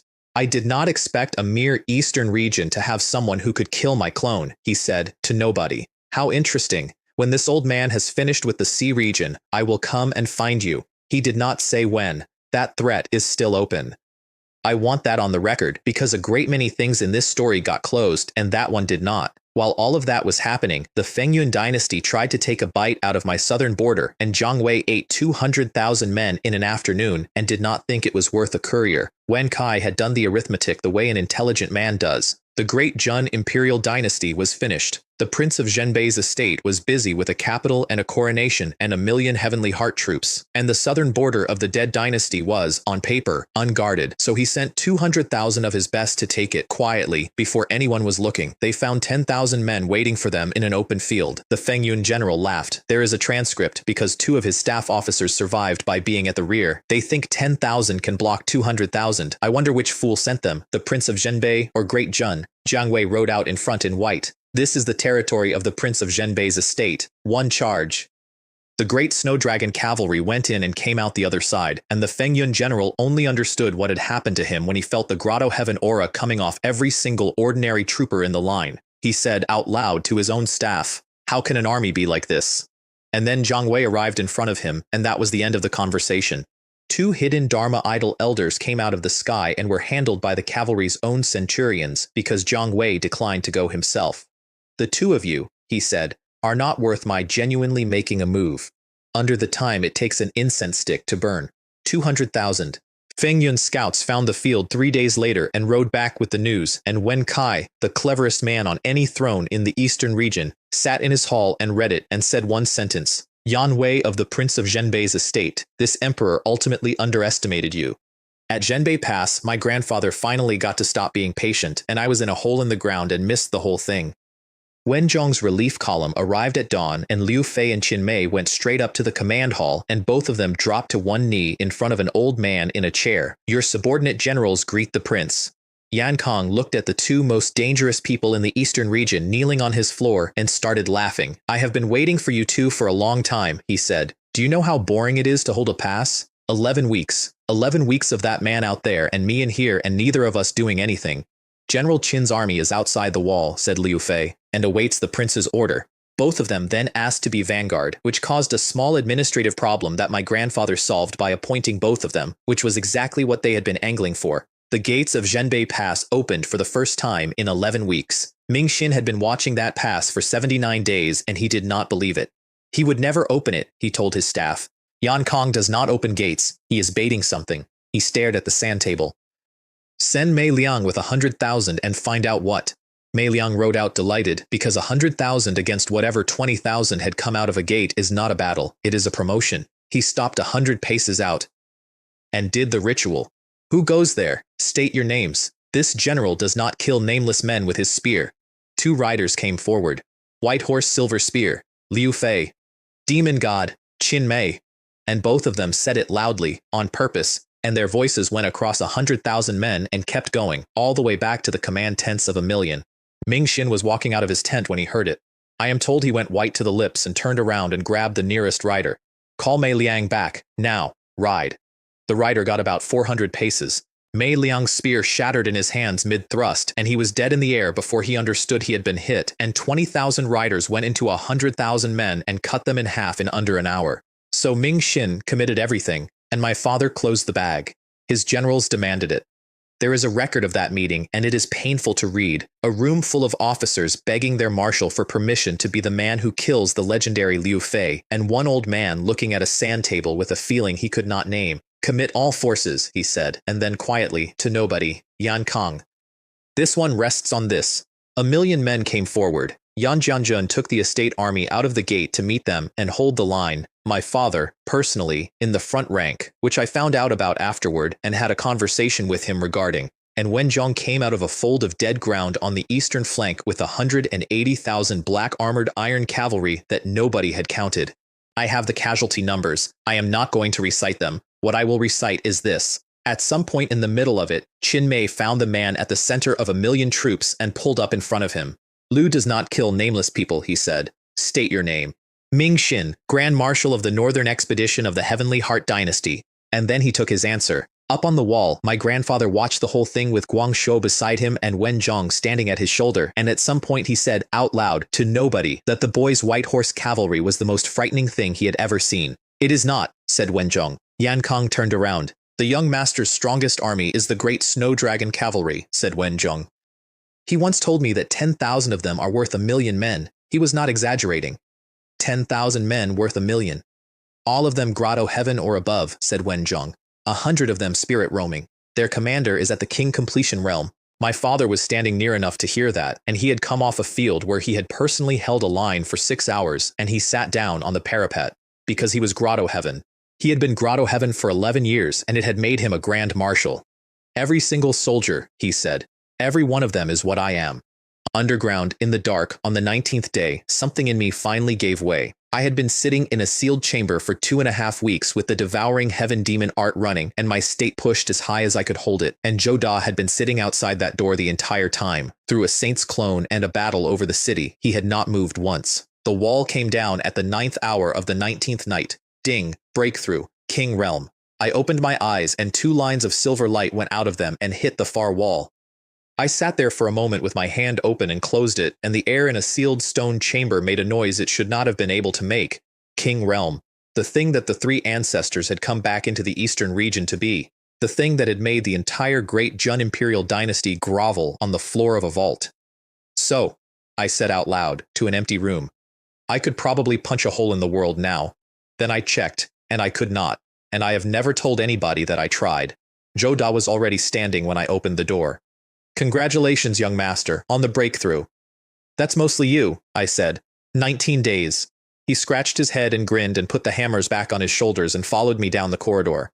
19 days in a dark hallway. He had not once complained. He had also thrown a hammer through a roof to break a true king realm technique without getting up. The hall was full when I got there. Zhou Shu, Lu Wenlong, Liu Ming, every officer not on a border. Liu Ming, the internals. Completely resolved, young master. There is not a single hostile agent left in this city. The Fengyun army, dealt with by General Ming, said Zhou Shu. 200,000 in one afternoon some weeks ago. He did not think it worth a courier. And Zhenbei Pass? 1,000,000, said Zhou Shu. Concluded, the old prince sends his regards and asks when dinner is. Then he set down the wine gourd, which he did approximately twice a year, and stood up straight.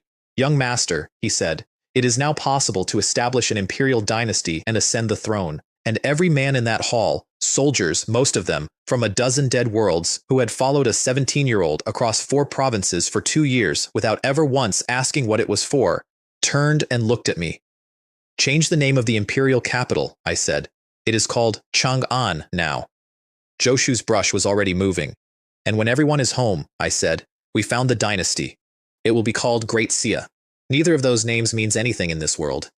Chang'an was a city in a country that has been dust for 1,000 years in a world nobody here has ever heard of, and Great Xia was the first thing anybody in that world ever called itself. I had died at a desk in that world over a spreadsheet cell that would not turn green. Nobody in the hall asked. They wrote it down. There was a month between the order and the ceremony, and I spent most of it losing an argument about clerks. 4 provinces, roughly 190 prefectures, everyone with a granary, a tax register, a water authority, a garrison payroll, and a set of local families who had spent 400 years learning exactly where the seams were. And the entire apparatus that had been running all of it was dead, hiding, or sitting very still waiting to find out whether I intended to execute them. I solved it the ugly way, and I want to record how, because it is the least glamorous thing I did in 2 years, and it is probably the only reason the rest of it lasted. We kept the enemy's civil service, all of it. Every prefectural clerk, every granary steward, every water official of the Great Jun imperial dynasty who had not personally been part of the imperial family, kept in post at rank with an amnesty and a pay rise. The generals hated it. Sun Yan raised it in council, formally, and he had a point. Half of those men had signed orders against us within the year. Yes, I said, and they know where the grain is. They will steal. Some of them will steal. I looked around the hall, and when they do, Liu Ming will find out about it within 9 days because he already reads all their correspondence and has for 2 years, and then I will make an example that everybody remembers. I put my hands flat on the table. General, I can replace a thief. I cannot replace a man who knows which of the 11 canals in Yanping silts up in the 3rd month. Joshu raised the gourd about half an inch, which from him is applause, and then he said the thing that actually solved it. Also, young master, you should stop trying to appoint soldiers to civil posts and start advertising. Advertising. There are 4 provinces full of men who spent 20 years in a prefectural office being passed over because they were not somebody's cousin, said Joshu. The Great Jun imperial dynasty was extremely good at producing bitter, competent middle-aged men. Announce an examination. Any man, any family, any province. The Great Xia dynasty does not care who your grandfather was. We announced it 11 days before the coronation. 4,000 people came. That is not a figure I have adjusted. 4,000. From 4 provinces, some of them walking, and the examination hall was a converted cavalry stable because there was nothing else large enough, and it rained. The man who placed first was a 53-year-old assistant granary clerk from a prefecture I had never heard of who had failed the Great Jun examinations 3 times because he could not afford the customary gift to the examiner. He is the Minister of Revenue now. He wrote to me once, years later, about a canal in Yanping that silts up in the 3rd month. The 3 surviving dynasties found out within the week, and every one of them handled me the same way. A congratulation, a gift, and a spy carrying both.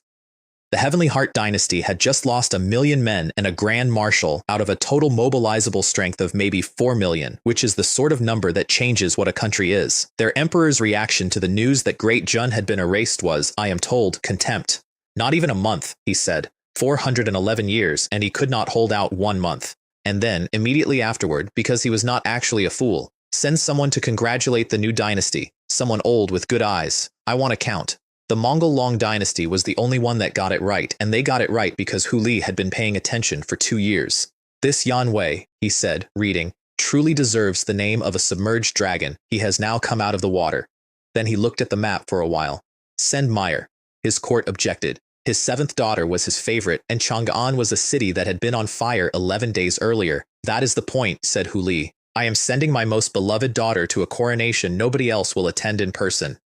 In 10 years, I would like the Great Xia dynasty to remember which of the 4 of us treated it as a country rather than as a problem. And the Fengyun dynasty's Wen Kai read his report, put it down, and said the sentence that got quoted in every court in the eastern region for the next decade. The pattern of 1,000 years has been broken. Then he said, let us see whether the boy has the spine to stand under the pressure of 3 dynasties, and started drafting a congratulation. Everybody I have ever cared about arrived in my city that month, and most of them did not wait for me to invite them. My maternal grandfather came first and loudest. Su Guang burst into the palace laughing and demanded to know when his grandson intended to sit on the throne so that he could be present, and Su Ning arrived with him and asked, before she had even gotten out of the carriage, whether Chang'an had shops. Ming Yixuan came from the Divine Elephant sect, and her father let her come, which was interesting. Xuanan had spent 2 years declining to invest in me and had now decided to invest by doing nothing at all on the grounds that both of his daughters had already done it for him. Ming Qingyu was 7 now. She ran the full length of the palace's outer hall to get to me and then stopped 4 feet away and put her hands behind her back and said, with enormous dignity, "Greetings, Your Majesty," and held it for about 2 seconds before it fell apart. Dongfang Jing abandoned her own sect mid-council and rode for 11 days. "Yan Wei," she said, arriving in a state, "I wonder whether you will still recognize me after half a year. You're wearing red. I am wearing red. You were wearing red in the mountains." "You remembered," she said, delighted, to a room containing 4 generals, my mother, and my mother's opinion. And 2,000 li east, on a mountain in the central region, my brother read a dispatch about the eastern region and laughed out loud in front of his master. "That little kid who used to follow me around," said Yan Ming, "has founded his own country." Then he read the rest of it and stopped laughing because the rest of it said innate Tao body and King Realm at 17, and he had reached the King Realm himself 4 months earlier with a supreme bone and had been quietly proud of it. "What," he said to nobody, "has been happening to you?" My father asked me the only intelligent question anybody asked that month, and I gave him an answer I am still not sure was correct. I went to see my parents in their courtyard 4 days before the ceremony. My mother took my hand the way she always does and asked whether I had eaten. My father sat there frowning at nothing. "You are inviting every force in the eastern region," he said. "All of them, into one city." "Yes. Sects, dynasty envoys, border kings, every one of them with a grudge and a guard detail." He rubbed his face. "If a single one of them makes trouble on the day in front of the whole region, then your dynasty begins as a joke." "Father," I said, "from the moment I decided to found the Great Xia dynasty, the entire eastern region became its territory. If any of them want to cause trouble at my coronation, that depends entirely on whether they are strong enough to. I did not mean it to come out like that. The imperial key was already leaking off me by then, and I had not learned to hold it, and I saw my mother's eyebrows go up." My father looked at me for a while. "It is good that you know your own weight," he said. Then, quieter, "Your father cannot help you anymore." I did not have anything for that. He had run through a mountain range for 9 days with a jar. "Father," I said, "I know what I'm doing." I do not think either of us believed it, and both of us let it stand. My invitations went out and terrified everybody, which was not my intention and was extremely useful to me. The net of Shu and the embroidered uniform guard delivered them, every major sect, every dynasty, every border house in the eastern region, inside 4 days. Nobody saw a courier, not one. Sect masters woke up with an invitation on the table beside the bed. A Fengyun Grand Elder found his inside a sealed formation array that had not been disturbed. The Heavenly Heart delegation's own spy master found his in the inner pocket of the coat he was wearing. I did not order that. Liu Ming and the 4 directions did it that way because they were still competing. And the result was that every single power in the eastern region spent the week before my coronation quietly recalculating what would happen if the Great Xia dynasty ever decided it did not like them. The morning came up clear and the light came down on my city like somebody had gilded it for me. Ming Qingji's white robe army stood around the altar. Yue Fei's Yue family army stood behind them. The Yang family army held the rest of the city, and the 7 Yang brothers stood on the altar steps in a line and let their auras out, all 7, because Zhou Shu had asked them to. Hu Mei of the Mongol Long dynasty counted them from her platform, and I am told she stopped counting at 4 and said something to her guardian. 7, said the middle-aged man beside her. All Dharma idle, all under 30. And the armies? Princess, those 2 are not the strong ones. Then Liu Fei rode in at the head of 3,000 white horse cavalry, and the square went quiet. And then, behind them, coming up the Great Avenue in a column that took 4 minutes to pass any given point, the Great Snow Dragon Cavalry, 10,000 riders in white, everyone grotto heaven or above, an entire city of 200,000 people stopped making noise at the same moment, and Hu Mei of the Mongol Long dynasty, who was the finest prodigy her dynasty had produced in a century, put both hands on the platform rail. "When," she said, "did the Great Xia dynasty get that?" Nobody answered her, because nobody there knew. My carriage came last, and I want to describe it, because it was ridiculous, and I loved it, and I had approved every part of it. 5 golden dragon horses, which Qinmei had personally gone and caught somewhere in the western mountains without telling anybody, and had presented to me the way a cat presents things. A golden palace on wheels, built in a month by Sun Yan's engineers. Shui Rengguai riding in front with the 18 riders of Jun Fei behind him. Zhou Da on the left, Lu Wenlong on the right, both in gold. Qin Mei walking behind on foot with the halberd, scanning the crowd because he had decided that was the position with the best chance of something happening, and driving the thing in brand new clothes with a wooden sword box on his back and a bun in his free hand, old Zhou. He had eaten most of the ceremonial breakfast that morning. 3 people had tried to stop him. He had explained to all 3 of them that he was just a groom. Huaji walked beside the carriage in gold and would not look at me the entire way. I came out of the carriage at the foot of the altar and 30,000 people went down onto the stones, including the Feng Yun spy, including the Heavenly Heart spy. Both of them told their masters afterward in writing that they had knelt before deciding to, and neither of them ever satisfactorily explained it. Your subjects greet your majesty. Rise. Zhou Shu and the ministers stood up. And then Lan Ying came up the altar steps carrying a golden tray with 3 things on it, a seal, an edict, and 3 sticks of incense. She had cleaned the tray herself. I found that out from Mei Shui 2 years later. I took the edict and opened it, and it was 2 lines because Zhou Shu and I had argued about it for a night and had arrived at the same place. Yan Wei, first sovereign of the great Xia dynasty, hereby informs the heavenly Tao. From this day, Yan Wei establishes the great Xia dynasty, informs. Every dynasty in this world prays at its founding. They petition. They ask the heavens to look kindly.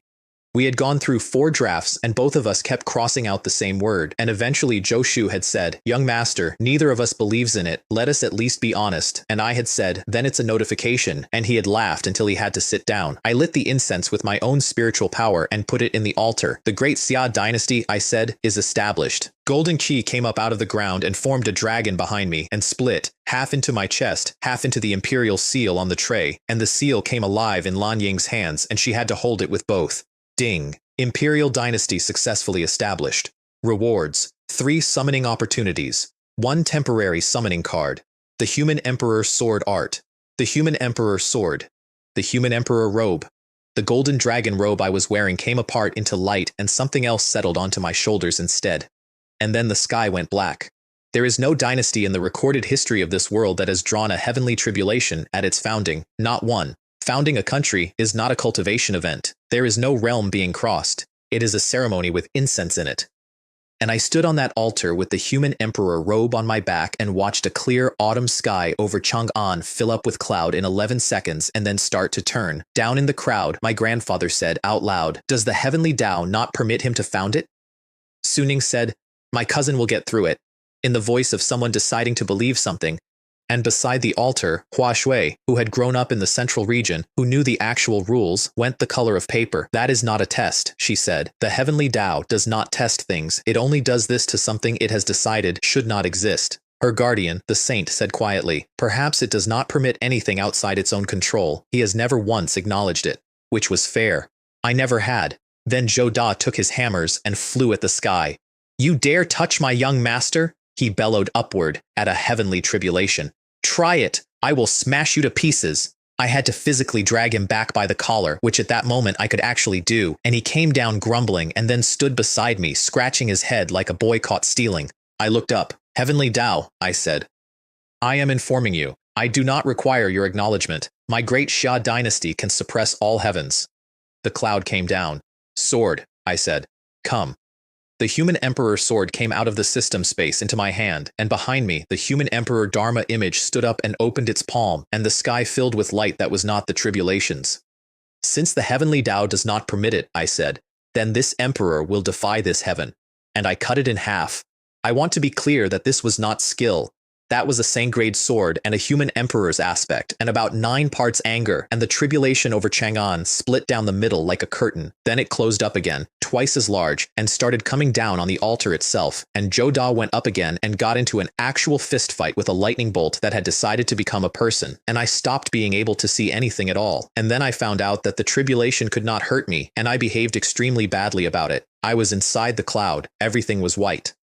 Something the size of a river came down on my head and I braced for it, and it went into the golden light around me and simply stopped, and something else happened instead. It went into my body. The golden dragon of destiny was eating it, refining it, taking a heavenly tribulation apart thread by thread and feeding it into my physical body, which was, and every cultivator who has ever met an innate Tao body will tell you this, the one thing I had always been bad at.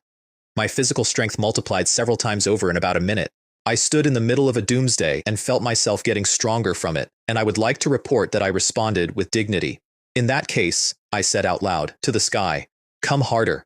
Then I gave a heavenly tribulation the middle finger. It obliged, immediately. The next bolt was significantly worse, and I laughed so hard I nearly fell over, and 30,000 people below saw nothing but a cloud getting angrier, which is when I noticed the man watching me, not in the city, 100 li out, standing in the air, at the peak true king realm, a full realm above anything I owned, a realm above Zhou Da. He had been there the whole time.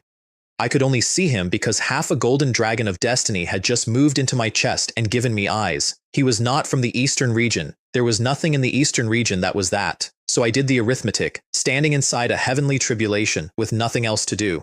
I had 3 summoning opportunities and a temporary card. The temporary card I checked first. Temporary summon, Sun Long, strength unknown, duration 1 hour. I stared at that for a while. In the world I came from, that name belongs to a being who split a mountain to get his mother out from under it, and whose clone could take a world apart on an errand. Strength, unknown, because the system did not have a number that fit. 1 hour. Once. I put it away very carefully in the back of my head, the way you put away the thing you use when the answer is no. Then I spent the 3 summons. Ding, Peach Blossom Sword God, Yan Long. Ding, Liu Shi. Ding, Overlord Yue Yang. Yan Long came out at initial. Saint Realm, the first saint I ever owned, 2 full realms above king, and his entry had a word after it that no summon of mine had ever carried. Sealed. I asked about it.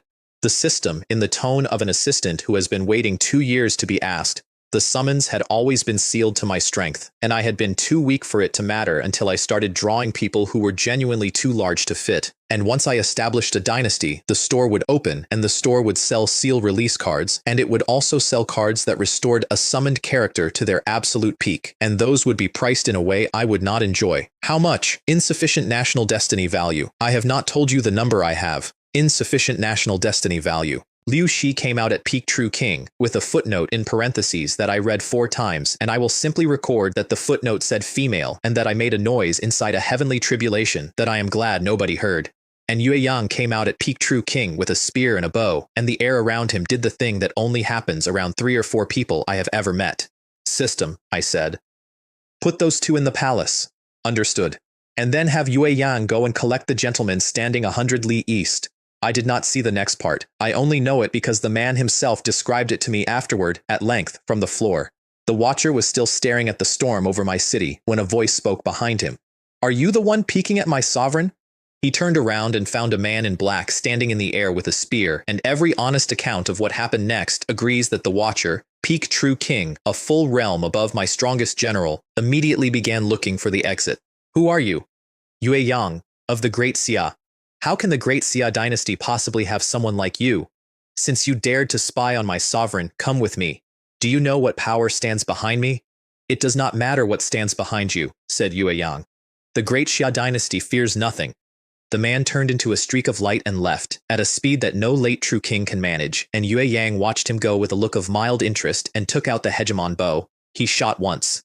A scream came back across 100 li about 4 seconds later, and Yue Yang put the bow away and walked unhurriedly in that direction and found a peak true king realm expert pinned to a mountain peak by 1 black arrow, unable to move a finger, and picked him up like luggage. My clouds broke a few minutes after that, and I would like to stress the possessive because by then I had decided they were mine. I came down out of it onto the altar with the human emperor robe on my back and the sword in my hand and imperial chi coming off me hard enough that the front rank of the crowd leaned back. 30,000 people who had spent an hour watching a sky try to kill me looked up.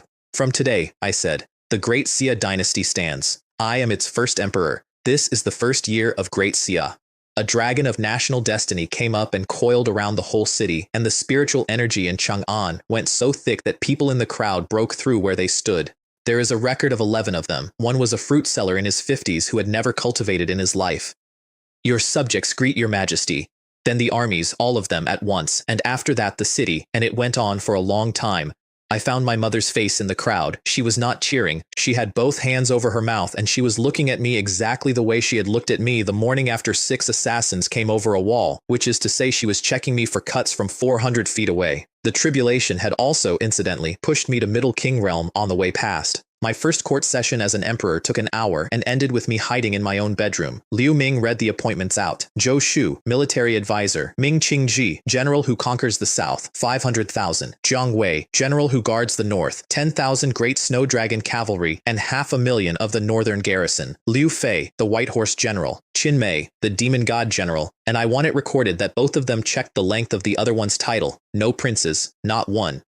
Great Jun had made kings of men outside the imperial family and had spent 400 years being terrified of them, and I had watched how that ended from close enough to smell it. And when Liu Ming finished reading, I looked out over the hall at the finest collection of soldiers that has ever stood in one room, and there was nobody in it who could run a granary. I caught Zhou Shu's eye. He very slightly raised the wine gourd. Then I went back to my rooms and opened the store. Pangu's Essence Blood, 100 billion national destiny value. Summoned character, Master of the Heavens, 500 billion. Eastern Emperor Bell, 50 billion. I sat and looked at those numbers for a while. I had 5 million.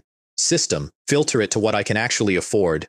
There was a pause that I am convinced was deliberate. Then it showed me the bottom shelf, seal release cards, realm-breaking pills, army summoning cards, and a small talent enhancement pill for 10,000 national destiny value, which I bought immediately, before I bought anything else. Because my father had spent 40 men and 9 days on a jar for exactly this and had never once mentioned it again.